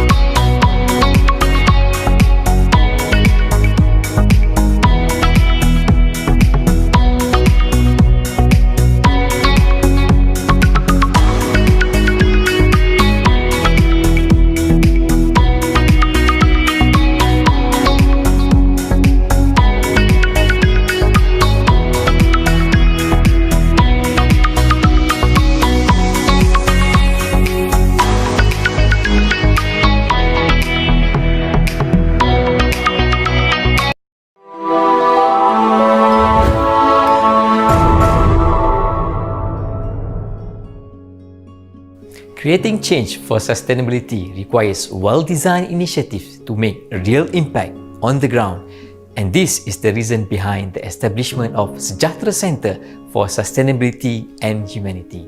The center is pushing for change towards sustainability in 3 focus areas: making IUM a green campus, creating Sejahtera neighborhood through RCE Greater Gombak, and reorienting education for sustainable development.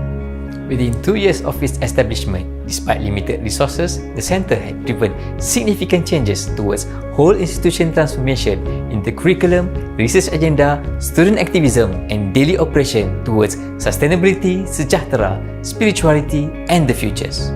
The impact is proven when IIUM has won 3 international recognition: RCE Greater Gombak, the Sustainability Institution of the Year 2020, 8 RCE Awards 2020. The whole institution transformation then led to whole community transformation, which the impact can be seen in 3 outcomes. More than 200 refugees benefited from the engagement. More than 2,000 students have enrolled in sustainable development courses. More than 1,000 poor households have received aid and support from the center. To ensure that changes for sustainability are really creating impact on the ground, the center has adopted 3 strategies. 1. All the initiatives conducted are multidisciplinary and multi-stakeholders towards transdisciplinary solution. Secondly, non-conventional communication strategies, moving away from the formalities, excessive protocols and bureaucracy. Thirdly, adopting the approach of connecting the dots for sustainability, believing that one small sustainability good practice can create a ripple effect towards bigger sustainable impact. These achievements and impacts are impossible without the presence of strong teamwork, unity, and selflessness of small number of committed, passionate, and talented people.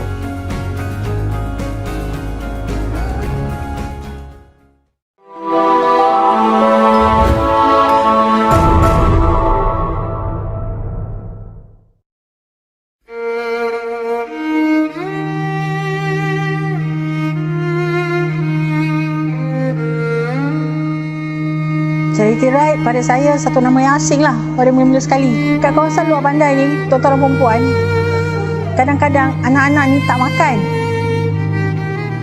Terima kasih Charity Ride sebab Charity Ride dah banyak sangat tolong orang yang dah susah. Dalam satu lawatan juga ingin saya kongsi dengan tuan-tuan dan perempuan, satu family yang tidak ada beras langsung di rumah. Bila anak ni mendapat bantuan daripada Charity Right Malaysia, terima kasih yang dizahirkan kepada mereka, kepada kami, khususnya kepada Charity Right Malaysia. Tak ada perkataan lah saya nak gambarkan betapa mereka, perkataan terima kasih mereka tu. Terima kasihlah bagi pihak yang memilih untuk anak makcik dan yang lain-lain jugalah. Apabila kita tak mampu kan, kita cikgu tak mampu nak tolong budak-budak ni dengan dana yang besar. Apabila Charity Ride datang bawa dana yang macam ni, kita nampak satu perubahan kepada anak-anak ni dan dia semakin positif untuk terus belajar. Pihak Charity Ride akan terus menyumbang di samping mengadakan program-program yang boleh meningkatkan lagi akademik anak-anak kita.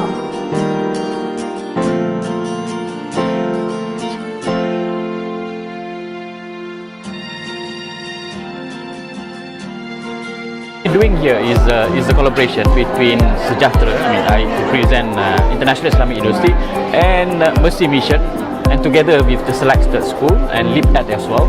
What we're doing is like to work together with this agency in order for us to help the children so that they have access to education. So exactly operationally what we're doing is that the Mercy Mission will be helping to get the fund and donation to give the family, but in return the family has to make sure that the kids come to school. And it is interesting and unique in a way that it has proven that with helping the family getting all this support, the children, their children is coming to school more regularly. So that's one part. The second part is also on our part to train our students who come from SETFAS. I think 36 of them. They are doing training the kids, the children. So there are 3 aspects that they're doing. They're doing on the English program, leadership programs, and motivation program. So the third part of the program is that for us to provide the family, so that we understand better the family, so that we can help this family, so that they don't really have to be dependent on the donation. So that's in general what the program is about. Ini saya rasa adalah apa yang kita hendak capai, ya, dan keseluruhannya bagaimana kita berganding bahu dengan masyarakat umum yang memerlukan bantuan, yang memerlukan perhatian, dan bukan itu saja, yang juga kita boleh belajar daripadanya. Saya rasa dalam 2 hari ini walaupun kita dapat menghulurkan sedikit bantuan, tapi saya rasa pulangannya dari segi pengalaman, dari segi pembelajaran, dari segi benda yang mereka lakukan yang kadang-kadang kita tidak terfikir, kita boleh belajar dan kita boleh kembangkan, ya. So ini yang kita katakan co-creation, co-learning ini yang menjadi salah satu daripada landasan untuk kita melebarkan lagi konsep bekerjasama, konsep sejahtera, dan bagaimana kita boleh menggabungkan universiti dengan masyarakat.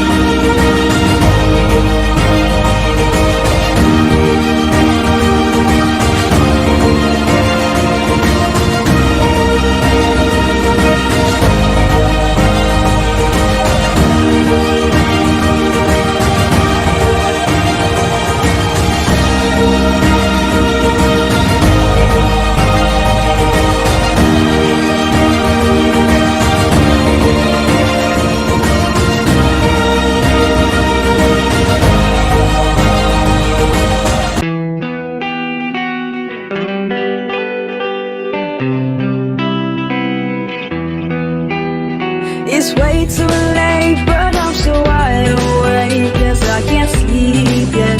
I can't sleep yet. Got 1,000 words that won't stop running circles round in my head, round in my head.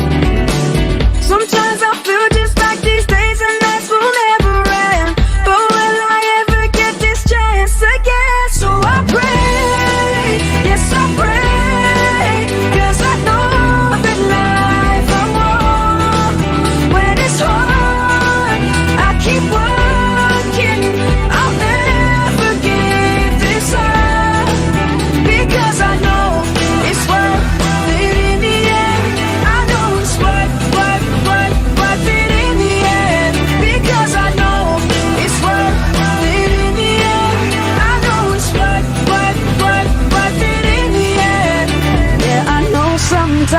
I should relax my mind and take it easy, take it easy.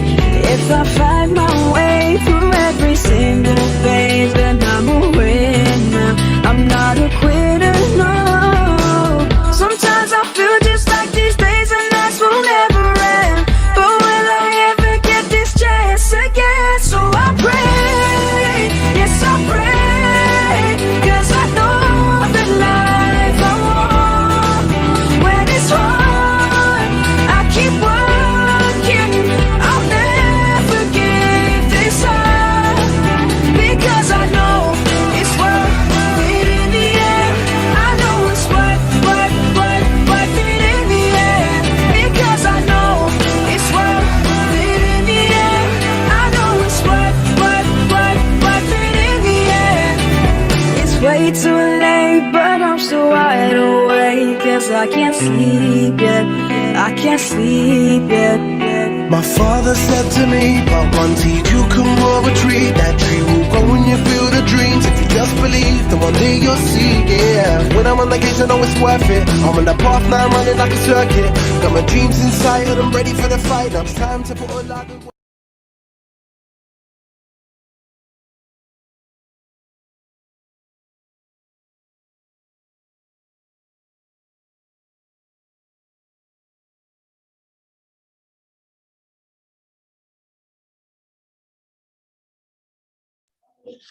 Assalamualaikum warahmatullahi wabarakatuh, and a very good afternoon to everyone. Welcome back. I hope that you're having a lovely break and all charged for the next session that will be on sustainable entrepreneurship, the fourth element of the proposed model of the Community Appraisal System. Ladies and gentlemen, it is a pleasure to have Professor Dr. Ghazali Omar for our next session. He is currently the acting Vice Chancellor and Professor at Faculty of Mechanical Engineering, Technical University of Malaysia, Melaka UTM. Upon joining UTM, he serves as a manager of Center of Excellence for Advanced Research on Energy.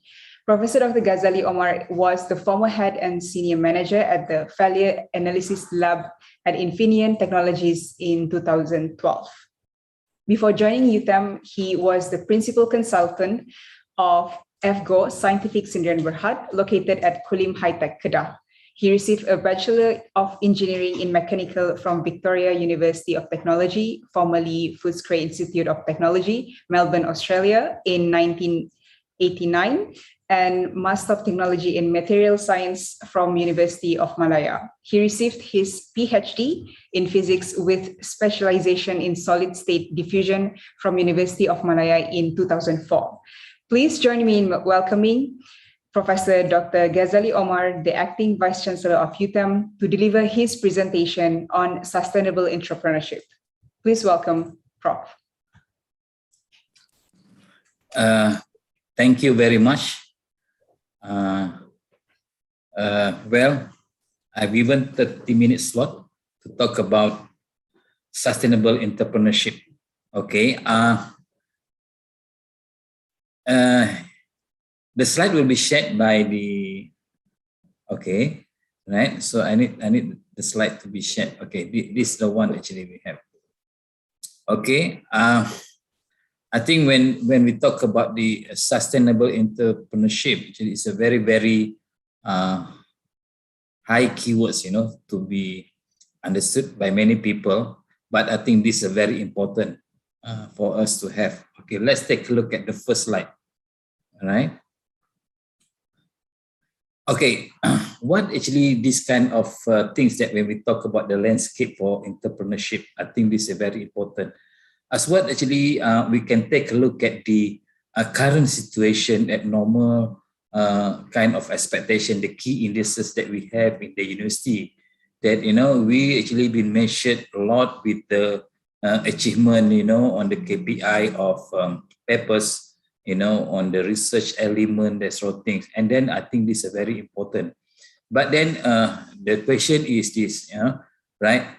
So what actually this kind of achievement that actually we are so proud of it, right? That going to give the impact into the communities and industries, because whatever actually this kind of achievement that we have is more focused on the academic achievement, right? So if the academic achievement is not being translated into this kind of impact, that will be able to provide certain level of entrepreneurship to the community and industry, and those achievement means nothing. All right, it's only a kind of measurement that actually required by the community in the university to measure how well they are done in terms of research. So being a guy from industry, for your information, I have about 23 years from industry before I joined UTM in 2015, right? So it's about 6 years ago. I look at it, actually, there's a very big gap that is needed, right? Being industry before, right? I look at it also that where actually the collaboration or the network that we should have between the industry and the university, to the extent that, a lot of us, I work with the multinational company throughout my 23 years, right? A lot of this kind of entrepreneurship that we trust more on, like our neighboring countries, Singapore, Taiwan, that sort of thing. And where actually, the Malaysian kind of landscape in terms of developing this kind of so-called whatever the technological breakthrough to provide a certain entrepreneurship to Malaysian community and industry. So very, very minimum, and then this was actually something that when we work together in the industry, I said there should be a paradigm shift in this kind of things so that, a lot of things can reflect and provide certain impact. And this actually how it should be measured, right? What actually kind of contribution, impact, the technology breakthrough, kind of consultation and these sort of things, right? And this is very important. And, for UTM, it was born, back in year 2000 with the intention that, whatever the ecosystem that we want to do is to ensure whatever we do, right, must be collaborated with the industry and community, not, right, producing students for community and industry.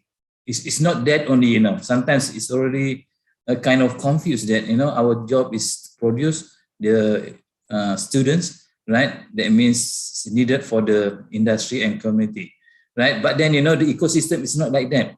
Meaning that, whatever we do, they should start with the beginning of the process, meaning that whatever they do, we have to ensure the element of education, the element of research, right, has to do with the industries, meaning that the infrastructure has to be in place at very early stage, even, during the first year of things, whatever the facilities, infrastructure, capabilities, everything has to do with this kind of what you call it, serving the industry, that sort of thing. That's why actually, although it's written what actually the role that we have in the faculty, what actually the establishment of the center, and the create learning exposure, but then the graduate employability, in terms of student, then how, in terms of the staff that we have efficient, effective consultation, spin-off company, industry community roundtable, and so on, right? Be integrated and become a very strong solution that, we can provide the kind of, which I translate entrepreneurship is something like, what actually you can do with the capabilities that we have, including students, to the landscape of the community and industry. Okay, so let's move on. Next slide. Okay, when talk about the appraisal system in terms of the community, right, it's very important that, we have all these kind of elements, right? And then, as what I said, with the integration of all this, as what actually I think has been presented by many others university, right? The sustainable entrepreneurship is one of the system that actually will be able to be used as part of the measurement system, in terms of wow, actually well we done as a higher education, especially like UTM, as a technical university, will be able to create this kind of the sustainable entrepreneurship. I mean, when you want to talk about entrepreneurship, there's going to be a lot to be spelled out or even, put as example. But, to have a sustainable entrepreneurship is something that like what actually you are doing currently. I mean, a small program selling cakes, tudung, without having this kind of technological breakthrough, it's not be able to be sustainable. Yeah, I mean, people expected that entrepreneurship come from the university should be something that provide a certain technology breakthrough. So this is a very important element with the keyword sustainable, right? We expect it's not just only sustain, but then we'll be able to further develop in terms of entrepreneurship, because when you talk about technical university, this is a very important element to be considered. Okay, so let's take a look at the next slide.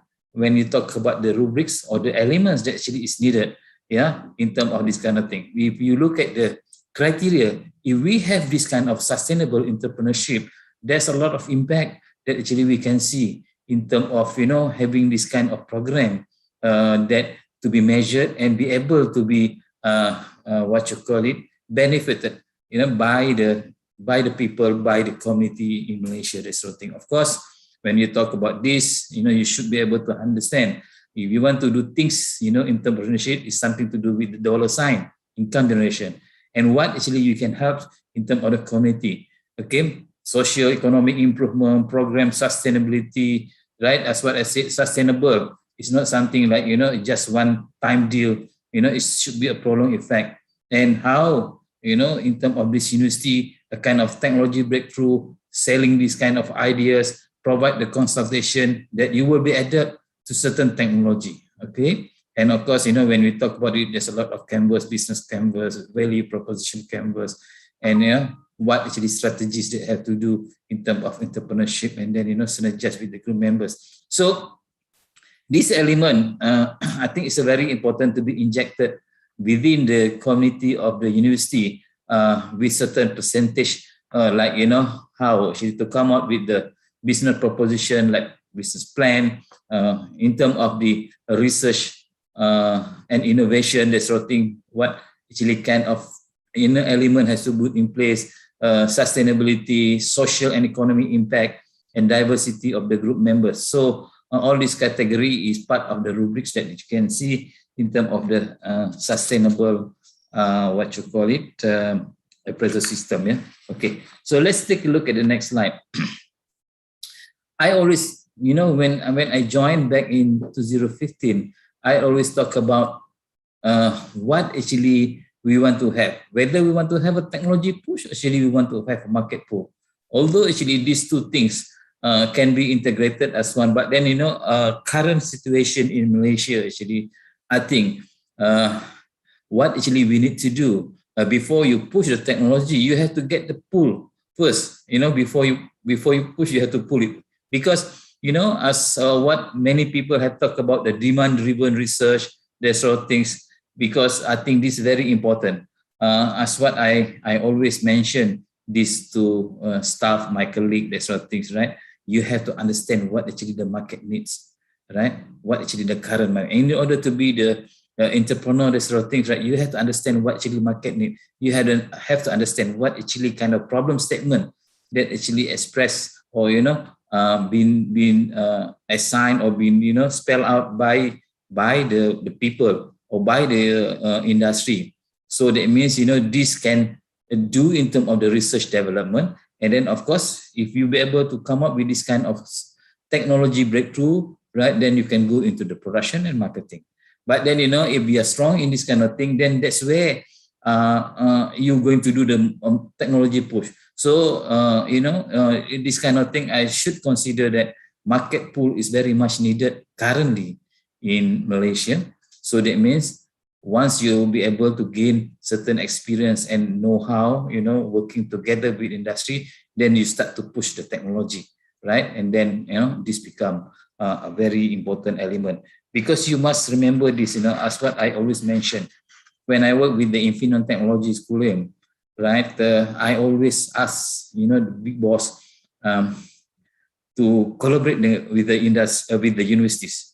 What actually, he said to me, Ghazali, you must remember that we are not a manufacturing-based company.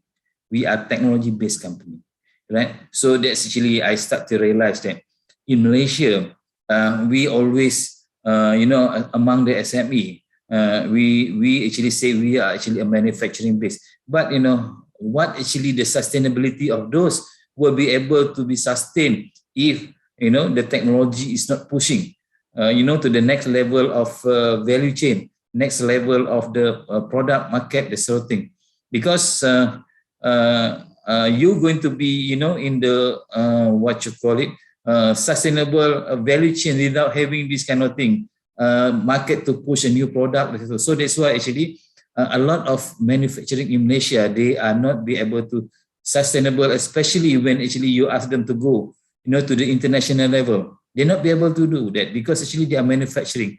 So this is very important that community is one of the what you call it, element or the integration that actually we need to do this, because we are having all the infrastructure required in order to push these kind of things, right? The SME, if you ask them to invest, on the R&D, they're not be able to do that, right? Fully. Okay, so what actually we have in the university, we have all the infrastructure. We have, like for example, in UTM, up to 800 researchers, okay, with all the kind of different background, different exposure, or most of them actually from overseas, right? But then, if they don't do this kind of thing, the technology cannot be pushed. So whatever it is, the industry is going to be stay as it is, a manufacturing base, and then whatever we do the research in the university, not be able to push the technology, or not even actually be able to solve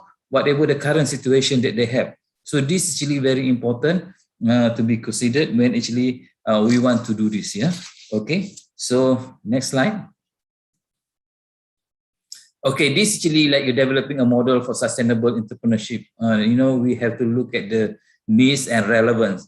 Okay, that's why actually when we do this kind of thing, right, especially the MTUN, the 4 MTUN that we have, the reason we are established, because actually we want to address the needs for the industry, and then come up with a very strong ecosystem starting from day one, as what I mentioned just now. So this is actually very important that when we want to do this, we have to come up with a value proposition, the canvas in terms of the customer, what actually the pains, what actually the gain, and then from that we come up with this how to do the relievers or the pain. Then if there's a gain, we have to create more gains, right? And then from the job and customer, we have to come up with the product and services. Although actually mention this, actually it's very simple to do that. To do that actually is very complex. But as long as actually we have very good canvas in terms of the providing the value proposition, the how itself actually can be strategically planned in order to achieve to certain things. Yeah. Okay. So next. Okay. That's why actually I mentioned, in many of us, as part of the universities, when we want to develop technologies, right? Sometimes we are so proud of the technologies, go to the exhibition and then won so many goals, and then so proud of it. We can, as what I mentioned always, right? Proud, we won the goal, and then, we increase our Myra rating in terms of that. But how that kind of technology we come out, by winning all this country, will be able to have impact to the community and industry? That's always a question. So, my question, when actually they have this kind of thing, so proud, announce it everywhere about the winning situation, I said, so what's next? I don't see the impact, right? Are you actually going to get the goal? And then, that's actually very high value that actually we are so proud of, right? As long as actually you don't have this kind of the strategies that provide the impact to the community and industry, and then don't be proud of it, because, we've been trained as what actually, I'm sorry that, the way I look at it, we've been trained in terms of be proud of whatever we achieve in terms of papers, in terms of this kind of thing. But then one actually is all academic achievement, need to be translated. I interviewed professor, right? They said actually I have 100 papers, right? And then what actually you have done to the community industry? If there's nothing, actually is that a kind of achievement, academic achievement actually is meaningless for many of us, I mean, this is really very important. That's why, in terms of the action proactively, that we have to find a new R&D for, a kind of opportunities and way how to expand, right? Showcase of the technology to industry partners, right? Come up with the demand-driven R&D, and this is very important. Don't do the R&D for the sake of just simply looking at the fundamental, but then at the end of the day, you want to go to tier 6, 7, and 8, not be able to reach to that level, right? Of course, actually that's needed, but then need to be balanced. I don't say actually it's not important at all, but we need to balance it. Okay, ideation, how actually we're going to get the active participation between student and researchers. And this is actually one of the ecosystem very important for us to look at it, yeah. And then, in terms of the network between the researcher and the technology developers, or even with the industries, as what I said, actually now in Malaysia, in the SME, if you want to look at the manufacturing-based company, you can find a lot. But you ask where actually the technology-based company, that's actually always the issue. You can count by the fingers itself, So this is something that, I think as part of the university, we have to look at all this very seriously, because I think, like for example, UTM, we actually, a few days ago, we have reached to our anniversary of 21 years. So what actually something that we are proud of, what something that actually we have seen our contribution as part of entrepreneur, in this kind of thing, how actually our existence for 21 years already established a lot of students who, work on this kind of entrepreneurship, on the technological breakthrough, on the technological kind of business, right? This is really something we have to really look at it carefully, right? So next slide. Okay. I think, I'm very much aligned with the previous Vice Chancellor, Datuk Wira Raha. He come up with this concept, right? Tunai, easy to understand, technology, university advancing industry and society. Okay, what actually we need to do? I mean, part of the technical university, we have a lot of technologies. We produce so-called a lot of technologies. How actually this kind of ecosystem will be able to produce highly skilled technologies and enhance the invention. So that actually going to impact the industry and society inclusively. Like this is very important. The word itself, if you look at it, you don't see much impact, but then you will carefully deep understand this kind of thing. That's what actually important. But then I don't think this is really something that a kind of concept is not being mentioned or being spelled out, being discussed in every university. People have been talking about this. I attended so many kind of speakers talking about how actually we're going, what actually kind of the technology that we should exercise this for industry and country. But then the question is how. What actually the strategic infrastructure, what actually the strategic kind of activities that we need to do. And that one actually, we don't have a fully answered. We don't have this to be answered and discussed in detail. We have to focus talking about this, right? This is very important. Otherwise, the concept is just a concept. The execution will be, in trouble. Okay, so of course, this is something that actually need to be carefully brainstormed, discussed, and actually progressively implemented. Otherwise, actually, it's going to be just a concept, right, without fully executed. All right, so let's move to the next slide. Okay, so of course, when we talk about the Tunai itself, impact has become very, very key to this kind of thing. As what I mentioned in my previous slide, that sort of thing. We talk about industry, we talk about society, we talk about environment, the university itself, and the globalization that we can see, with the industry. If we're able to do this, it's going to be a kind of entrepreneurship mindset, right? Because whatever we do, right, it's always been relate back to the industry. It's going to be work together with industries, that sort of thing. And then this is very important. As what I said, in the current situation that in Malaysia, that government support actually because of the economic factor, right? We are not actually getting a full support. And then this is actually the time, as what actually people say about, online learning, that sort of things, digitalization. I think in terms of this kind of concept, doing activities on the research and development, right? It's a concept that really that you need to engage with the industries. I mean, honestly speaking, when you want to do research, right, whatever government impact, this sort of thing, you're getting actually a kind of money that you need to buy material. You need to actually make the material kind of problem. And then after that, you analyze. And after you analyze, you come up with a report and then you conclude. But then actually, in the industry, there's a lot of problem already there. There's a lot of problem already there. Why just don't you go and take the problem, analyze it? So I calculate based on vote that we have, for the sake of simplicity, you have a lot of vote, on the raw material, on the doing this kind of special services, but those actually is not needed anymore because the problem is already there. You just need to analyze. Imagine what actually kind of low cost solution in terms of doing this kind of thing. And then, the beauty of it, you work together with industry. A real problem. You don't have to create the problem. The problem is already there. Okay, of course, when actually you do this, you're going to provide the solution, right? And then that solution make you become more matured, more trusted. Okay, you close the network, and then from that, you go the next level, become a technology-related solution. All right. After you all this kind of thing, because actually, your university actually become very vibrant. That you can claim, right? The claim need to be truth. That academia, industry, society, ecosystem.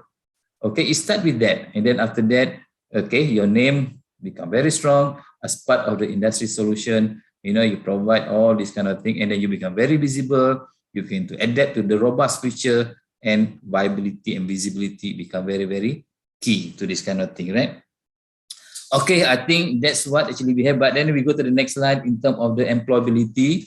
This is actually what we have. Okay, if you look at it, we have burger tempayan, we have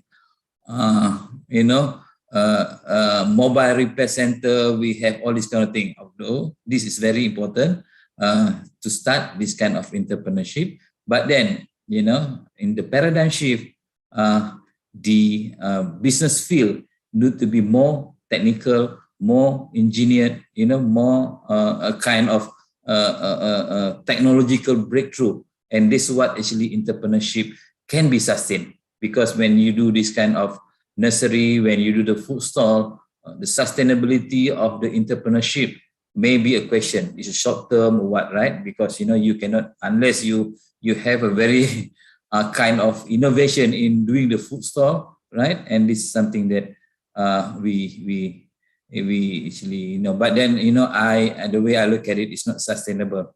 Okay, I have about 3 minutes. I think I am about to finish. Okay, so entrepreneurship program that we have, this is what. But then we have the 7 strategic goal started 2021 until 2025.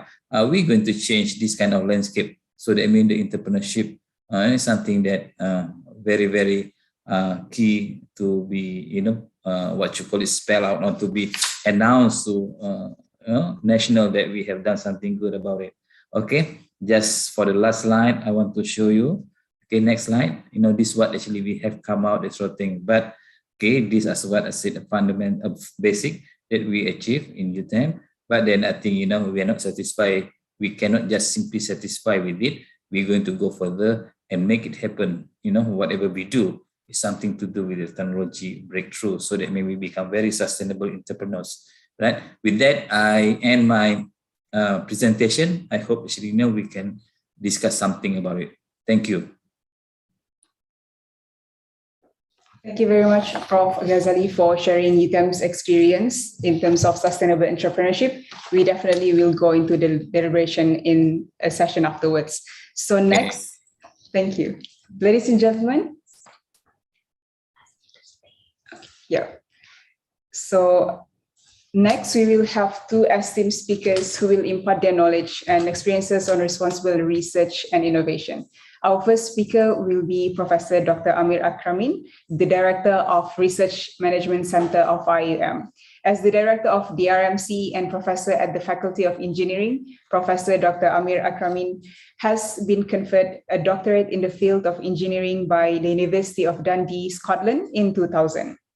Previously, he held the post of Deputy Dean Academic Affairs, Kuliah of Engineering, the Dean of Kuliah of Engineering, as well as the Director of Industrial Links and the Director of the Office of International Affairs. Prof. Amir has been principal researcher for various research grants over the last 23 years, mainly in the area of autonomous mechatronic systems, which aims to develop intelligent robotic systems for industrial use and other related applications. He currently has various published articles in books, referred journals, and various international conferences, some of which have been highly cited. So I would like to invite Professor Amir Akramin to deliver his presentation.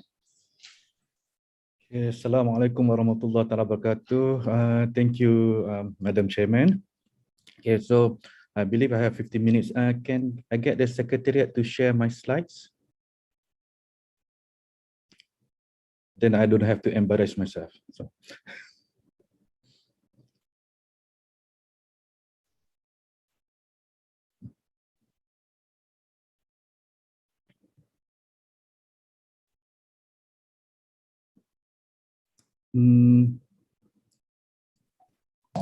Yeah. 1 minute, Prof. We are sharing the screen. Okay. I'm waiting for that. So thank you very much. Thank you for the organizer for the excellent sharing session that we have today. Okay, so the title given to me is Responsible Research and Innovation. Okay, for the webinar on decolonizing and redesigning the futures of higher education.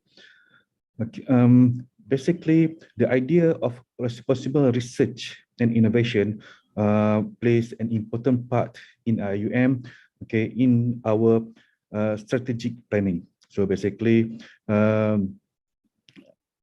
it is listed as one of the goals, okay, and also part of the what we call is a soft or Sejahtera academic framework, okay, and the research, responsible research and innovation, or short maybe RRI, is to engage in research and innovation relevant to Maqasid Syariah and Sustainable Development Goals. Now, the statement in essence defines a new research direction for the university, okay, that will engage in research and innovation activities that are ethically acceptable, sustainable, okay, and socially desirable. So that's why here, okay, we put a definition of responsible research, means there be a proper alignment, okay, of in the activities of science, research, technology, and innovation. Basically, there's for staff and student, and also social expectation, okay, with the aim, okay, to foster sustainable research.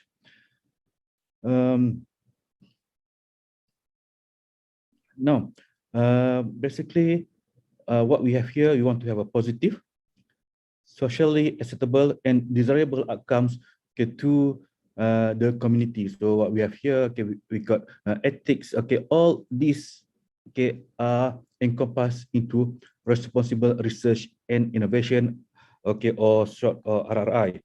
Okay, so can I have my next slides, please? Okay, but however, okay, from our study that we have done, this, okay, starts from responsible researcher, where the responsible researcher, okay, aims to produce outputs, okay, with clear utility to society, okay, and lives of people. So basically, you start with the person itself. So I think we have from the sharing that we have today, okay, what it's not about KPI, it's not about criteria for promotion, okay, so it is about a researcher itself, where you want to have a change the society through you having a technology transfer or knowledge transfer, or inwardly you become a reference center. So this clearly the research must be made according to needs and demand of the society. Next, please. So that's why we come up with this house where we have the responsible research and innovation framework. Okay, so basically the whole of this presentation, okay, that I have today come from the book of the framework of this research. So the book is currently at a final draft. Okay, so all the slides are a source from that book. Okay, so this has been made by the management of RRI, previous RRI. Now, the framework was prepared as a strategic tool, okay, to boost the RRI outputs, okay, and with high and positive impacts to the community and environment. So basically, this will be our reference point where give you a model of the structure, okay, and guide and reference for the whole university. Basically, the ultimate objective, okay, in this, okay, as you can see here, the strategy objective is to produce impactful research and innovation for Rahmatan lil Alamin. Okay, next slide. The strategic objective here, what Rahmatan lil Alamin, or translated here as mercy to all the worlds, okay, it means that all research and innovation activities engaged by the university should be geared towards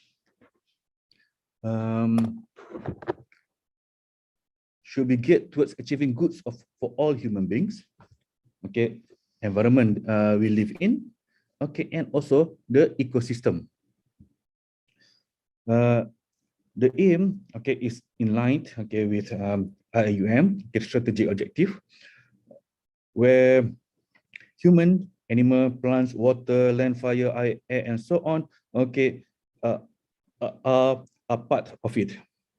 So the RRI goals, okay, also known as basically SDG, okay, we respect to human being, okay, Islam focus, our goal lie in preserving our faith, life, intellect, wealth, and lineage, all of which are addressed in the Maqasid Sharia. So next, please.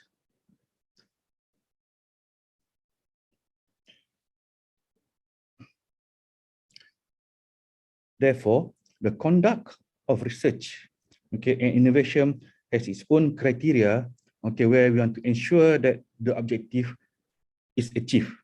Okay, so among the criteria that we put on for our researcher, the objective of any research and innovation must be geared towards having a positive impact of the society and environment.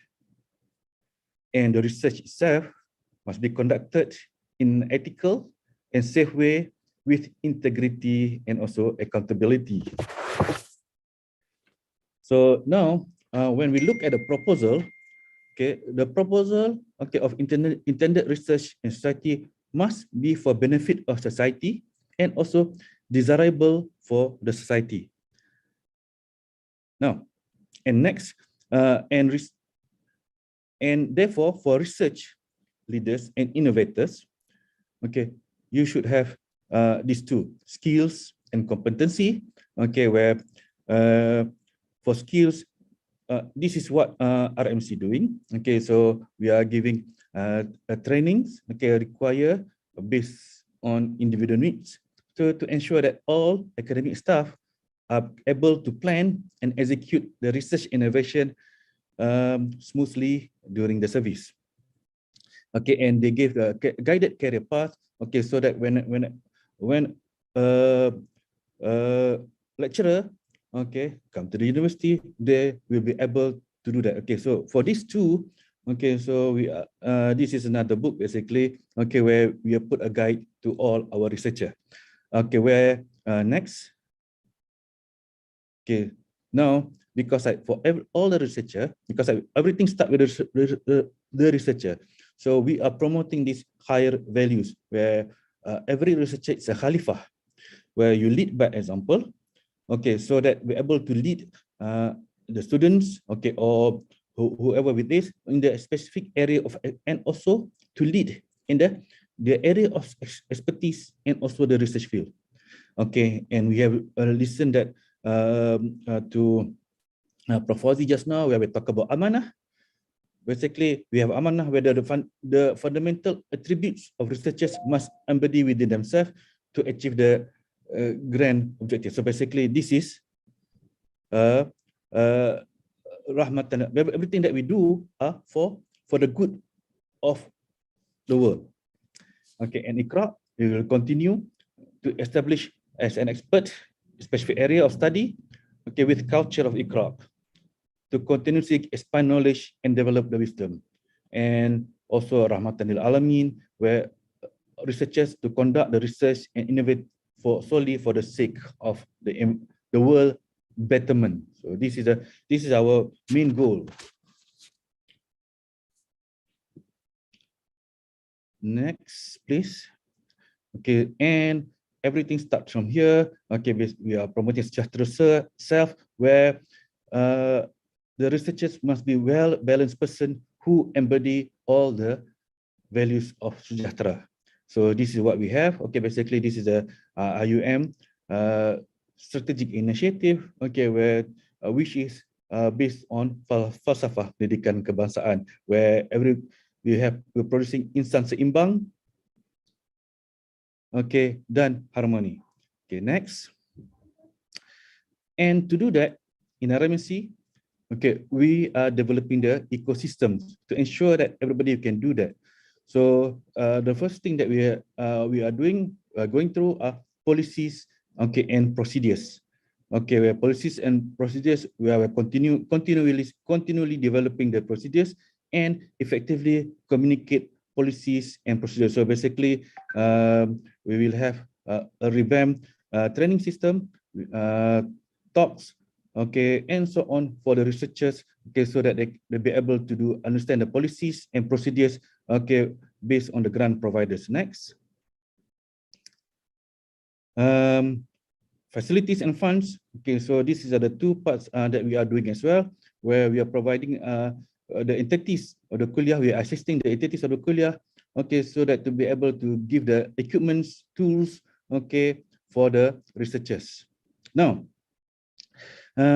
one of the most important element is funding. Okay, so we are working very hard, okay, so that our researchers will be able to access and also know the needs of the funding. So basically, we have a lot of funding, either from here. We also provide funding for researchers so that they'll be able to find the collaborators, okay, and facilitate the search process. Say next. The other part here is information. Okay, research is always about wanting to know something, okay, increase our understanding. So therefore, researchers will require a lot of information, ideas to generate new knowledge, describe things, okay, patterns and phenomena. So basically, a research is obviously we can simply say that it's about making new knowledge. Okay, so we are providing support for researcher, okay, to do information gathering, sharing, and storing by having our knowledge management systems, okay. Plus, we also have we will have meeting with industries and communities, so that the researchers able to get the information. So next one. And lastly, we will work with the entities here, because basically the human resource is very important for the researcher. We're talking about postdoctoral system, postgraduate system, undergraduate student, data collectors, technicians, lab assistants, etc. So this is part and parcel, okay, of the research RRI. So because the ultimate aim of the RRI framework is to provide a clear set of guidelines for the university research community to achieve this objective of responsible research, okay, and innovation for Rahmatan lil Alamin. So next one. Okay, thank you very much for your attention. Okay, so I believe I'm able to stick to the time given. Okay, so now I would like to pass on to my colleague here, Dr. Yasir. Thank you very much. Assalamualaikum. Assalamualaikum. Thank you. Yeah, thank you very much, Professor Amir, for sharing, especially highlighting how we also incorporate the integration of humanistic values as the underlying principles, and also how to enable the environment for researchers to have a conducive ecosystem for responsible research. Our second speaker is Associate Professor Dr. Yasir Muhammad Mustafa. Dr. Yasir is currently the Deputy Director at Sejahtera Center for Sustainability and Humanity, IAM. He furthered his studies and earned his PhD from the University of Queensland in 2011. His PhD research work was on the area of robotic and intelligent surveillance systems done in collaboration with National ICT Australia. Currently, Dr. Yasir is actively conducting research in the area of unmanned systems and robotics in environmental monitoring applications. Please join me in welcoming Dr. Yasir to deliver his presentation. Can you hear me? Yes. Okay. Yes, Doctor. Okay, Assalamualaikum warahmatullahi wabarakatuh. And a very good afternoon to all. Let me share my slide.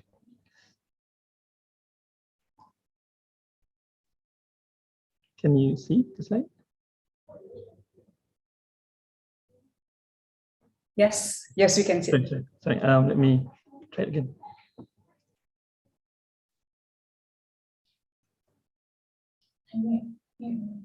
Okay, Doctor. Yeah. Can you see full screen? Yeah, we can see full screen. Okay. Yeah. Okay. Thank you, Sister Idayu, and thank you, Prof. Amir, for the presentation. The first part of the presentation on decolonizing and redesigning the future of higher education, and specifically looking at the component, the new appraisal system that we like to propose, the responsible research and innovation component. Okay, I'm Yasir Mustafa, from Sejahtera Center for Sustainability and Humanity, IIM. Okay, taking on what Tan Sri presented this morning, the wiser model for social revolutions, the way we should be transforming our societies. Okay, and on the action parts, basically we want to look at this formation of a new university model that give emphasis on these 5 pillars, very important pillars: the knowledge integration, community engagement and leadership, sustainable entrepreneurships, responsible research and innovation, and collaboration and exchange.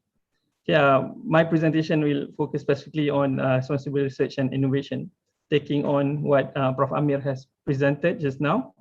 Okay, responsible research, as we would like to define it, is research and innovation that give impact to the society, positive impact to the society, the one that can contribute to this wiser society. Okay, but the question is, when we look at research done by the higher education nowadays, okay, we always ask like this, a comic that we ask, what is the research impact? What are we producing from our research? And normally we all can foretell that what we produce from research, normally when we get grants, 10,000, 100,000 grants, we're producing, the demand would be to produce journal articles.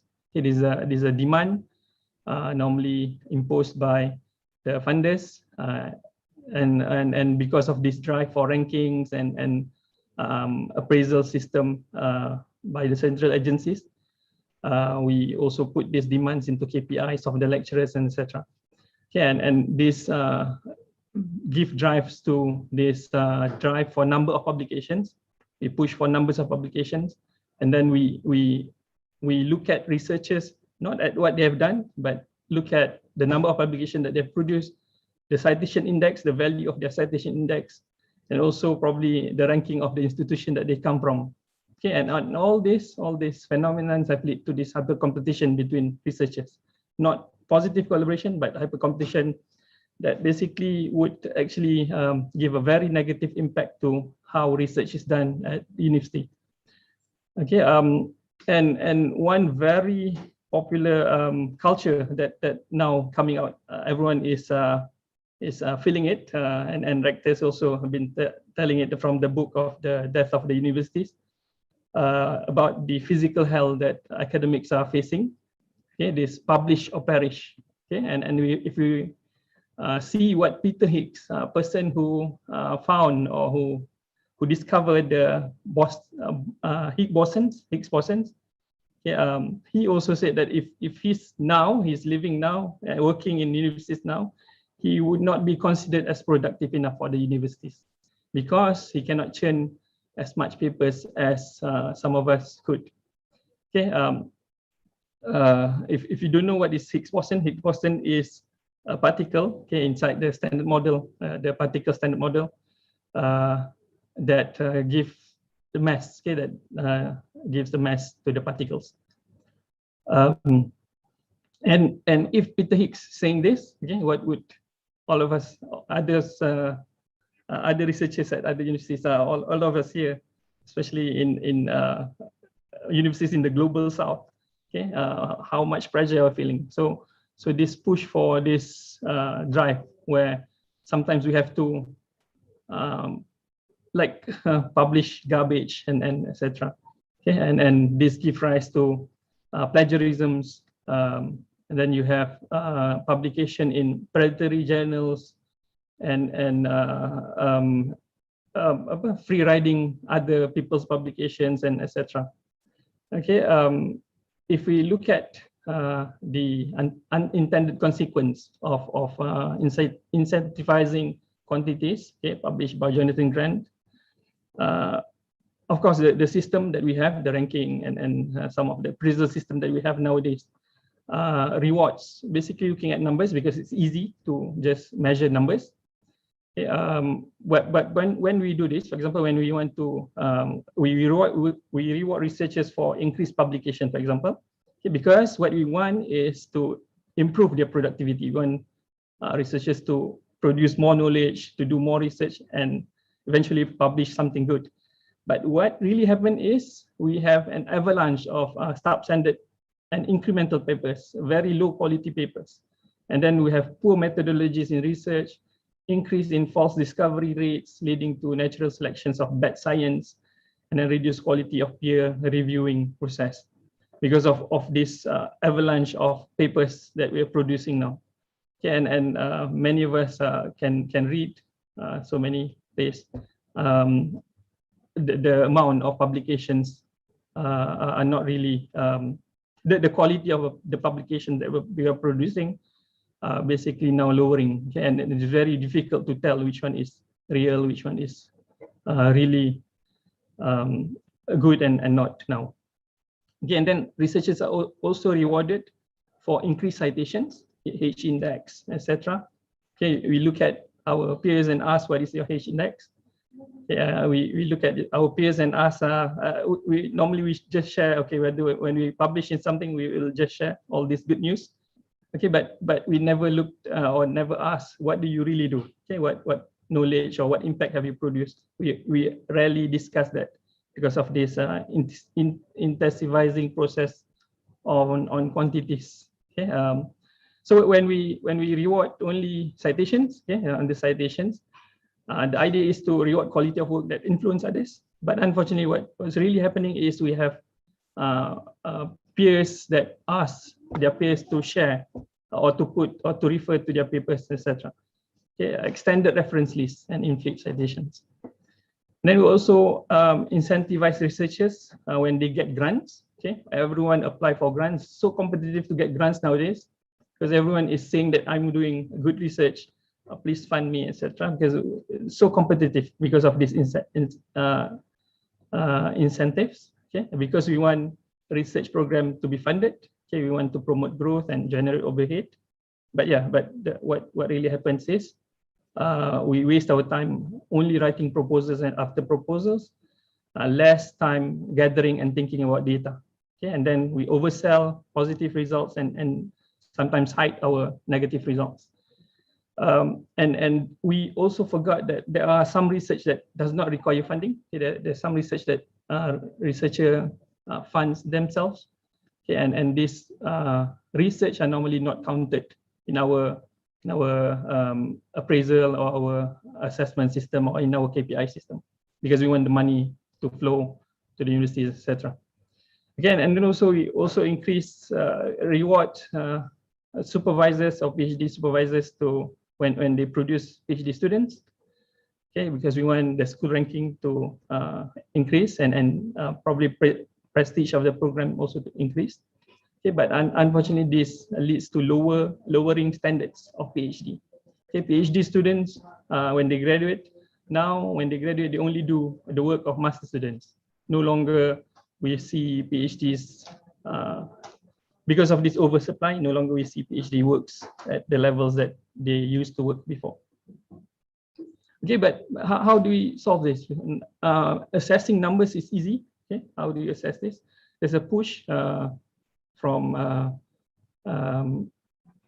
initiatives called DORA. Okay, from started by the biology cells group in 2012. Okay, called DORA. Okay, where they promote meaningful assessment to improve research. Okay, instead of just looking at numbers. So just looking at impact factors of journals, looking at H index, okay, we must have a meaningful assessment, okay, to improve our research, to improve our quality of the knowledge that we generate through research. Okay, and since we like to look at these top universities, okay, Cambridge in 2019, they also signed up to DORA. Okay, why not we sign up earlier? Why Cambridge have to sign up first? Okay, I signed up personally to DORA early before Cambridge. But when Cambridge signed DORA, okay, what they want is they want to demonstrate to their researchers that they value quality of research. They don't value quantity; they value quality, okay, and content of the research, regardless of how and where it is published. Okay, DORA is an initiatives, okay, that promote this meaningful assessment, and they recommend researchers, or they recommend all of us to focus on merits of the work. Okay, do not focus on reduce focus on impact factor. It might be useful, it might indicate something. Okay, and other matrices, H index, etc., might indicate something. Number of papers, they might indicate something, but we have to reduce our reliance on these numbers. And then we have to facilitate and promote open science practice. Okay, instead of publishing in high impact factor journals, and then you have to pay. Okay, and then the public who fund your research have to pay to access the journal. They promote open science. Okay, we publish preprints, we publish in open science portals instead of in all these very expensive high impact journals that we call high impact. Okay, and then they promote improve rigor and reproducibility of research. Okay, don't just publish. Okay, make sure there's rigor and your research is reproducible. And then they promote for enhanced collaborations, okay, through open science. Then DORA also promotes values of all scholarly outputs. Okay, don't just look at journals. Okay, some research might produce journals, but some research might produce data sets. Okay, when we do research in engineering fields, for example, when we want to train, we want to develop algorithms, for example, we don't produce journal. We develop codes, we develop softwares. Okay, that could be an output that worth to be valued from research. Okay, so DORA promotes that we look at all these outputs, okay, including societal outcomes and impact. Okay, how have you changed the society? How have you changed the community? So this could be things that we should value out of research, not just journal articles, not just patents, not just the amount of grant that research received, etc. Okay, but so this coming from the universities of the West, okay, started from the US. Okay, but the problem with us, okay, university in global South, okay, we have this other issue, okay, apart from this publish or perish and all these trends that we're following through this from the West. Okay, we also have this other issue about the knowledge being colonized. Okay, the knowledge system that we worked on, okay, is really hegemonic. Okay, it is Eurocentric. Okay, all when we publish, okay, we have to publish in Scopus, Dutch-based companies, and then Web of Science, another European-based and US-based companies. So all these publications, we want to be indexed there. I don't know why. Okay, probably because of the ranking, probably because that's what we have been doing. Again, then the bibliometric collections that we say define knowledge are constrained to only English. Okay, normally, mainly English. When we read papers, when we do research, we'll ask our students to read in English. Yeah, of course, there's so many papers in English. Okay, but because of this, bad things happen. Okay, when we do research as well, and when we write our research output, okay, we follow the methodological tools and theoretical premises and styles of writing and argumentation defined by the Western scholars. Okay, even citation, when we do citation, we have to follow their citation styles, right? So all this are actually a form of colonization in knowledge. And then there's a bias in academic power because we refer to this database that is Eurocentric. Okay, so they define who amongst us are the best, who have higher or better academic rigors and etc. through the citations, through their rankings, etc. Yeah, and also a great bulk of intellectual work that we produce. Okay, our indigenous people, our locals, okay, they don't speak English. Okay, they might be producing something out of other language, are being left out. Okay, in our knowledge system. Okay, another point about colonized knowledge is prestige and marketization of universities. Okay, and this is achieved through research. We use research as means to increase our prestige and to marketize our universities. Okay, not really to because of this influence of this colonized system. We tend to look at research as the means to improve prestige and to market our university. Okay, and this leads to the commodifications of education and research. Okay, which leads to knowledge inequality because we have to publish in their journals, for example, in their index systems. This leads to knowledge inequality. And then when we do research, we want research to be that is relevant to the West, okay, to what they are looking at, okay, and our societies are being left out. Okay, and then there's adoptions of corporate style management, okay, because of this prestige and marketization influence, okay, and which leads to overemphasis on accountability. Okay, everything have to be proven. When you say you publish, okay, you have to show that you have published. All this accountability is being overemphasized. Okay, and this happens in our research, in our teachings, and many more. Okay, and this all at the cost of our academic freedom and autonomy. Okay, following rankings and etc. And then education and research centered on market-driven skills. Okay, we tune our education and we tune our research following the market drive. Okay, defined by especially the ranking metrics.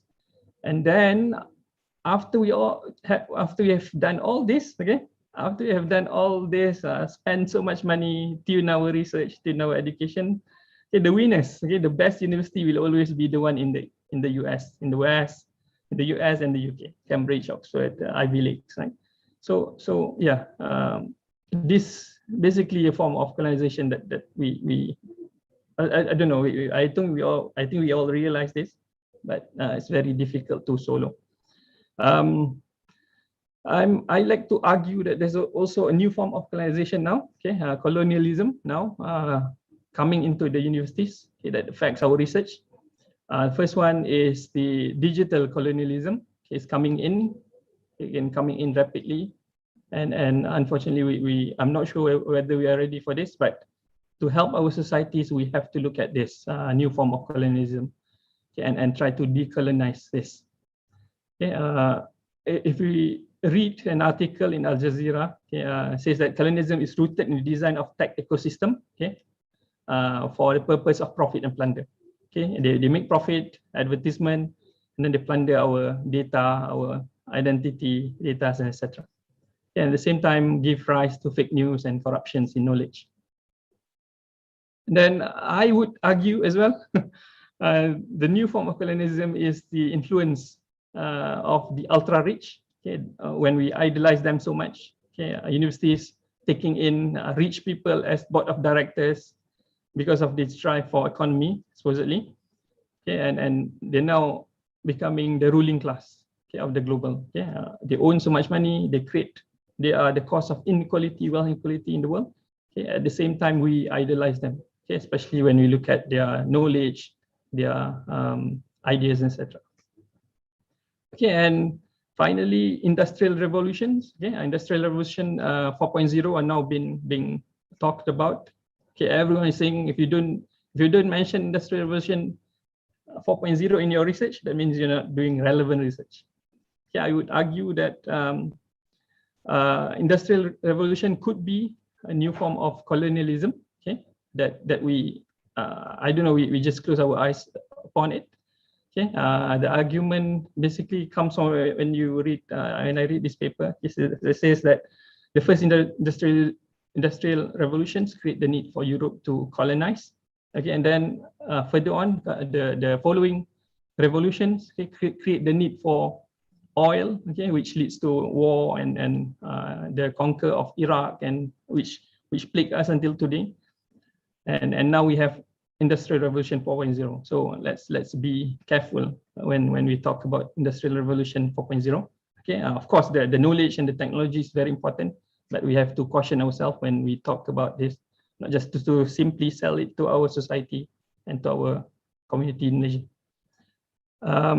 Okay, since the webinar is also linked to our future, okay, let me share, okay, one future scenario building workshops by IIM, okay, virtual journey of IIM to 2040. Okay, and there's a book published by IIM Press on about this. Okay, and during these workshops, okay, the leaders, thought leaders of the universities were asked, okay, what is impossible today, but if possible, change everything about research for IIM, okay, relating to research. Okay, and the answers given, first one is to change research culture and do real research. Okay, so there's a culture that needs to be changed. Okay, and I want to push their academics to do real research. What does this mean? It could be basically relating to this decolonizing of the higher education. Okay, and then to be research leader in knowledge and technology frontiers. Okay, no longer we use the technology, but we follow the direction set by the West. And then to conduct societal need-based integrated research, okay, to serve the community, to serve the surrounding communities of the universities especially, and then to become the center of reference and have our academics as thought leaders. Okay, and all these points, okay, talking about the future, okay, what we dream about, okay, basically this, decolonize and to lead in creating impact through our research. So how do we propose to appraise responsible research and innovation? The first step that we have to do is we have to make everyone realize that universities are societal institutions, okay, with the purpose to preserve, to understand, to advance, and to disseminate knowledge to the society, okay, for the benefit of the society. Okay, and also we have to realize that there is a pressing need to increase our focus, especially in our research endeavors and research works, on societal impact. And the four components, the four subcomponents that we propose for the responsible research and innovation, okay, is to look at research as a whole, okay, in the at all levels, okay, at the input levels, output levels, outcome levels, and impact levels. Again, and very importantly, at all these levels, okay, there must be the engagement with the stakeholders, which is the society, okay, from the very beginning at the input levels. Okay, and output would be the things that we have been producing, the journals, the knowledge, and the technologies, etc. And then outcome is the change in knowledge, attitude, skills, relationship, behavior. And then impact is the change, a bigger change at the economic, societal, environmental level. Okay, this is the model, research impact model. Okay, presented by Dora. I think we can adopt it. Very nice model that says research, basically starting from input to impact. But I just want to point out here, this is what we have been doing. We have been doing research. Okay, we apply grants, we do research, and then we publish. Okay, we generate knowledge and publish, and then we repeat. This is what we have been doing. And the new appraisal system that we want to propose, okay, don't want this. Okay, we want research to move from input until the impact. Okay, that means universities have to make sure that whatever research that we do, okay, must start from the input until it reaches some impact. Okay, there must be a process of research, knowledge generation, and then we disseminate the knowledge that we have generate. Okay, this is very important because this is where the return to the return of the investment. Okay, the money comes from the public, so we have to disseminate back the knowledge to the public. We don't keep the knowledge in journals that they have to pay to read. They don't even read that. And this is our responsibility to disseminate back the knowledge, and then make sure that there is an uptake and usage. Okay, we have to analyze for uptake and use, because from this analysis of impact, then only we know whether the knowledge that we generate will serve the society or not. Okay, if not, we never know. If not, they'll just go into journals and then generate profit for some companies that index the journals. Okay, sorry, sounds a bit harsh. Okay, but very importantly, throughout all this process of research, okay, we have to have stakeholders engagement, okay, which is our society or communities. Okay, and this way we would be able to localize and make our research more focused to the society. Okay, so I'll end. Sorry, taking a bit more time. Okay, we always do this. Okay, we're talking about research and we talk about innovations. Okay, we say yes, okay, we want innovation, but we always say no to change. Okay, we don't want change, and that's not good. Okay, you will not get whatever you want because you don't want change. So let's say yes to change. Okay, and inshallah we can materialize, we can improve, and we can decolonize and improve our universities. Okay, promote collaborations, working together through this new appraisal system, inshallah. Okay, thank you. Assalamualaikum warahmatullahi wabarakatuh. Thank you very much, Dr. Yasir, for the wonderful presentation. There are at least 3 major takeaways. We can see that it challenges us to rethink what it means to be productive in the academic system, as well as to seriously consider the unintended consequences of quantity-centric metrics, as well as the modern-day kind of colonization in the world of research. Ladies and gentlemen, our next speaker is Ms. Zalina Abdul Aziz, famously known as Ninot Aziz. She is a Callisto Prize recipient, a Malaysian author and poet. She had a vision of putting Malaysia on the world map through our hikayat, meaning stories, and heritage. The Malaysian award-winning author and storyteller of many generations draws inspiration from the hikayat Melayu that began in oral tradition and cultural art forms like makyum, memorialized in the Malay manuscripts, and finally in printed form. In her work, her strong grasp on Malay history, stories, and heritage gives unique interpretation to any project concept she undertakes. To date, she has penned 4 anthologies, 5 novels, and 3 graphic novels. A regular contributor to various mainstream media and online, Ninot Aziz has written over 400 articles on the importance of the Malay heritage and preserving our cultures and traditions. As a poet, Ninot Aziz is an active member of the International Poetry Blogospheres. Her poem, To Be Human, was included in the Poets United anthology, Thoughts That Breathe. It is a great honor for me to invite Ms. Zalina Abdul Aziz, or better known as Ninot Aziz, to speak on decolonizing the futures of higher education. Please welcome.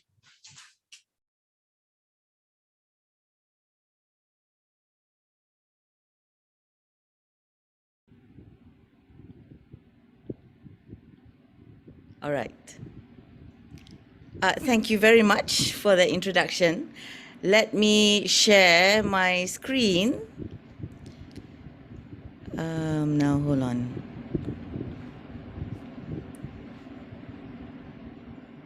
Just give me a second here. Yeah?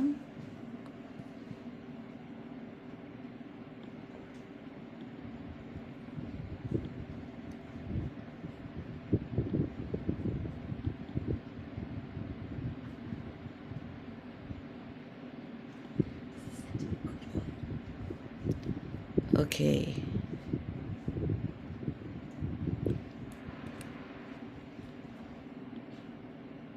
Okay, can you see my screen? Not yet. Not yet. Okay, all right. Okay, just give me a second here.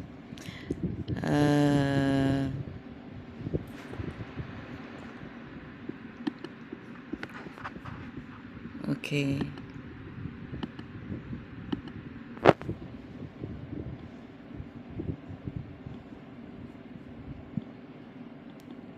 Can you see it now?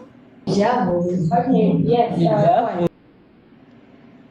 Okay. All right. And can you hear me well? Before I Yes, start. very clear. Okay. Assalamualaikum. Bismillahirrahmanirrahim. Terima kasih saudari pengacara majlis. Yang berbahagia Profesor Datuk Profesor Emeritus Tan Sri Datuk Zulkifli Abdul Razak, semua yang hadir, AJK, IIUM, seterusnya rakan-rakan pensyarah webinar hari ini, ahli-ahli akademik dan para hadirin yang dihormati sekalian. Sidang hadirin, kita mulakan. Melati kuntum tumbuh melata sayang merbah di pohon cemara. Assalamualaikum, mulanya kata saya sembah pembuka bicara. Assalamualaikum warahmatullahi taala wabarakatuh. Alhamdulillah, segala pujian bagi Allah Subhanahu Wa Taala dengan kelapangannya dan keizinannya jua saya dapat hadir hari ini untuk berkongsi pandangan perihal topik Decolonising, the Futures of Higher Education. Tuan hadirin sekalian, tuan-puan, betulkah sistem pendidikan kita masih terjajah sehingga kita perlu berbincang mengenai keperluan untuk menukarnya, menyahnya? Kenapa kita masih perlu berbicara tentang ini bila negara kita sudah lama merdeka dan berdaulat? Para hadirin yang dihormati, izinkan saya meneruskan ucapan saya dalam bahasa Inggeris bersempena bahasa pengantar resmi webinar hari ini. Honourable audience, ladies and gentlemen, I am first and foremost a storyteller. As we all know, stories teach us about life, about ourselves, about others. Storytelling is a unique way for all of us to develop an understanding, respect and appreciation for other cultures as well. And the stories I tell involve me delving into legends of Nusantara Melayu, and I've dedicated the last 20 years or so for this. I weave our stories in such a way that people can not only appreciate our civilization, culture and heritage, but also visualize how great we once were. However, when I received this invitation to speak at this event, I felt I was an odd choice. And I actually wrote back to IIUM to double check whether the invitation was really for me. And to my surprise, Professor Tan Sri, Rector himself here today, I believe, confirmed that yes, indeed, I am the intended speaker. And his brief to me was this: that the entire webinar is about turning things that is higher education around and disrupting them constructively, keyword constructively, including our history and legacy to cope with the pandemic. And I was encouraged, to say the least, and I could see the light how I can contribute to the discussion. After doing all my research for this, I believe for us to effectively transform our education and its system, we may have to be very, very brave to turn the system upside down, inside out, maybe. Ladies and gentlemen, today I will tell you 3 stories. And hopefully at the end of it, we will see some points that the academic world can use for looking at the way our education system works. The first story is an obvious choice. From Sejarah Melayu, a legend we have heard in various forms, in the general story of how Parameswara came from Palembang, fleeing away from Majapahit clutches, sailing to Temasek, killing Temagi, who ruled there. He then fled to Muar and Melaka. And for those who hate Sejarah Melayu, and there are many who hate Sejarah Melayu, in essence, Parameswara was portrayed as a renegade on the run and a murderer to boot. Hardly the story of a noble prince who founded one of the greatest kingdom. And today we know this was not the true story at all. The actual legend was that, I'm going to take you slow here, Sang Nilo Utama, son of Sang Sapurba, Paduka Sri Timurti Tribuana, son of Raja Chulan, grandson of Onangkyu of Gelangui of Ujong Tanah, had sailed to Temasek and renamed it Singapura. And it was his great-grandson, Paduka Sri Maharaja Parameswara, son of Paduka Sri Rana Wira Kerma, who subsequently opened Melaka, on a hunting trip no less. What we knew from the past and even in schools about Parameswara was certainly actually a total lie. And I wonder at the suppressed timeline.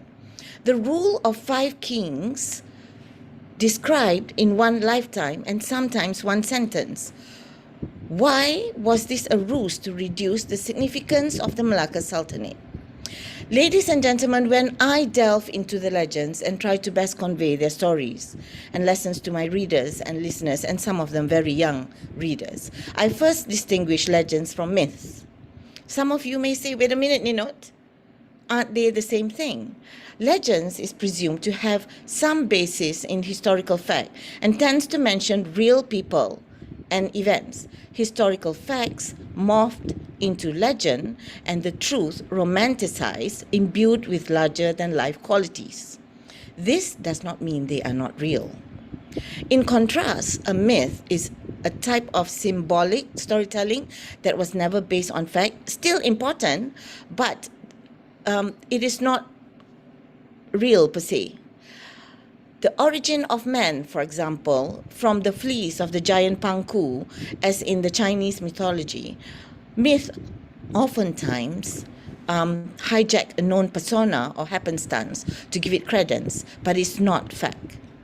Myth, instead of legends, actually have found their way into our education system, like the story of Parameswara I just mentioned.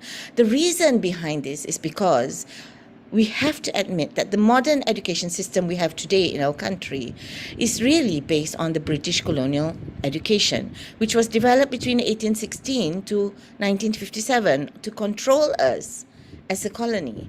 They actually filled our education with myth to make us feel inferior or bad about ourselves instead of celebrating our legends, and they called them dongeng so that we don't believe in our legends. In fact, among all the Malay manuscripts that the Western world adored and brought to over 150 institutions all over the world, the epic romances were the first to be Romanized, not our Kitab Ilmu. Ladies and gentlemen, I would like to share this picture of an artwork at the Allegory exhibition at Gallery Petronas a few years back. The exhibition was based on artwork and sculptures that were based in turn on Malay hikayat and Malay manuscripts of old. And this particular work, entitled The Honourable Pirates by Shafiq Ali Am, was a crowd puller.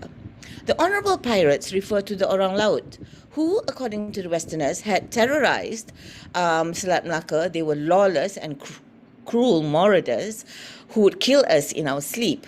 And this legend went back to the UK. But in our Sejarah Melayu and other hikayat like Awang Sulung Merah Muda, they were referred to as men loyal to the Sultan, patriots and defenders of the realm. Now, ladies and gentlemen, which one is legend and which one is myth? Shafiq's honourable pirates or the colonial view of cruel, lawless men? The real question that came to my mind, ladies and gentlemen, when this topic was put before me, and it was a huge topic in my mind, was the real evidence that our mindset and education system was still quote-unquote colonized. I believe the best way to understand the depth of colonialized mentality in our higher education is really to look at not our process and not what we do in university, but to look at the product of our higher education system. Now, a few months ago, Datuk Baldi Shah Abdul Ghani, who was the founding CEO of CIMB Islamic Bank and former deputy CEO of Tabung Haji, called me, asking me if I would consider writing a book with him. The book would be a reference of all the quotes by Melayu thought leaders and sayings across time throughout dunia Melayu. We would be free to find quotes from Sejarah Melayu, Negara Ketagama, Noli Me Tangere, to modern day speeches, our old hikayat, even our UNESCO acclaimed dance theatre Mak Yong. He asked me to do this because he was fed up listening to our leaders quote Western leaders when they speak. The idea was to have a reference where we can all find the most memorable quotes from our past to inspire thought leadership. And this started me off listening really to deeper to the language and spoken words of our leaders since independence. And I was shocked to actually find many of our leaders, ministers, senators, MPs, C-suite executives, and I'm sorry to say this, even our educationists, quote Western icons. In university, this just reinforces colonial mindset in our education system. Sadly, this is just the surface of it. The colonization can be seen in deeper levels, which we'll see next. Ladies and gentlemen, when we attend leadership programs organized by many universities and other institutions, the leadership examples are either mainly foreign leaders, especially from Europe, from North America. We have Bill Gates, Winston Churchill, Aristotle, Elon Musk, Steve Jobs, the famous Steve Jobs. And we do not really hear leadership case studies on leaders from Dunia Melayu like Hang Tuah Tun Fatimah, Hamka, Tun Perak, Tunku Abdul Rahman, Jose Rizal, General Sulaiman, from Indonesia, that is, General Sudirman from Indonesia. We don't hear them. And in business schools, many case studies are about foreign companies. We have Shell, Google, Facebook. And why not Tabung Haji, which is recognized as the biggest and best managed pilgrimage fund globally, or CIMB Islamic Bank, which won Best Islamic Bank worldwide in consecutive years. Petronas, known as one of the 7 sisters in the global oil and gas industry. Felda, the most successful poverty eradication initiative in the world. Furthermore, look at our communities.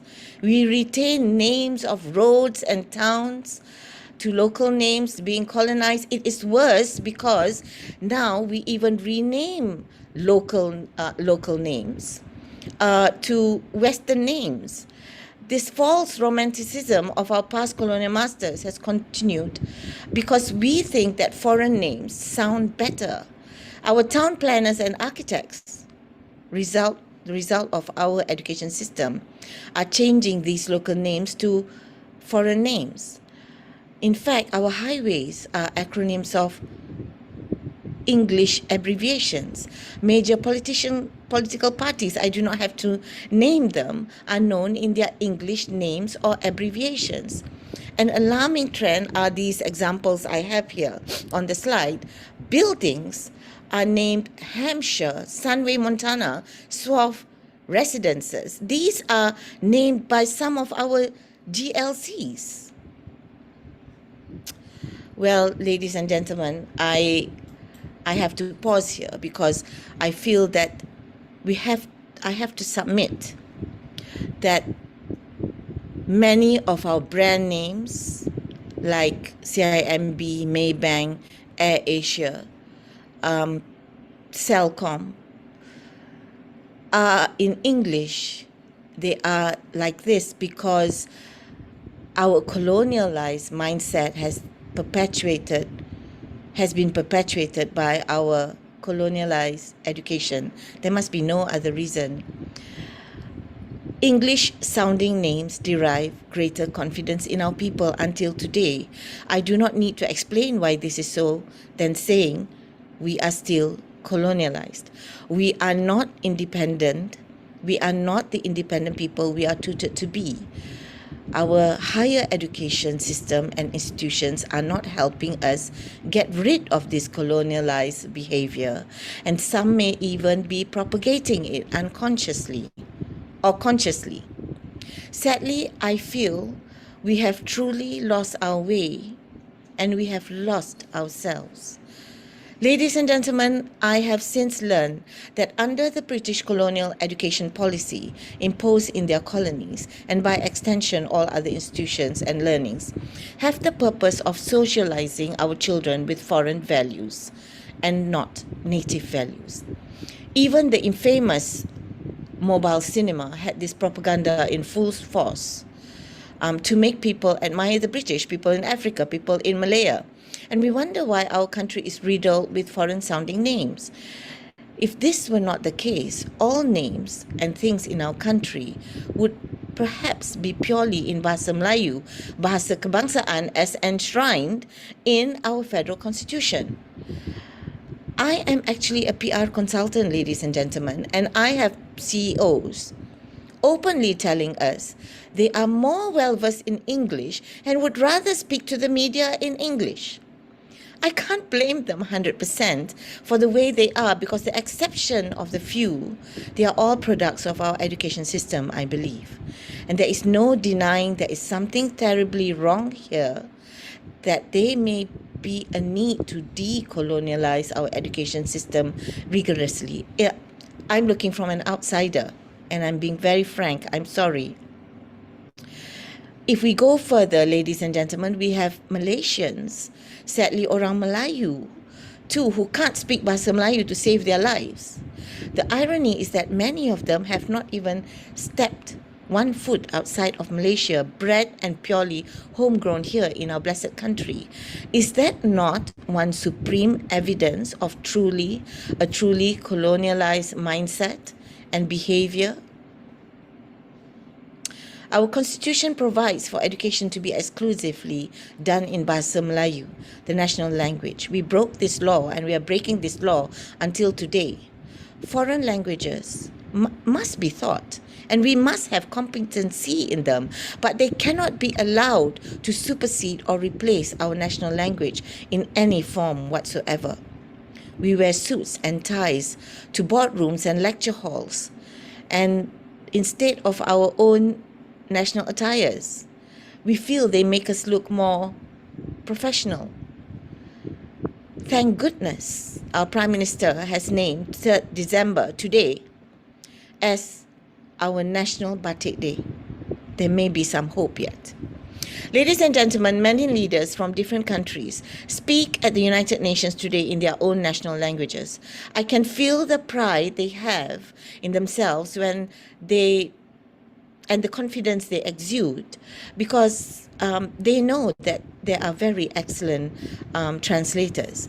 With the exception of a few, unfortunately, many of our leaders prefer to speak in English, even when they are terrible English speakers. I might be short for saying this, but thinking that this is what makes them look credible in the eyes of the listeners.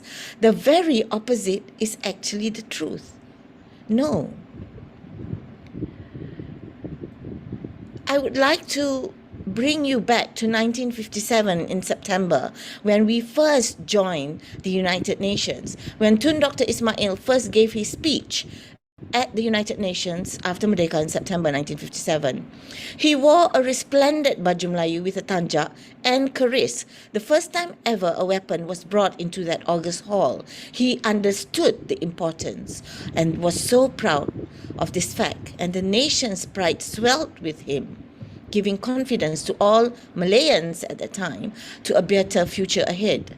I wish we could have seen him more in national attire instead of the impractical Western suits. This becomes worse because today, the last bastion of Malaysian culture, the Melayu weddings, have also abandoned native wear sometimes. Western suits for the groom and gowns for the bride. When we dress in foreign attire at the most important event in our lives, this clearly shows that our colonialized mindset which can be traced back to our colonialized education. If there is any doubt in our mind that our country is still set in a colonial mindset because of colonialized education, I hope what I've shared so far has opened our eyes. Because the signs of a colonial mindset is really evident when we quote colonial thought leaders, when we are still shaped by colonial books, while putting aside our own books and stopping to develop more of our own.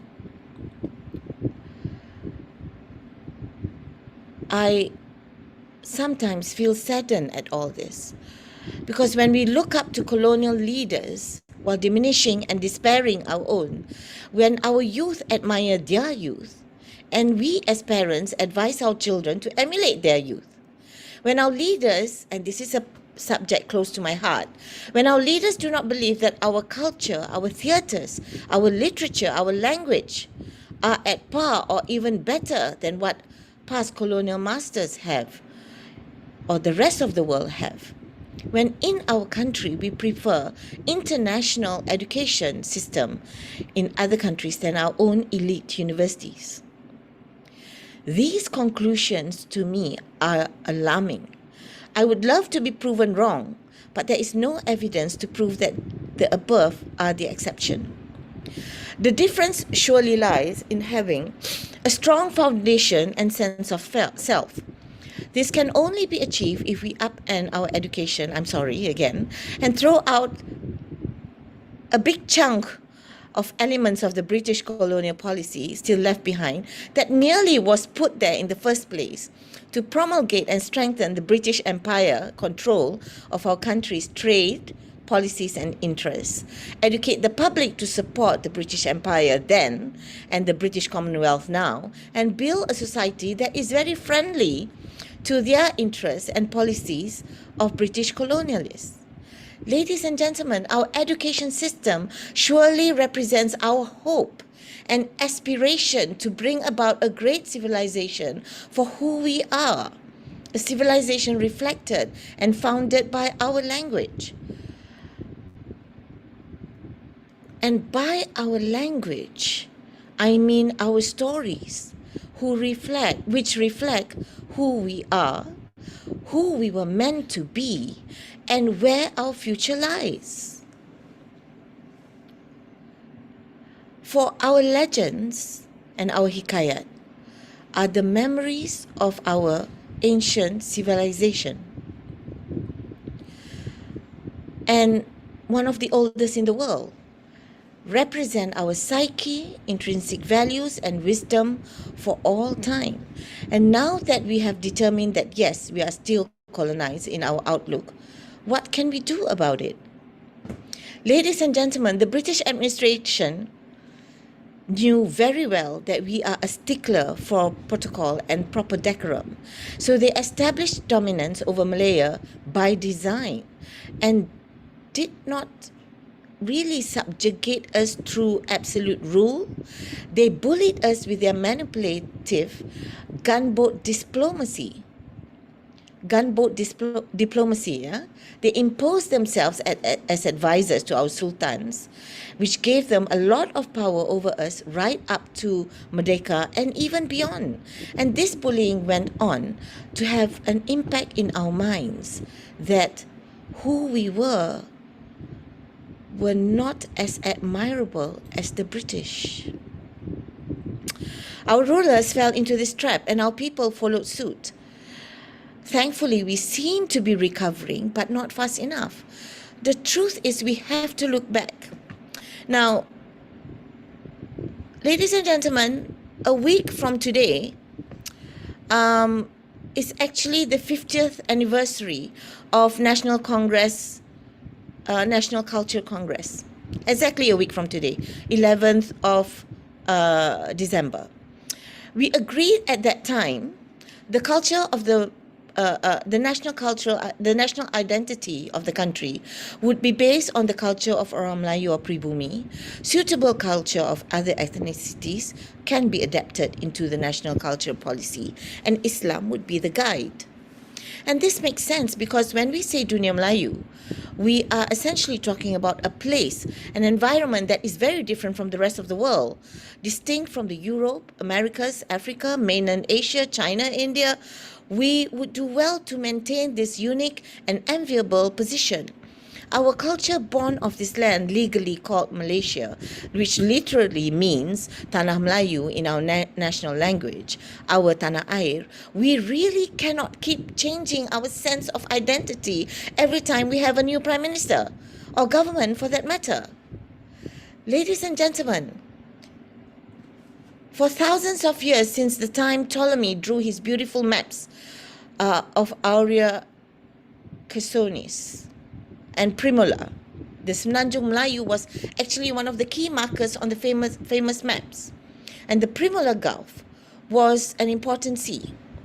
Today, we have even forgotten what Primula is, except for a well-known hotel in Terengganu that still proudly owns this name. These seafaring days of more than 2,000 years ago gave birth to hikayat and legends of our old kingdoms. And up to 100 years ago, the hikayat really led thought leadership and was the key main entertainment and discussion in our world. Theatres of Cik Siti Wan Kembang and Putri Sadong, as well as Bangsawan, were our showcase to the world, to the international world, wherever our maestros like Tharwat Ismail Bhakti and Dato' Azanin performed in New York and London or Munich. Unfortunately, in maybe the last 60 years or so, we were too caught up with globalization, modernization, and in some ways, we really could not shake off this colonialism so much so that we forgot our stories. I would like to bring you to the next story. Remember, I promised 3 stories. So the second story, a couple of years ago, Datuk Sri Jalil Hamid, who was the chief editor of NSTP at that time, he sent me an unassuming newspaper article, and it was an excerpt from a 1958 Berita Harian newspaper. This article got me riled. The editor, the famous Tan Sri A. Samad Ismail, wrote to the Encyclopedia Britannica protesting against an article in Britannica which described the Malay race as lazy, dishonest, and immoral. Rather sheepishly, like a naughty boy caught in the act, Britannica managing editor John V. Dodge, his name is Dodge, from Chicago replied, the Berita Harian editor-in-chief promising that the passage would be changed at our earliest opportunity and admitted that we are embarrassed by the paragraph you quote. The late Tan Sri A. Samad Ismail was certainly not one to be pooh-poohed by colonialism. The whole episode allowed us to examine the perception, intention, and determination of the Western world to pigeonhole Malays over the last century. Perhaps they needed to justify their presence in the country they grew to love. Perhaps they needed to account for taking away our tin and oil and rubber to spur worldwide industrialized revolution. Who knows why they chose to berate and bemean the Malays so? I am asked to hazard a guess, then I would say they have a colonial mindset of continuously telling us that we are no good or not good enough. Despite evidence of ancient civilization, metal refineries, our mastery in many fields is downplayed until today, downgraded and deflated. I find them because I look for them in Hikayat, and the Hikayat has shown me what we were. And despite the presence and evidence of great maritime kingdoms, we are non-existent in the listing of major civilizations of the world. I hope the universities will do something about this to make sure that Champa, Malacca, Kadaram, many Malay kingdoms are on that map. Ladies and gentlemen, fact remains, and I stress, I live next to the surau, so all of you can hear that. We built the British Empire, maybe not in entirety.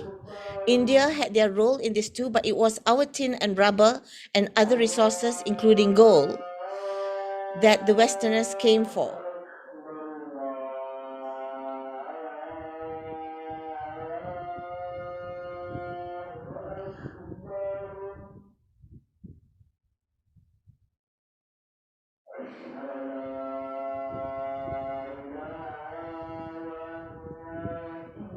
Just give me a minute.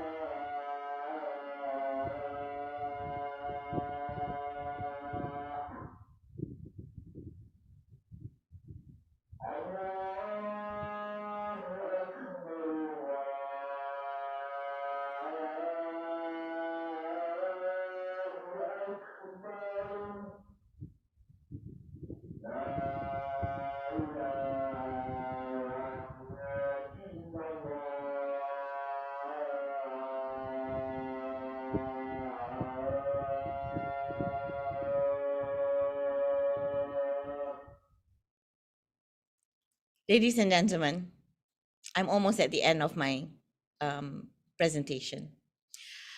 Fact remains, and I stress, we built the British Empire. Maybe not in entirety, but India had their role in this too. The British Empire robbed India as well.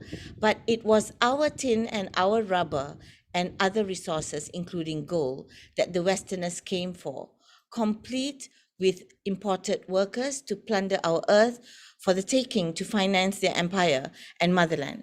Malaya was one of the top producers, if not the top, of tin, rubber, and subsequently palm oil. I'm not saying we did not learn or benefit from the British, but the bad outweigh the good. We have to understand when our understanding of ourselves are diminished. We replace our own core and roots with one that is alien and foreign. We have to stop this elimination of our own history, heritage, and hikayat, as it cripples our children and it kills their spirit.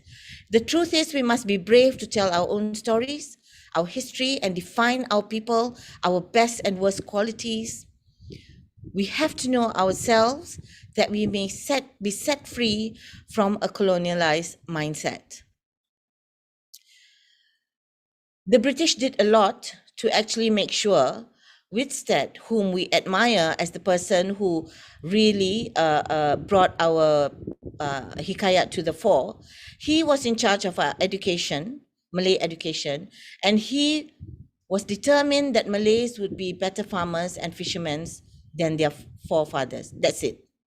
In actual fact, the Sejarah Melayu Shalba explained that it was Jawi which helped to eradicate illiteracy from our people. It was through this Jawi script that we have established over 10,000 manuscripts studied in over 60 countries and 150 museums and libraries, offering a wide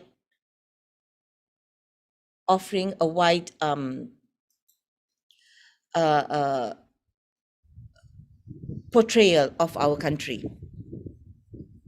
Just give me a sec.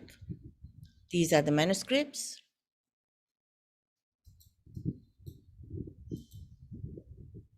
And so I would like to make a case for hikayat and historical literature.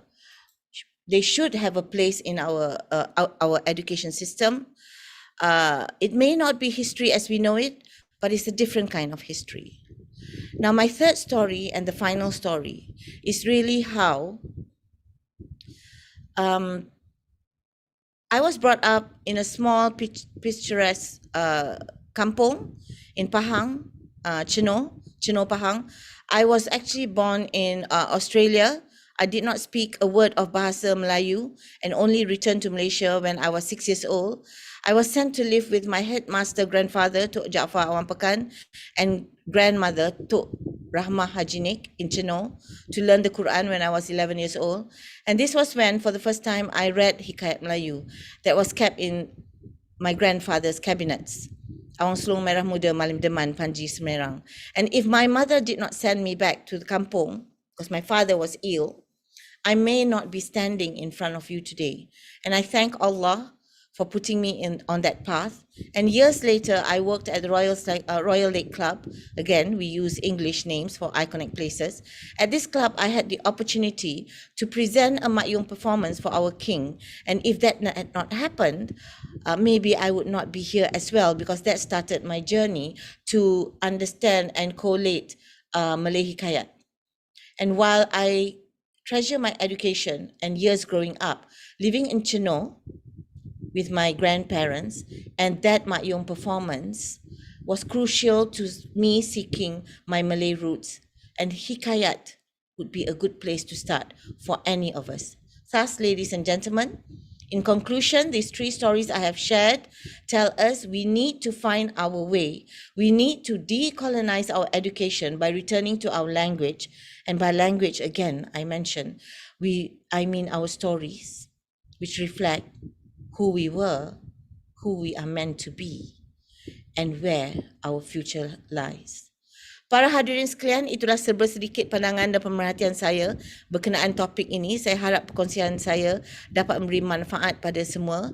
Beratus tahun kita telah dijajah. Stop it.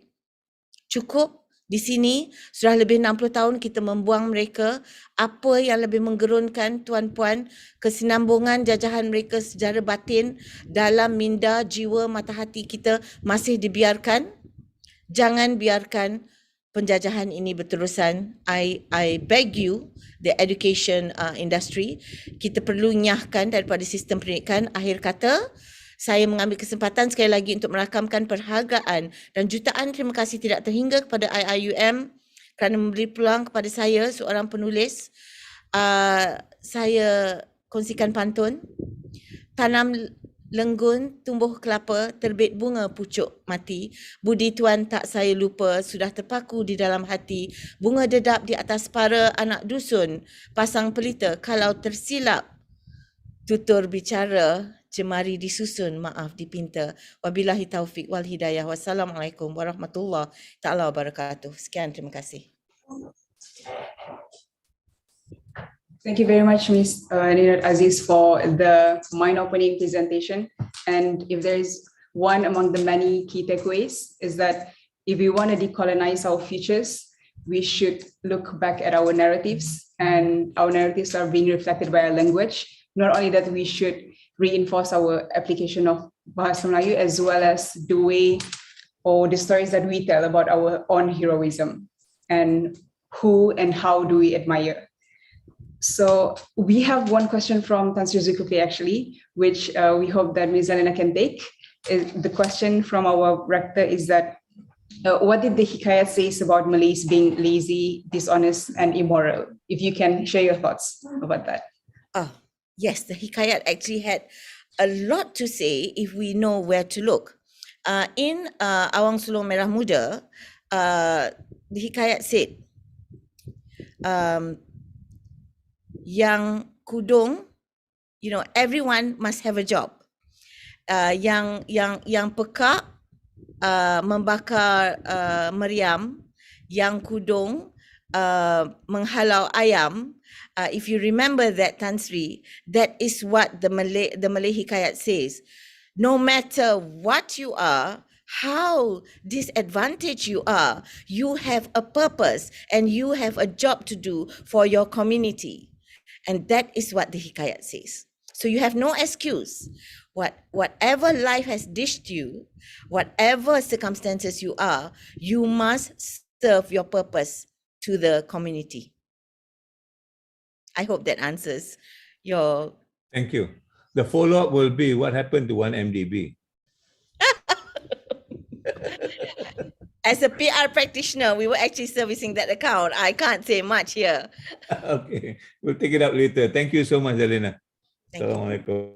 Waalaikumsalam. Now for the wonderful quote, and I think it's time to really revisit. For me as a young person as well, I think we should look back that rich heritage. Ladies and gentlemen, it has been a super fruitful session, listening and reflecting on the inputs from each and every speaker today. This is a perfect time to have all of them back again together to talk through the deliberation on proposed model of common university appraisal system. To preside over the next session, we will be having our very own Associate Professor, Dr. Zainal Abidin Sanusi, the Director of Sejahtera Center of Sustainability and Humanity, IUM, as the moderator. Dr. Zainal was awarded with a postdoctoral certificate from United Nations University Institute of Advanced Studies, Yokohama, Japan, and completed his PhD in International Relations at Waseda University, Japan. He has served both as academician and administrator at various levels from university to national and international platforms. He is well versed in both national and international issues, especially in the field of education and policies for sustainable development.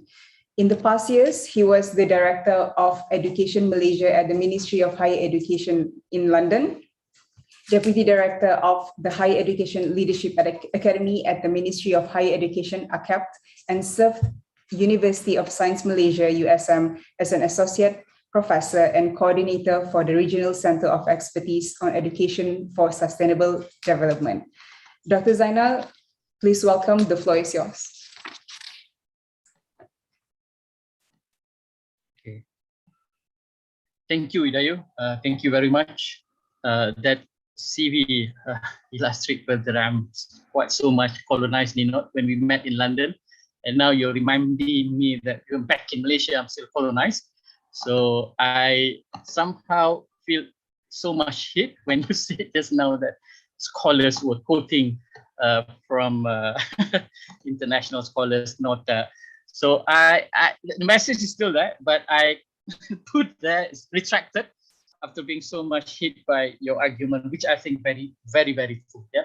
And there's a very idea that we have these sessions. So we have listened from the morning from the DG, and we have so much input. So it's time now. We've got like maybe 20-15 minutes before Tan Sri Zul wrap it up.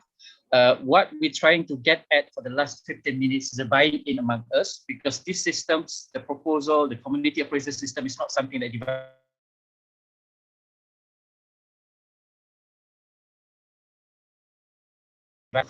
that Tan Sri was mentioning. So for that purpose, is a collective thing, is a consultative thing, is a developmental approach. Yeah. So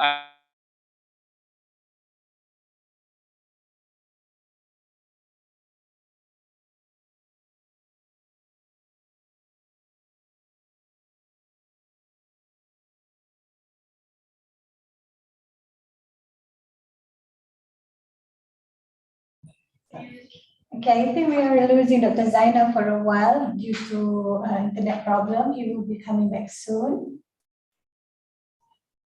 So we just wait for a few moments.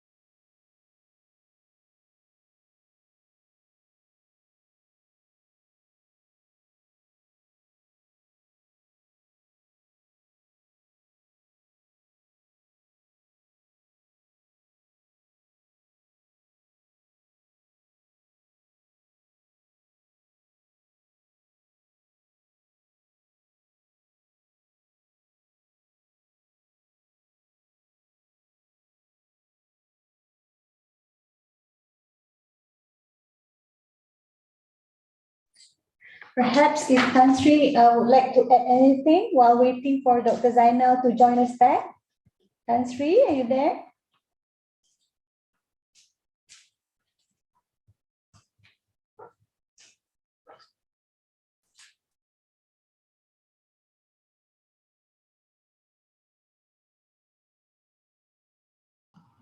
Sorry, Dayu. Hopefully I'm back now, Dayu. Yeah, Yes, you're okay. Prof. Zainal, Yes, yeah, Dr. Zainal, we can hear you. All right. Yeah, thank you. Sorry. Should have gone there. But okay. It reminds me that even in UK there is a debate and criticizing the higher education, the ranking systems. But yet there are so many of developing countries still admiring these ranking systems. Yeah. So that just tells that we definitely need to do something, not now, but even long before.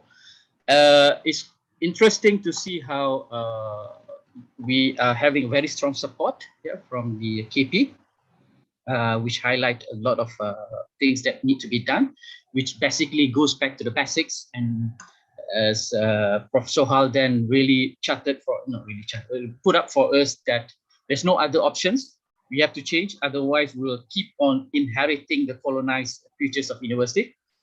And then Tan Sri Zul comes in, suggesting the need for moving from weird to wiser, which is very obvious. And Alhamdulillah, I think the 5 universities are at least presented their cases and proof that it's possible to do that. Yeah, and then Prof. Denny come up that also the ideas of put it very strongly rooted as to how need not again put it up, and then on us that as long as you have a strong roots, then ranking whatever you want to play would come in later after that. Yeah, and UNIMAP has proven to us too that transdisciplinary is a way forward.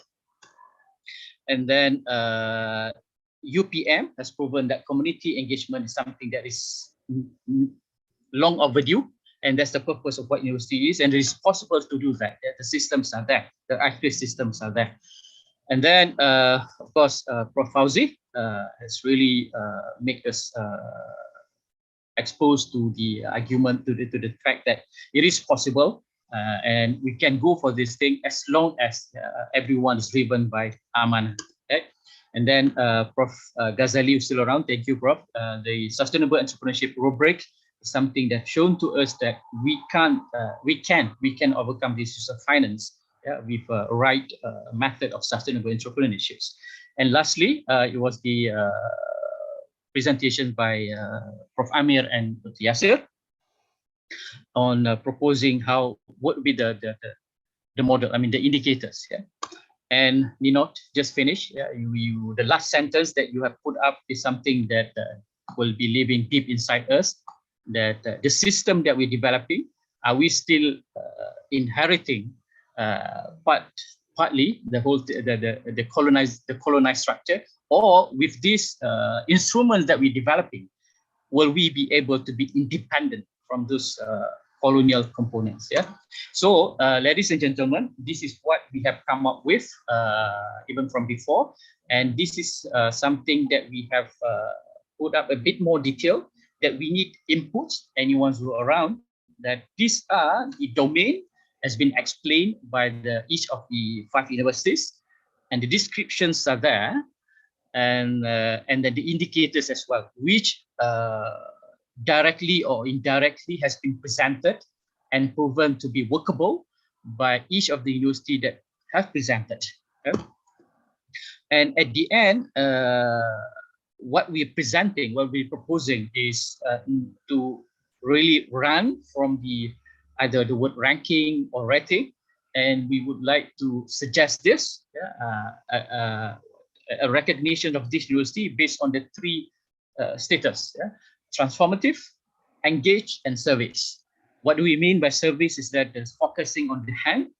When we say the second level, engage is the hand and the head, and last one, the hand, the head, and the heart, means that the soul are there. So that's the highest level of the university's performance, right? So that's all I would like to somehow recap and hope, to get some inputs, or if there is any comment, especially on this domain, because this is what will be proposed to KP. I was texting just now with KP, who is now in Malacca. So he sent regards. So we look forward for the next stage of this program. So I open up to any suggestions or anything from you, Ninot, especially if you look at this, the questions of whether can we disentangle ourselves from the colonial structure with this kind of domain. So I open the floor for any comments.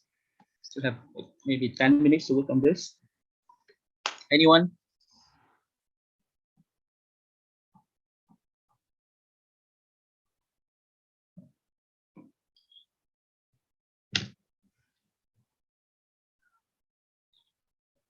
Or is acceptable?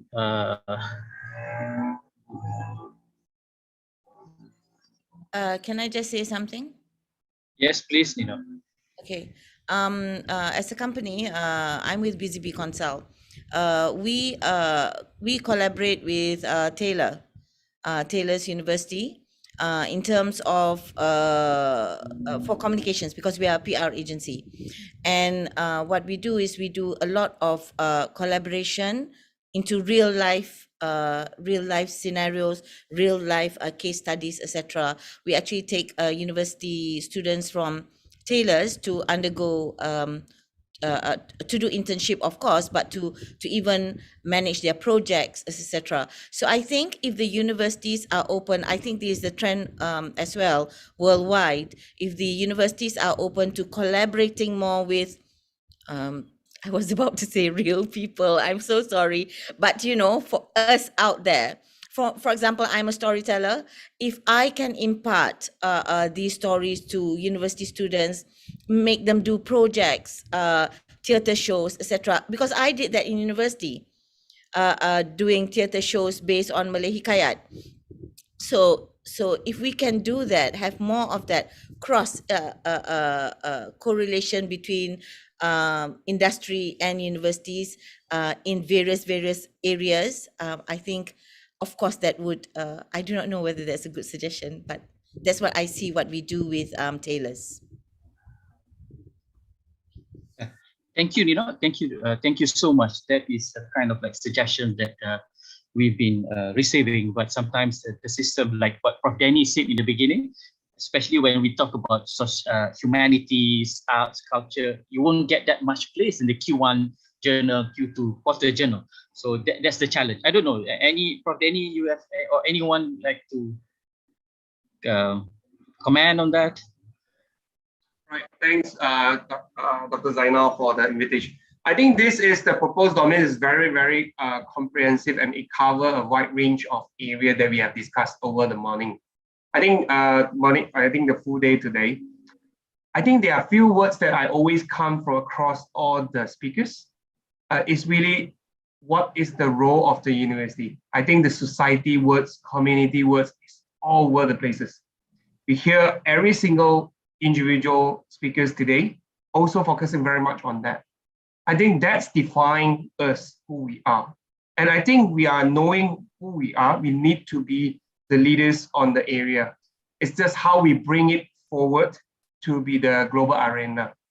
I also was amazed by the hikayat this morning. I learned a lot, and I'm the one who learned from the colonial studies that, might be misleading myself, but that's fine. So I think that is really something that amazed me, for that to know how Malaysians should be and leading ourselves into a different era.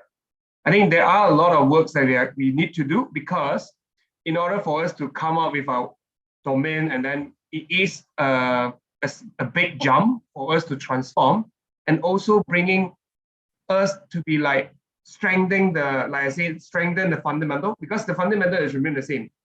All this global ranking, all this ranking game will come later. You look at all these indicators that you have presented here, it's really what we want to be, and this is what we want the university to be for our national development. I think you have a very good indicators that we can bring. And next, I would say there are still a lot of works to be need to done, because measuring numbers is very easy. And therefore, you can see a lot of people moving into numbers. Even you come at very detailed description indicators, everyone, probably the next layer and third layer and fourth layer after this, they will start putting all this number, and then they can come KPI, KIP, or whatever. Then it becomes meaningless again. I think that is the next forward. We need to really transforming this idea into actions. And the action need to come from all the top leaders in the individual universities. I would say the 5 universities that we can start with. Then from there, we can bring this into higher levels. Thank you. Thank you. Thank you, Prof. Danny. I can't trace who are the 2 hands raised. Idayu, can you help me to identify? Is it Tansu? Amir, Prof. Amir, yes, please. Okay. Okay. Thank you, Dr. Zainal. Okay. Just maybe because I think it's mentioned as well. Okay, for penyelidikan, basically we want to transfer the technology and the knowledge either to industry or community. But maybe what we miss is as well for the university to become a reference center. Okay, if we become the reference center, because then there will be looked into. Okay, because even at the moment we are looking at studies of Malay manuscripts is centered in London. Yeah. So basically, if we are to be the reference center, at least for any other specialized subject, then yes, that will bring up the university without having to go into the ranking and everything. Thank you. So you were saying that if we perform ourselves to be a reference center, so those ranking, whatever will comes next really after that? Yes, definitely. Yeah, okay. That's what Prof. Fazzi was styling as well from UTM. Okay, thank you, Prof. Amir.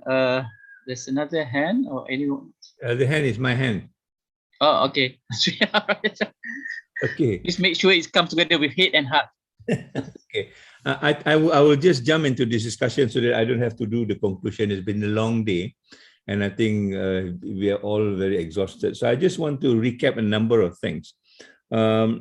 This so-called decolonization seminar, which is now jointly done with, we use the word what was the word? What was our word? Redesigning. Huh? But I saw Ninot's one is realigning. Is it deliberate, or is it yours? I saw decolonizing and realigning. Ours is decolonizing and redesigning. Is it deliberate? Redesigning. Sorry for because changing your you're seminar. a language person, I thought it has a separate meaning when you talk realigning rather than what is this word? Anyway, this is a 10th anniversary of the thing that we did. This is what 10 years ago when I was in USM, just before I leave USM, we organized this, decolonizing the university, the quest for a non-Eurocentric model. So this year is a 10th year, and I really want to bring this back because there's a lot of things written in this. I don't think people has sort of looked into it. I don't mind giving you a copy each. I think I have enough to spare for people who are interested in this subject.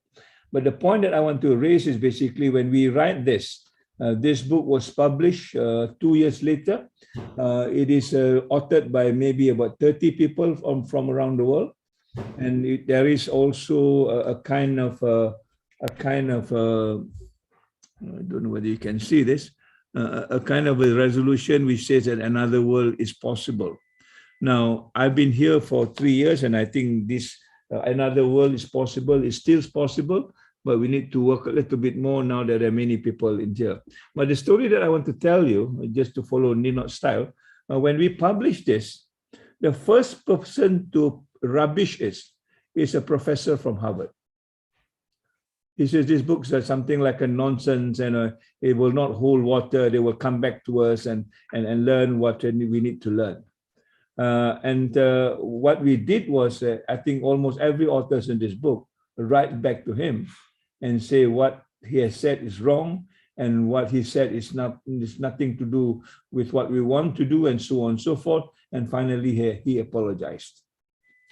Now, the lesson that I learned from this is the moment we do this, and perhaps this is even more quote unquote provocative, when we want to redefine what success university is all about, what the university looks like, and also suggesting ours.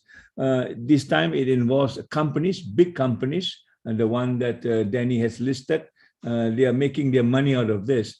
Now, when we try to disrupt that, I think the pressure on us will be even stronger. Yeah, I don't think they will take this lying down. Coming from a group of academics from this part of the world. And especially when they have portrayed that we are doing very well, 23 of our universities has gone up the rank and stuff like that, where the universities in India is not there, university in Japan is not there, the university in Israel is not there. Malaysian, it looks as though the Malaysian is the kind of, the kind of support that they will look out for. Many more will go up so that their business will sort of flourish. And if I take that kind of a stance, I think the pressure from this group will be tremendous. And I don't know what to expect. And therefore, what Zalina said, what Ninot said, is something that I really think is important. We need somebody who is very good in PR at an international level to deal with this kind of issue. I think we in the academics are useless in this. I would probably say so. We are not good at this. We probably will say, well, they hack us, and just let's lie down and let's forget about it. Which is not the experience of this. This experience, we write to them, and we really fight our case. And I think we still have a case to fight. So that's the first point. The first point, what Zalina said, I think makes sense. We need to come back. If any of our universities are good at this, well and good, go ahead. But if you are not, then might as well say we need some help. We need some professional help. Maybe what Zalina said makes sense, and maybe that's something that we need to talk. If we don't do that at the first round, if we are already knocked out, then I think this is another academic exercise. We'll be talking about it on ourselves. We will never be able to influence not only in Malaysia, but we will not even influence our own colleagues in the university itself. So I think that's a very important lesson to learn. So I would like to imagine that at the end of the day, I think most of the thing that has been said is really very substantive. I think it is said very well orchestrated in a framework that we believe. We need to do a little bit more homework of how do the 5 university rank itself. I think internally we need to, maybe we can invite even Danny in, and those people who are here, maybe let's see how we work it among ourselves and see whether it really works. Are we really satisfied, the 5 university or the 6 university, are we really satisfied with what we have done? The moment we are quite sure and very convinced about it, then we'll open up. There are the 5 university waiting. We have got 10 on our side, and then later on we'll expand slowly, and we will take this on to the regional level and so on and so forth. That's where we need to be a little bit more savvy in trying to sell this. So my suggestion, if all of you would agree, is basically give us some time to look at what has been said today. And in that particular sense, I think Zalina, you really stands out, because you are a foreigner. You are not an academician. You're not part of the university. But I just took you in because to give a kind of a sounding board, because there'll be a lot more people outside will say similar things, and we are not from our own sort of environment. thinking very differently, we'll probably say something. I mean, just like the Harvard professor, if you can rubbish this, I think you can also rubbish it because you don't have the context that we are having today. So it is very easy. Your input is really very important, and given the kind of experience that you've got. So, but I think the next wave is basically to come back together. There's 5 or 6 universities. Let's work at the instrument. I think the ministry is very interested in the instrument itself. For example, if I were to use a UNIMAP's instrument to test my integration of knowledge, where am I? Or what are the things that we have missed? And if of all the other 4 universities do this, then where are we as far as that instrument is concerned? So we use each other's instrument and test it out and see at the end of the day, how do we rank these 5 universities? Who does that one and on what basis? Once we do that, I think we can be a little bit more confident of what we are doing. The second point that I want to raise is basically when UNIMAP presented, although they presented integration of knowledge, but they also run into other things. For example, when we talk about integration of knowledge in the case of UNIMAP, they also talk about community engagement. So there's a kind of overlap. They also talk about entrepreneurship. So although we're in charge of one, but I think we tend to also, and which this is good, these are connecting the dots and make it more wholesome and more rigorous, because we are not just talking about one dimension, we're talking about multiple dimensions at the same time. And that's what makes university it is, rather than being a specialized university taking on other dimensions at the same time. That one I think needs to be tested also. For example, then how do UNIMAP look at community engagement? Is it the same as UPM looks at that? Or entrepreneurship, is it the same as UTM looks at? So there's another dimension that we need to discuss. And if we can do this, I think we can probably make it more rigorous in that particular sense. And last but not least, I think we need to find a time where we want to quote unquote launch this, when we want to launch this, so that the ministry can be supportive. I'm not too sure what do you call it? Who talk about speed just now? Fauzi talked about speed, no? How quickly they want this, because they're also developing the Setara at the same time, and we don't want to kind of overlap with Setara. Then you have 2 different systems that probably is running parallel. Maybe it will be very confusing. So we need to talk to KPT or JPT how best to actually represent this when it comes to at a national level.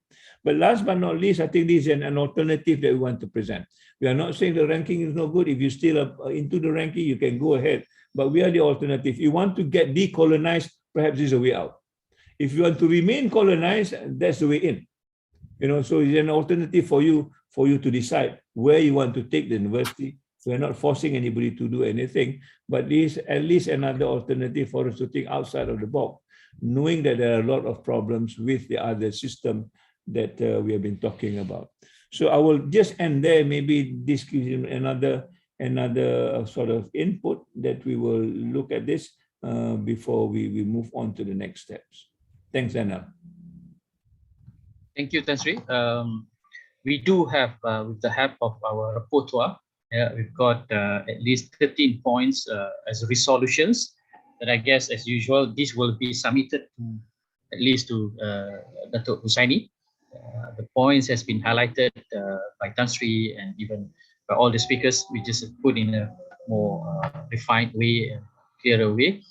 But at the end, I think you leave us with a very strong point. Moving forward, we should write our own story and build our own narratives of education and truly decolonize and redesign the future of education. So this is the time.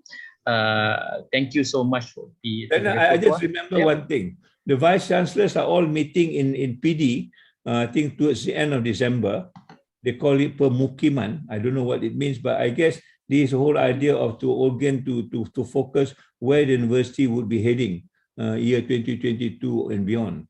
If that's the agenda, I think we really need to write up something about this so that during the pemukiman we can circulate this and say these are some thoughts of Five University, and this could be an alternative thinking for the pemukiman for whatever it's worth.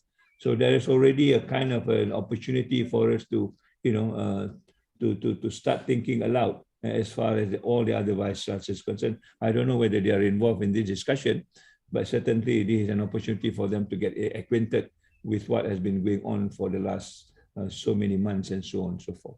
Yeah. They are represented, Tan Sri, and I'm updated KP quite regularly since morning. What is happening? So I guess the pemukiman will be another. The deadline for us to submit this. At least we've got to force them to pick this up. Otherwise, it's going to be like several round push that would not end up on actions. Okay. With that, I think I'll pass back to Idayu for the concluding session, if there is any. Tan Sri has spoken, so I'm not sure whether we're going to ask him to speak again, or I'll pass to you back, Idayu. Thank you very much.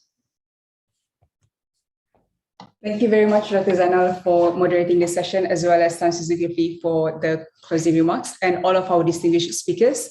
Indeed, it has been an ordinary webinar, and how I see it is that I believe many of us also said it's a mobilization of a few public universities to decolonize and redesign higher education, which our country direly needs, and hopefully other public universities and private universities as well will join in the future.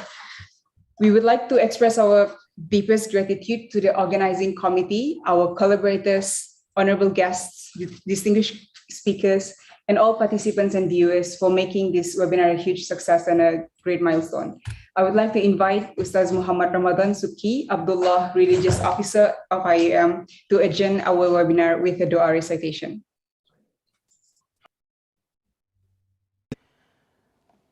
Bismillahirrahmanirrahim. Alhamdulillahilladzi ja'ala awwala yawmina hadha salaha wa awsatahu falaha wa akhirahu najaha. Wassalatu wassalamu ala alihi wa sahbihi wa man ihtada. O Allah, we beg Thee all of good things which pertains to this day and days hereafter. You have bestowed on us the greatness of your ni'mah, in which we could never imagine, and you have protected us from harm when we cannot detach ourselves from it. We have done deeds in which only you have the knowledge of its good or its bad. O Allah, on this glorious day, we express our gratitude to you for allowing us to attend this international webinar on this auspicious day. We seek your blessings for a progress of this event from the beginning until the end. Make it a stage for further prosperity and progress, and be of great benefit and contribution to the development of our people in Malaysia and the whole of the Ummah. O Allah, make the days that we have gone through continue with your mercy and end with your guidance and forgiveness. And also make the days we have gone through with guidance and end with victory and excellence. Make us a responsible intellectual and grant us valuable knowledge that will be beneficial for mankind in order to gain your mercy. Open the ways for opportunities that benefit our nation, country, and the whole of the Ummah. O Allah, bless us with your tawfiq and hidayah for us to continue to do good deeds that receive your pleasure and a harmonious life that you bless. And guide us to greatness, peace, glory, and prosperity in this world and the hereafter. O Allah, we seek your might to safeguard our physical self so that we continue to worship you. Safekeep us so that our hearts are filled with love. Please open our hearts so that we seek you always, just like how you open the hearts of those who are righteous. Please place us among those who keep to their promises and able to fulfill our responsibilities. Please make our life a witness to all deeds that you have enjoined us to do, O Allah, the most gracious, the most giving. اللهم اجعل جمعنا هذا جمعا مرحوما وتفرقنا من بعده تفرقا معصوما. ربنا آتنا في الدنيا حسنة وفي الآخرة حسنة وقنا عذاب النار. وصلى الله على سيدنا محمد وعلى آله وصحبه أجمعين والحمد لله رب العالمين. تقبل الله منكم. Thank you very much again, and have a lovely Friday and weekend, inshallah. Assalamu alaikum and a very good day.